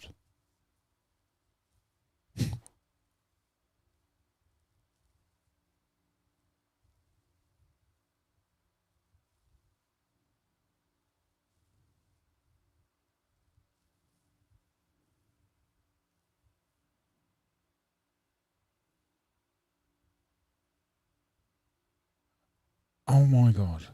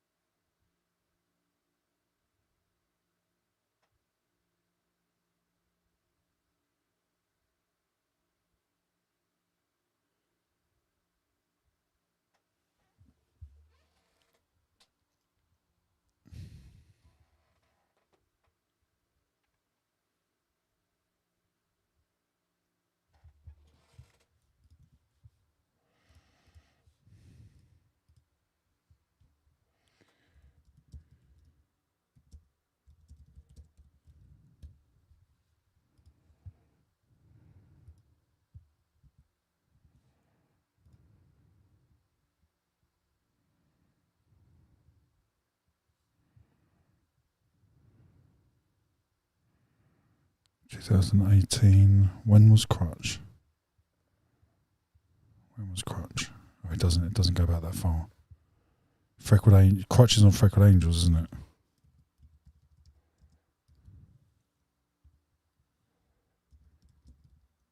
Is it? Crutch is on Freckled Angels, 2016. 2016. Okay. So this is where he had his, when he went into a coma, life support, whatever it was.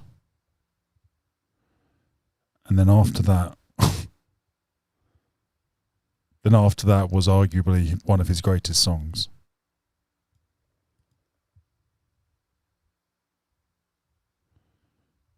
Demos, do not share. Okay, so we haven't heard those. Violet's Tale, of course.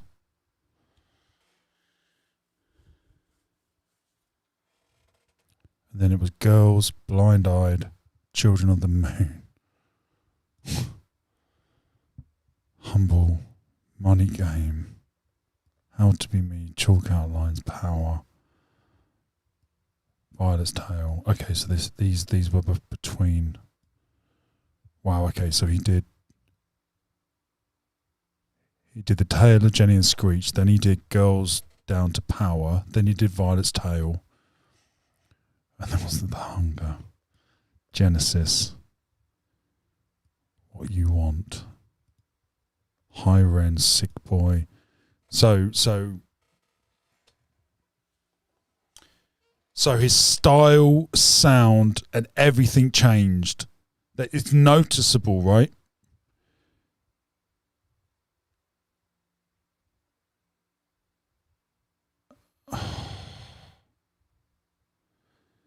Guys, I want to do this now.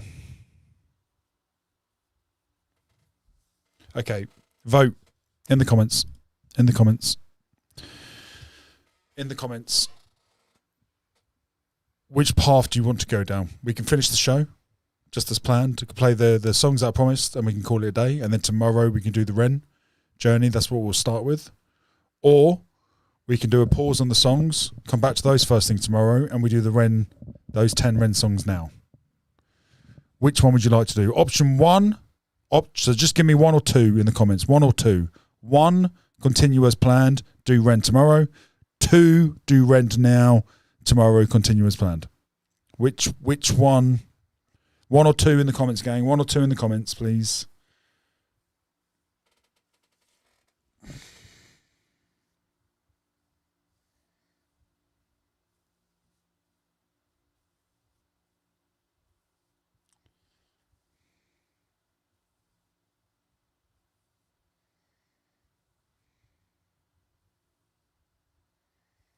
Cool. We will finish. Thank you, gang. Appreciate the feedback. Oh, I can't wait till tomorrow. Oh God, this is gonna be so difficult not to watch them after I get off. It's gonna be so difficult. Right, I can't finish my Medium story until I hear back from my sister. So we're gonna have to save that one. So let's get through these songs. Let's get through these songs as quickly as we can, so I can get to tomorrow.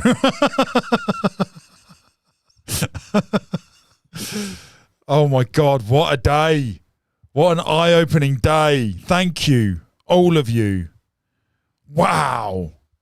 What a day. What a fucking journey this is, guys. What a journey this is. Oh, I'm so frustrated. I've been missing out for so long, but I'm so glad at the same time. One Republic, Counting Stars. I've been Thank you, Heath. Dreaming about the things that we could be. But baby, I've been praying hard. Said no more counting dollars, we'll be counting stars. Yeah, we'll be counting stars.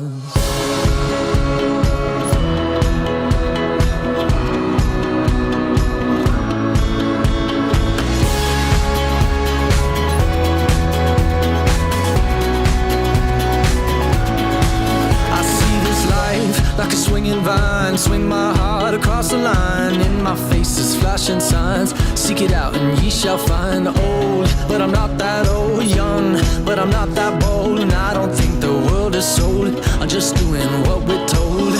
I feel something so right, doing the wrong thing. And I feel something so wrong, doing the right thing. I could lie. Everything that kills me makes me feel alive. I've been losing sleep, dreaming about the things that we could be. Baby, I've been praying hard. Said no more counting dollars, we'll be counting stars. Lately, I've been losing sleep, dreaming about the things that we could be. Baby, I've been praying hard. Said no more counting dollars, we'll be counting stars. Bachelor, mate, you have got a show to go back and watch on. Thank you for all the advice, gang. I feel your love and I feel it burn down this river every turn. Hope is our four-letter word. Make that money, watch it burn. Old, but I'm not that old. Young, but I'm not that bold. And I don't We'll get to it when I can, Zach, mate. I'm just doing what we're told. And I feel something so wrong. We're doing the right thing.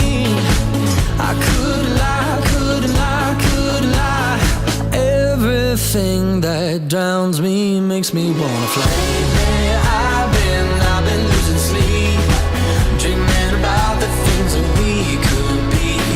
Baby, I've been praying hard. Said no more counting dollars, we'll be counting stars. Lately I've been losing sleep, dreaming about the things that we could be. But baby, I've been praying hard. Said no more counting dollars, we'll be counting stars. Oh, take that money, watch it burn, sink in the river, the lessons I learned. Take that money, watch it burn, sink in the river, the lessons I learned. Take that money, watch it burn, sink in the river, the lessons I learned. Take that money, watch it burn, sink in the river, the lessons I learned. Everything that kills me makes me feel alive. I've been losing sleep, dreaming about the things that we could be. Baby, I've been praying hard. Said no more counting dollars, we'll be counting stars. Lately, I've been. Jack, mate, this is a great point. Just an additional thought before we part. It is in the tradition of many cultures that a man steps into his role in this world when he's 30 years old. Search for the change in Ren's music when he hit 30. Just a wild guess. Okay, so he's 34 now, I believe. He just had his birthday. He's 34, 2003. 2002 is 33. 2001 is 32. 2020 is 31. 2019, he'd been 30. So he would have been 27. No. He would have been 29. He would have been 29. Close enough for me.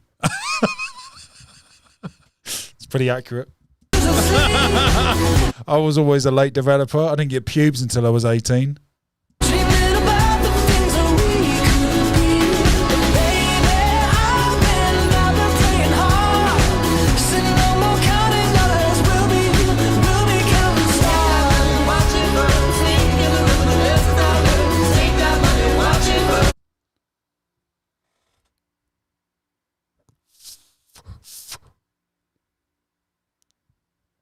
It just stopped working.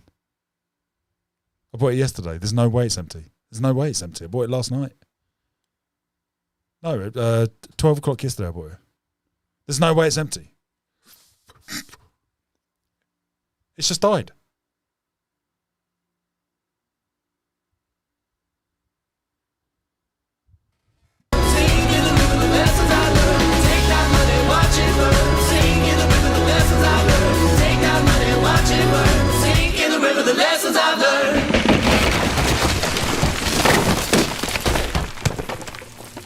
What were those last lyrics?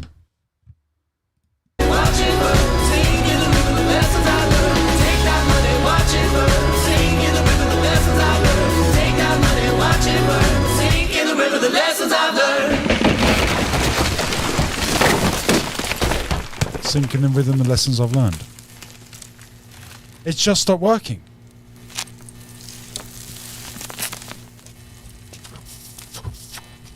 It's flashing. It means it's dead.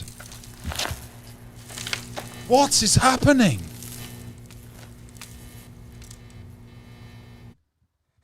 You just saw it. It makes no sense. Oh, it makes perfect sense.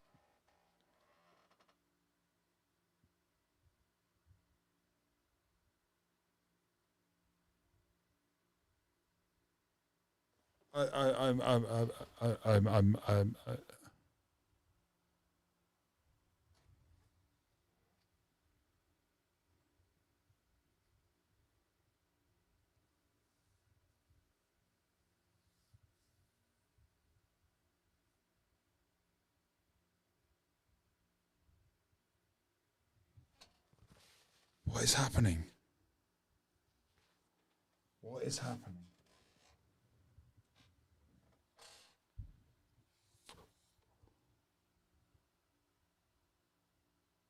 Explain that. Other than rip it apart. Other than the obvious. Other than the obvious. The third one? The third one in a row.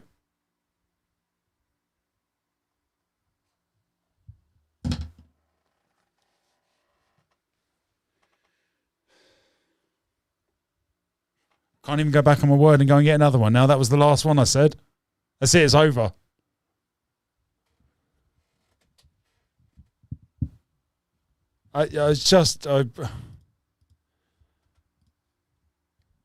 I'm so glad I'm recording all of this. If anyone has a go, I'm going to send them this link. You fucking saw it happen, mate. It's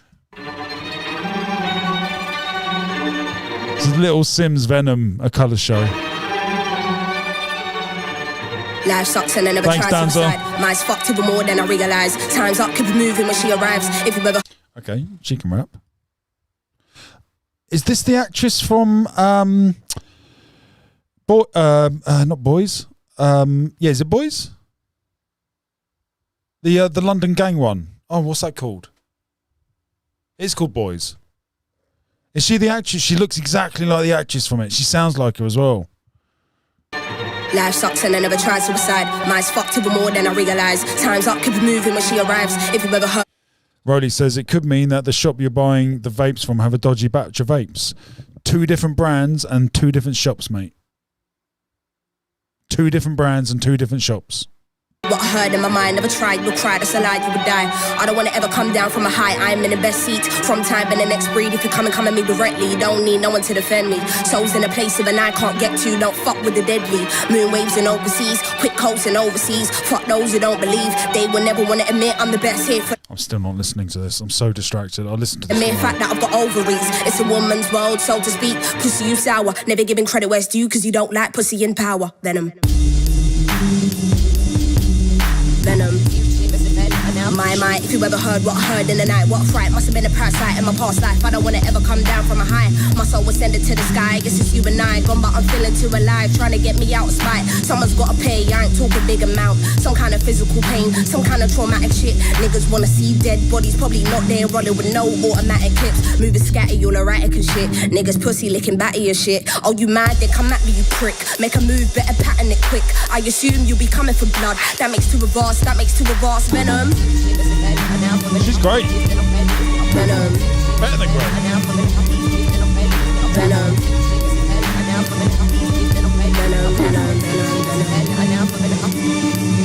Night time today like we roll trees. Save lives and main minds will go deep. Oh, he wanting to get some so chill. Part of the day in the life you won't see. Part of the day in the life you can't be here for. It's a day in the life for OGs. Dinner with and the demons I won't leave. Not a word you will listen when my soul speaks. Down I go. Follow me, follow me, follow me. Actually don't follow me, nobody bother me. I'm a mess honestly, fuck your policies. They wanna keep me down and demolish me. Use me or fucking abolish me. I don't wanna hear no apologies. Or I'm a young head, can't tell anymore. Psychotic to the death when I dig deep. I can never find nothing left. It's a mystery, rage, nothing but rage. Can't figure out if I'm going insane. Ain't no doubt, but we're showing no mercy. So think twice if you wanna get blazed. Nothing ain't nice round here, no games. I don't wanna dart nobody in a flash. True is to stick up, hands in the air, put the money in the bag, all cash, all cash. Venom. Venom. Venom. Venom.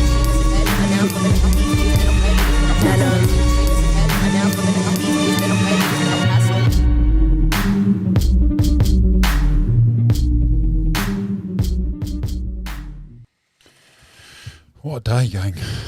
What a fucking day. What a day. Oh, God.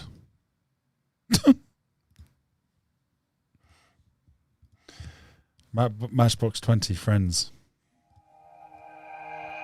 Lonnie Bird, appreciate you, mate.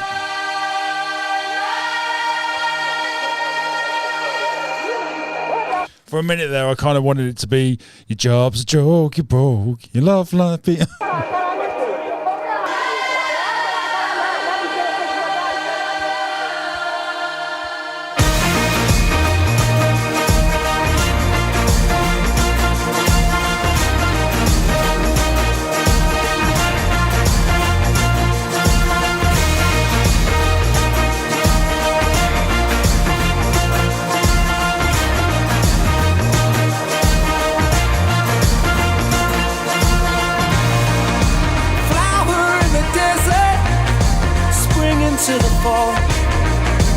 Rushing to the west side when the east sent out the call.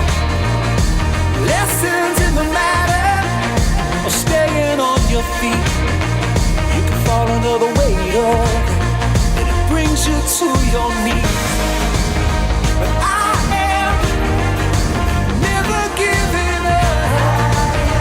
I am holding on for a feeling. I don't need no one to hold my place. You can't take my thoughts, they're not your thoughts to take away. I don't need no one to tease my fate. I don't need no one to celebrate. 'Cause all my friends are here. Oh, Lonnie Bird, well done, mate. She says this is for all the monsters. The words are brilliant, mate. The words are brilliant. You can't take my thoughts, they're not your thoughts to take away. I don't need no one to tease my fate. I don't need no one to celebrate. 'Cause all my friends are here. All my friends are here. All my friends are here. Hey, all my friends are here. Sing it out.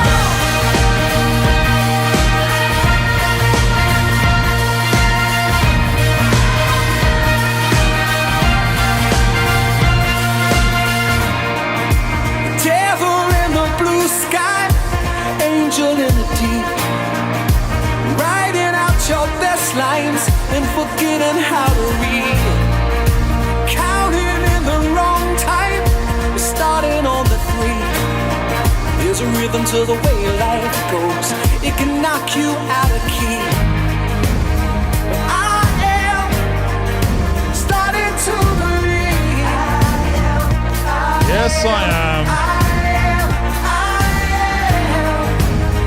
Holding on for the real thing.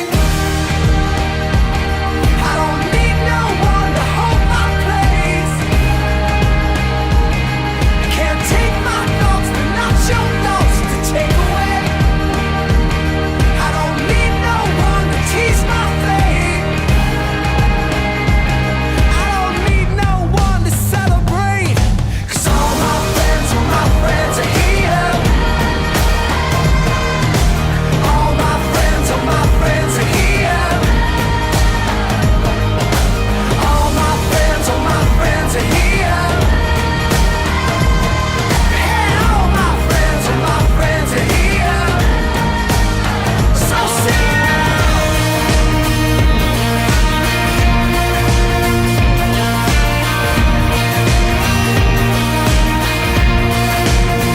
So sing it out.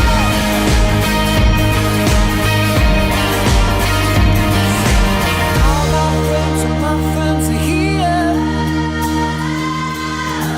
All my friends are here. All my friends are here. All my friends are here. Sing it out. My friends are here. All my friends are here. All my friends are here. All my friends. Jack says, do you get it now? Yes, mate. Yeah, I do, actually. Stop resisting, dude. Your grandpa says hi. Thanks, mate. I kind of wish it was a bit more obvious. But then again, how more obvious can it be? Like, it's now just like slapping me left, right. Do you remember the old Tango advert with the orange hand? You've been tangoed. It's like, yeah. That's what I kind of feel like now. I said to my guitar teacher this morning, Scott, because he sent me the homework last week to learn the song. And I learned the song. Well, I learned the bit that he taught me, which is all the verses. And then this morning he taught me the choruses, which were 3 new chords, taking my chord vocabulary up to 6 instead of 3, 4. And it just felt so easy. Like I picked it up straight away. What I played for you was, I had my guitar lesson at 9 this morning. Like, and I know it's clunky, right? But ignore the clunkiness. They'll just get better. Like it just felt so easy to do. I knew exactly what I was doing. And then Daryl was a singing teacher of country specifically. Like it's just knocking me out. I seal the love, gang. I seal the love. Appreciate you all. Every single one of you. I can't believe this is happening. It's mental. It's fucking mental. What a ride. What a roller coaster.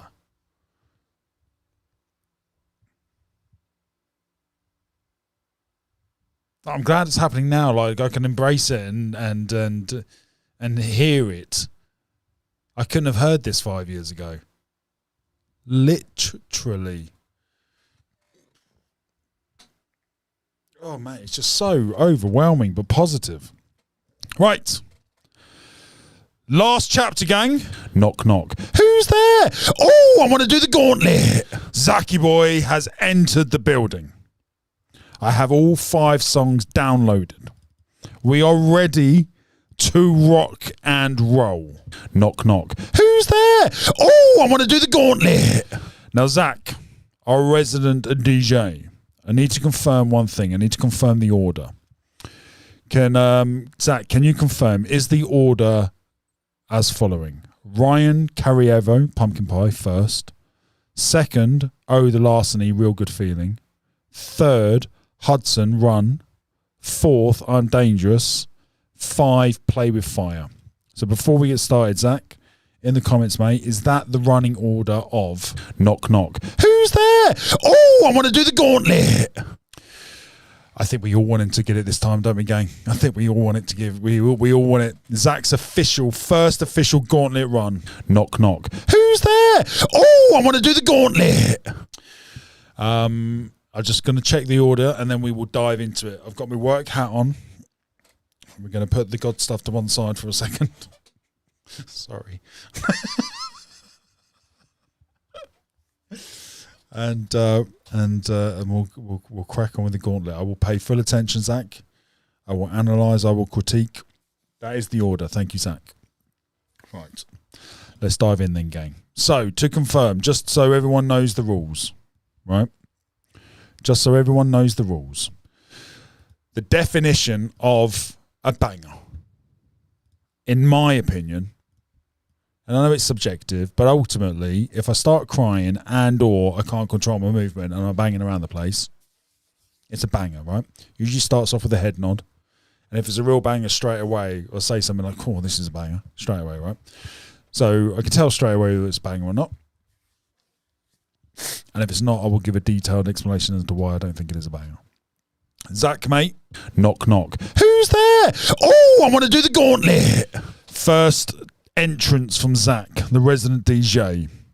Ryan Caravaggio, Pumpkin Pie.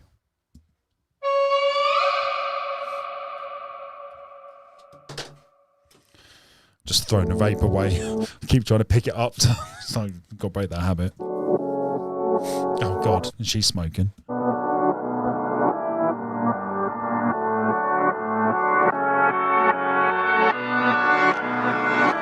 Hey up. I know a secret spot just for us, where you can see the city perfectly.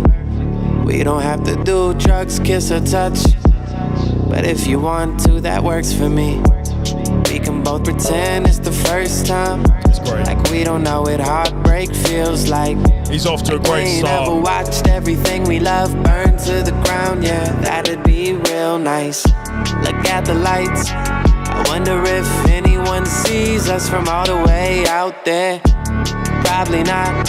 So what you waiting on? Go ahead, let it out now. I ain't scared. I got demons too. if you even know. Probably the only reason I believe in you. I know what they Clever man, Zach. look like, and you've got the look like you've got something stuck inside. They slicing up your heart like pumpkin pie. It must be scrumptious, everyone just wants to try. Until there's nothing left and yet they wonder why. You run and hide. Something leading you alive. 'Cause there's something leading you alive. Alive. 'Cause there's something leading you alive. It's in the eyes, it's in the eyes. Even through a mask they cannot be disguised. They are windows into your insides, and they say you haven't really been fine. Here's an idea to bring us in tighter. I'm sick of being empty, you sick of being tired. I wanna feel warmer, you wanna see a fire. I'm soaked in gasoline, you go ahead and drop the lighter. Now here's your chance, baby, I'm sitting right beside you. You cannot hold me down, but I like the way you try to. So push a little harder and squeeze a little tighter. It drives me crazy the way you let the crazy drive you. I see me and you see you and me. I say we pretend this is just a lucid dream. 'Cause you deserve a good night. 'Cause you've got the look like you've got something stuck inside. They slicing up your heart like pumpkin pie. It must be scrumptious, everyone just wants to try. Until there's nothing left and yet they wonder why. You run and hide. Something leading you alive. 'Cause there's something leading you alive. Alive. 'Cause there's something leading you alive. He's off to a fantastic start. Well done, Zach. It's a banger. It's a great song. It's a fantastic song. I can listen to that over and over. It's got a message, a lovely melody, got kind of rappy, singing vibe going to it. The videography's brilliant. We got the yin and the yang. We got the demons, the angels. It's brilliant. It's a great start, mate. We're off to a cracking start. Right, next up, entry number 2 from Zach. Knock, knock. Who's there? Oh, I want to do the gauntlet. We have Oh the Larceny. A real good feeling. This sounds positive.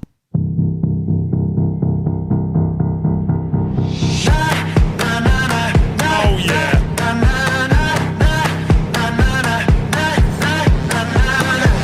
I woke up feeling like this gon' be my day. Oh. I got that poppin' fire every step I take. Oh. Living that wild life, not stopping out no way. Oh. Just seeing green lights won't never touch the brakes. Take it up. Let me tell you something. Here we go. Let me tell you something. Here we go. Let me tell you something. Let me tell you something. Right now, right now. Right now, right now. Right now, right now. Go, go, go, go. Got a real good feeling. Got a real good feeling. Like there is lightning deep in my bones. Got a real good feeling. I won't hit no ceiling. I'm going higher than I've ever known. Got a real good feeling. Oh. Bravo, Zach. This place is jumping off hard as it can get. He's 2 for 2. No, we won't ever stop dancing on the edge. We like it dangerous, we like to see you spread. Turn up another notch, you ain't seen nothing yet. Let me tell you something. Let me tell you something. Tell me. Let me tell you something. Tell me. Let me tell you something. Right now, right now. Tell me right now. Right now, right now. Right now. Right now, right now. Oh. Right now, right now. Got a real good feeling. Got a real good feeling.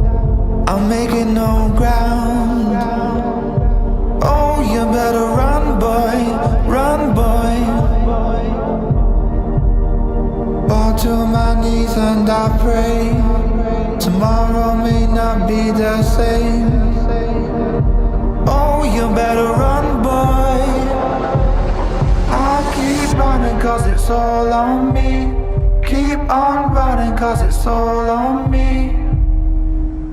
Don't follow me for too long. Cause the way that I've been makes my head bleed. I drop it all and I run. I run.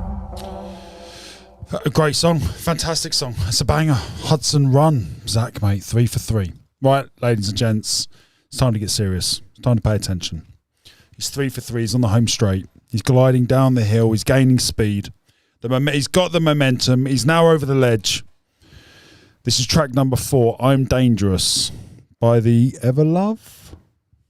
Walk Through Fire. Is that right?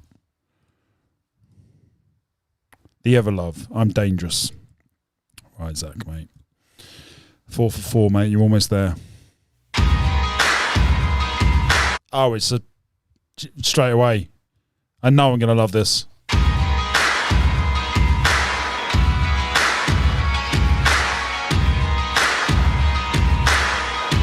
4 for 4. Oh, the riff. The drums are perfect. At first I was afraid. Down in the darkness, I was crawling through the human race. I heard the voices through the dark. So I beat my fist against my chest, against my heart. Hey, oh, hear the sound. We are the underground. Hey, oh, rising up, but not afraid of fighting. I finally found my place. We need a drop. War paint on my face, and I'm ready to give whatever it takes. Standing the bass! Oh, the bass! And I'm ready to give whatever it takes. Standing at the edge of the fire, fighting for the will to survive. I feel it burning under my skin, and I'm back on my feet. Right, Zach, it's safe. It's a banger. It's 4 for 4. It's safe. It's locked in. Can't be touched. This is a banger. But I do want a builder. It's building. I can feel it building. I want a big crescendo and a drop. Again. This is the feeling. I can't believe it. My heart is bleeding out. Now I'm dangerous. Feet in the fire. Higher and higher. Rising up, rising up. Now I'm dangerous. Silence the voices in my head. I picked my poison, now I'll drink it to the bitter end. Hey, oh, hear me now. I'll take on the darkness by myself, 'cause I'm ready to give whatever it takes. Standing at the edge of the fire. I don't know how I ever survived. It's great lyrics, mate. Feel it burning under my skin, and I'm back on my feet again. This is the feeling. I can't believe it. My heart is bleeding out. Now I'm dangerous. Feet in the fire. Higher and higher. Rising up, rising up. Now I'm dangerous.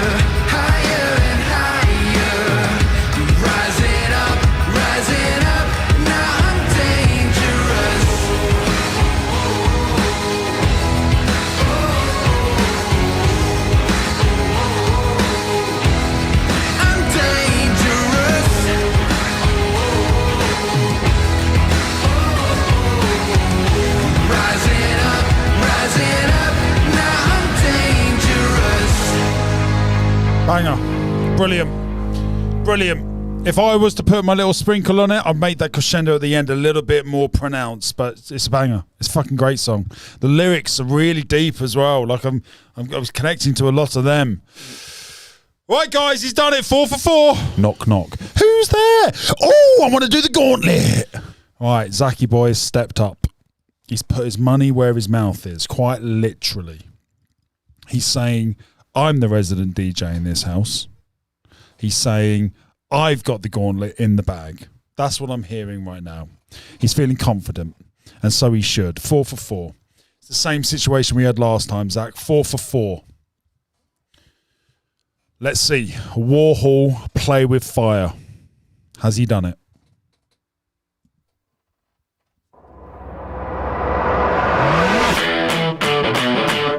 He's done it. He's done it.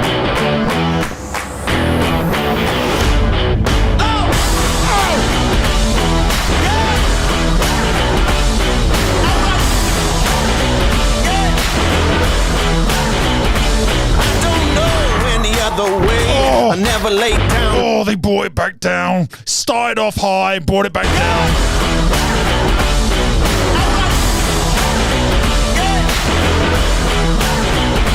I don't know any other way.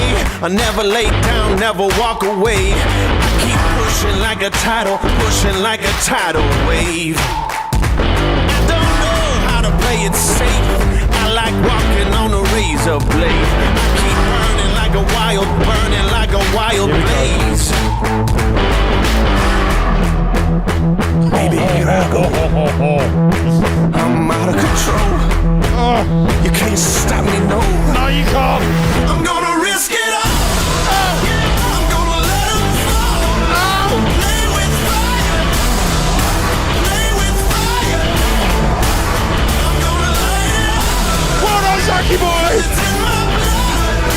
Play with fire. Play with fire. Fire ain't scaring me. I got ice in my veins, you see. Save the best till last. Yeah. Let them say that I can't win. Let them say I'll lose again. And I'll keep coming like a coming like a hurricane. Cause I know I'm gonna prove if I keep coming, I cannot lose. And I'm rolling like the thunder, pouring like the hardest rain. Baby, here I go. I'm out of control. You can't stop me, no. I'm gonna risk it all. I'm gonna let him fall. Play with fire. Play with fire. I'm gonna light it up. 'Cause it's in my blood. Play with fire. Play with fire.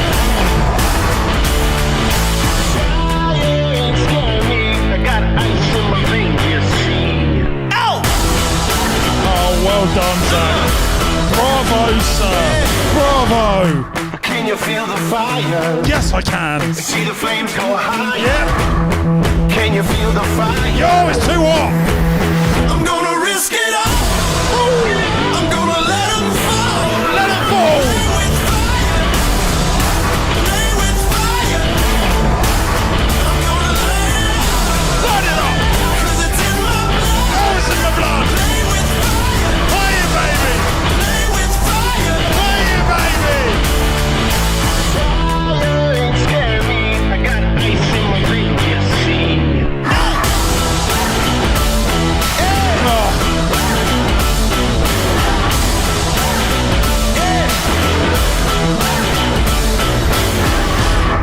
Oh, bravo. Bravo. Bravo. What a track. Oh. Knock, knock. He's only gone and done it. Oh, I want to do the gauntlet. Oh, Zach, take a bow, my friend. Guys, can we please see the monsters? Show Zach all the monsters. He's earned that title. Oh, bravo, Zach. Right, mate. You now go on the shield, my friend. Where would you like to go? Give me a rough Give me a time clockwise thingy. What area, what segment do you want to be in? So the top would be 12, and then 12 to 1, 1 to 2, 2 to 3. Like, what segment do you want in, mate? Tell me your full name. Have I got it? Zachary Roach, you got that? And then what's your sentence, mate? What's your sentence? What do you want etched into the shield of light? That just happens to have a fucking light shining on it. Oh, that's a bit weird, isn't it? It's a bit weird. That's a bit weird. I think I need a button for Mama! Space Time, Space.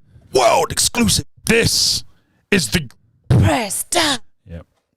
Sorry, Kaz, mate. Right. It's a bit weird, isn't it? It's a bit weird. It's a bit fucking weird.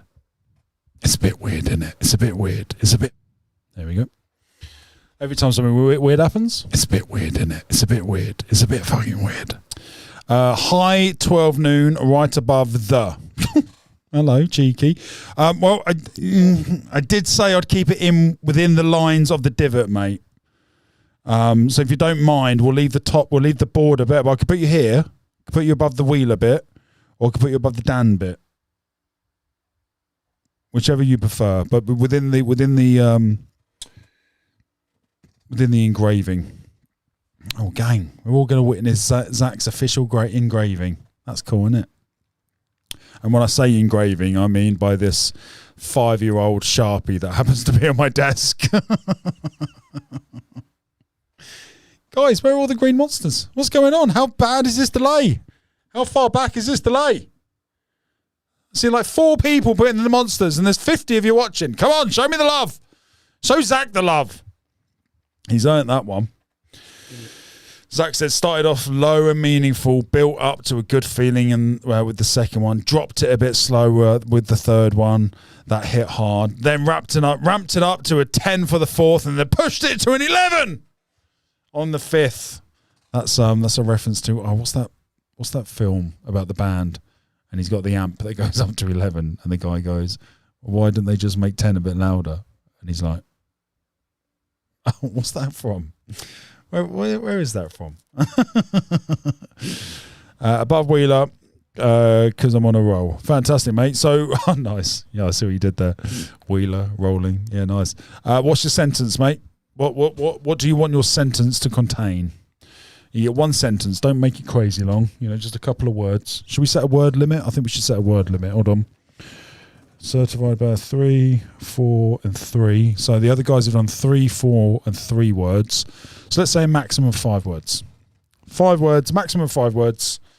What are your 5 words, Zachy boy? Have some time to think about it. I will put on Hunger now as the last track, and we'll call it a day. But I will pause Hunger to finish the engraving. Gang, I appreciate you. Thank you so much for tuning in, particularly this one. I mean, we had a big session last week, didn't we? I think it was Tuesday last week. It was a bit of a fucking moment as well. This one has topped that. Jesus. And I really appreciate the input you've all had. It's been so fucking helpful. I can't explain to you. I think you've seen it, but, well, you've watched it. But it's been really, like, in here, like, really, really, really impactful. Particularly the drug bit, the burning of the bush, particularly that bit. Particularly Heath when he was saying about the connection between the... like it was meant to happen, and then Megan with the Ren connection. Jack, mate, your input. Becca, your input. Ginge as well, mate. Dan's I'm fucking doing it again. I shouldn't have started listing. Listing. But apologies. If I didn't say your name, please don't take it personally. All of you, every single one of you, contributed to today in meaningful ways. It's not good to start on tomorrow. Is that your sentence, Zach? Is that what you mean? It's not good to start on tomorrow. 1, 2, 3, 4, 5, 6. I'll let you off, mate. If that's your sentence, it's not good to start on tomorrow. Is that what you want, mate?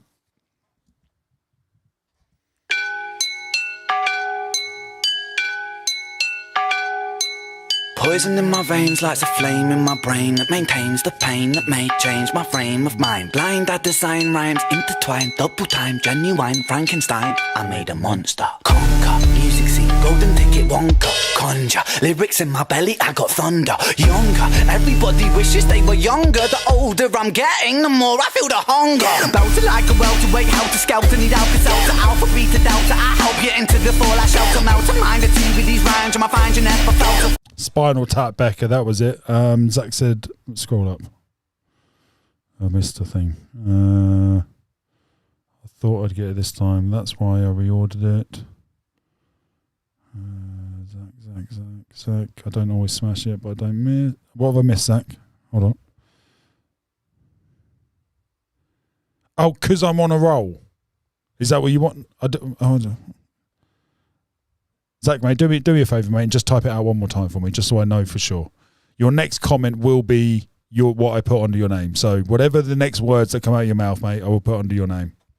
Feeling like this, feeling me, believing I'm a demon, I'm a devil. Fuck the game, completed every level, I'm a vessel. For spirits, a channeler, I'm my lyrics, I'm a rebel. I raise my fist, the anti-capitalistic pissed, I revel. In society collapsing, fantastic, now pump the treble. Tick to the top of the tip of my tongue, and silent telepathy. Terrified them with the terrible telekinesis, tantrum, I torture the enemies. Flowing and flowing and growing and flowing, I swallow the flow like a Toblerone. I'm a feast on the flow, I'm a beast with the flow, then I'm switching it up and I'm taking it low. Giddy with the black heart in the car park by Primark, jamming Django, Reinhardt, living with a raw star, refine rats with a fine art, Vincent Van Gogh, I start making my mark like Frankie Sinatra. King call me Arthur. And my style is homegrown like growing Cali weed. Don't need no personal trainer, I got trainers on my feet. You know I got the soul in my bowl when I eat. You know I'm staying grounded when I grind up my beef. But if you got a problem, my brother, I might just put on some. Ah, cool. Right, Zach says. Did you say it on?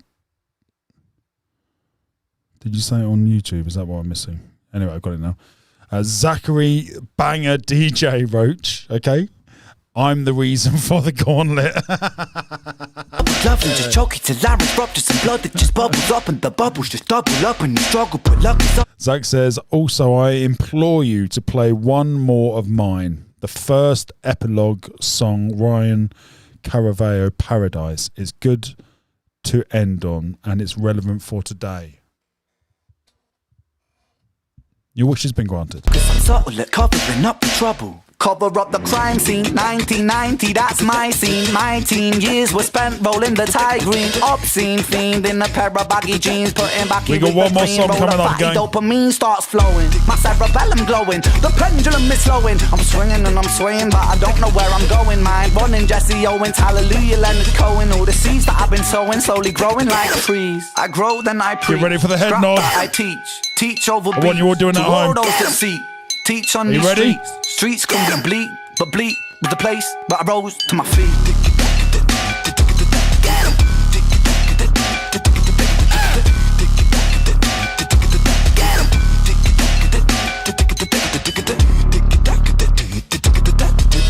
Right, we have one more song, gang.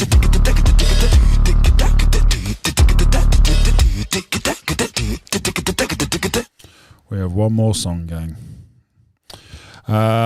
Zach, mate, appreciate you entering this gauntlet. I appreciate you creating the gauntlet, mate.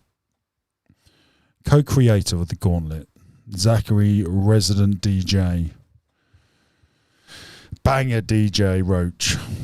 DJ Roach sounds like a great DJ name as well, doesn't it? Right, Zach, I will sign this while we play this song.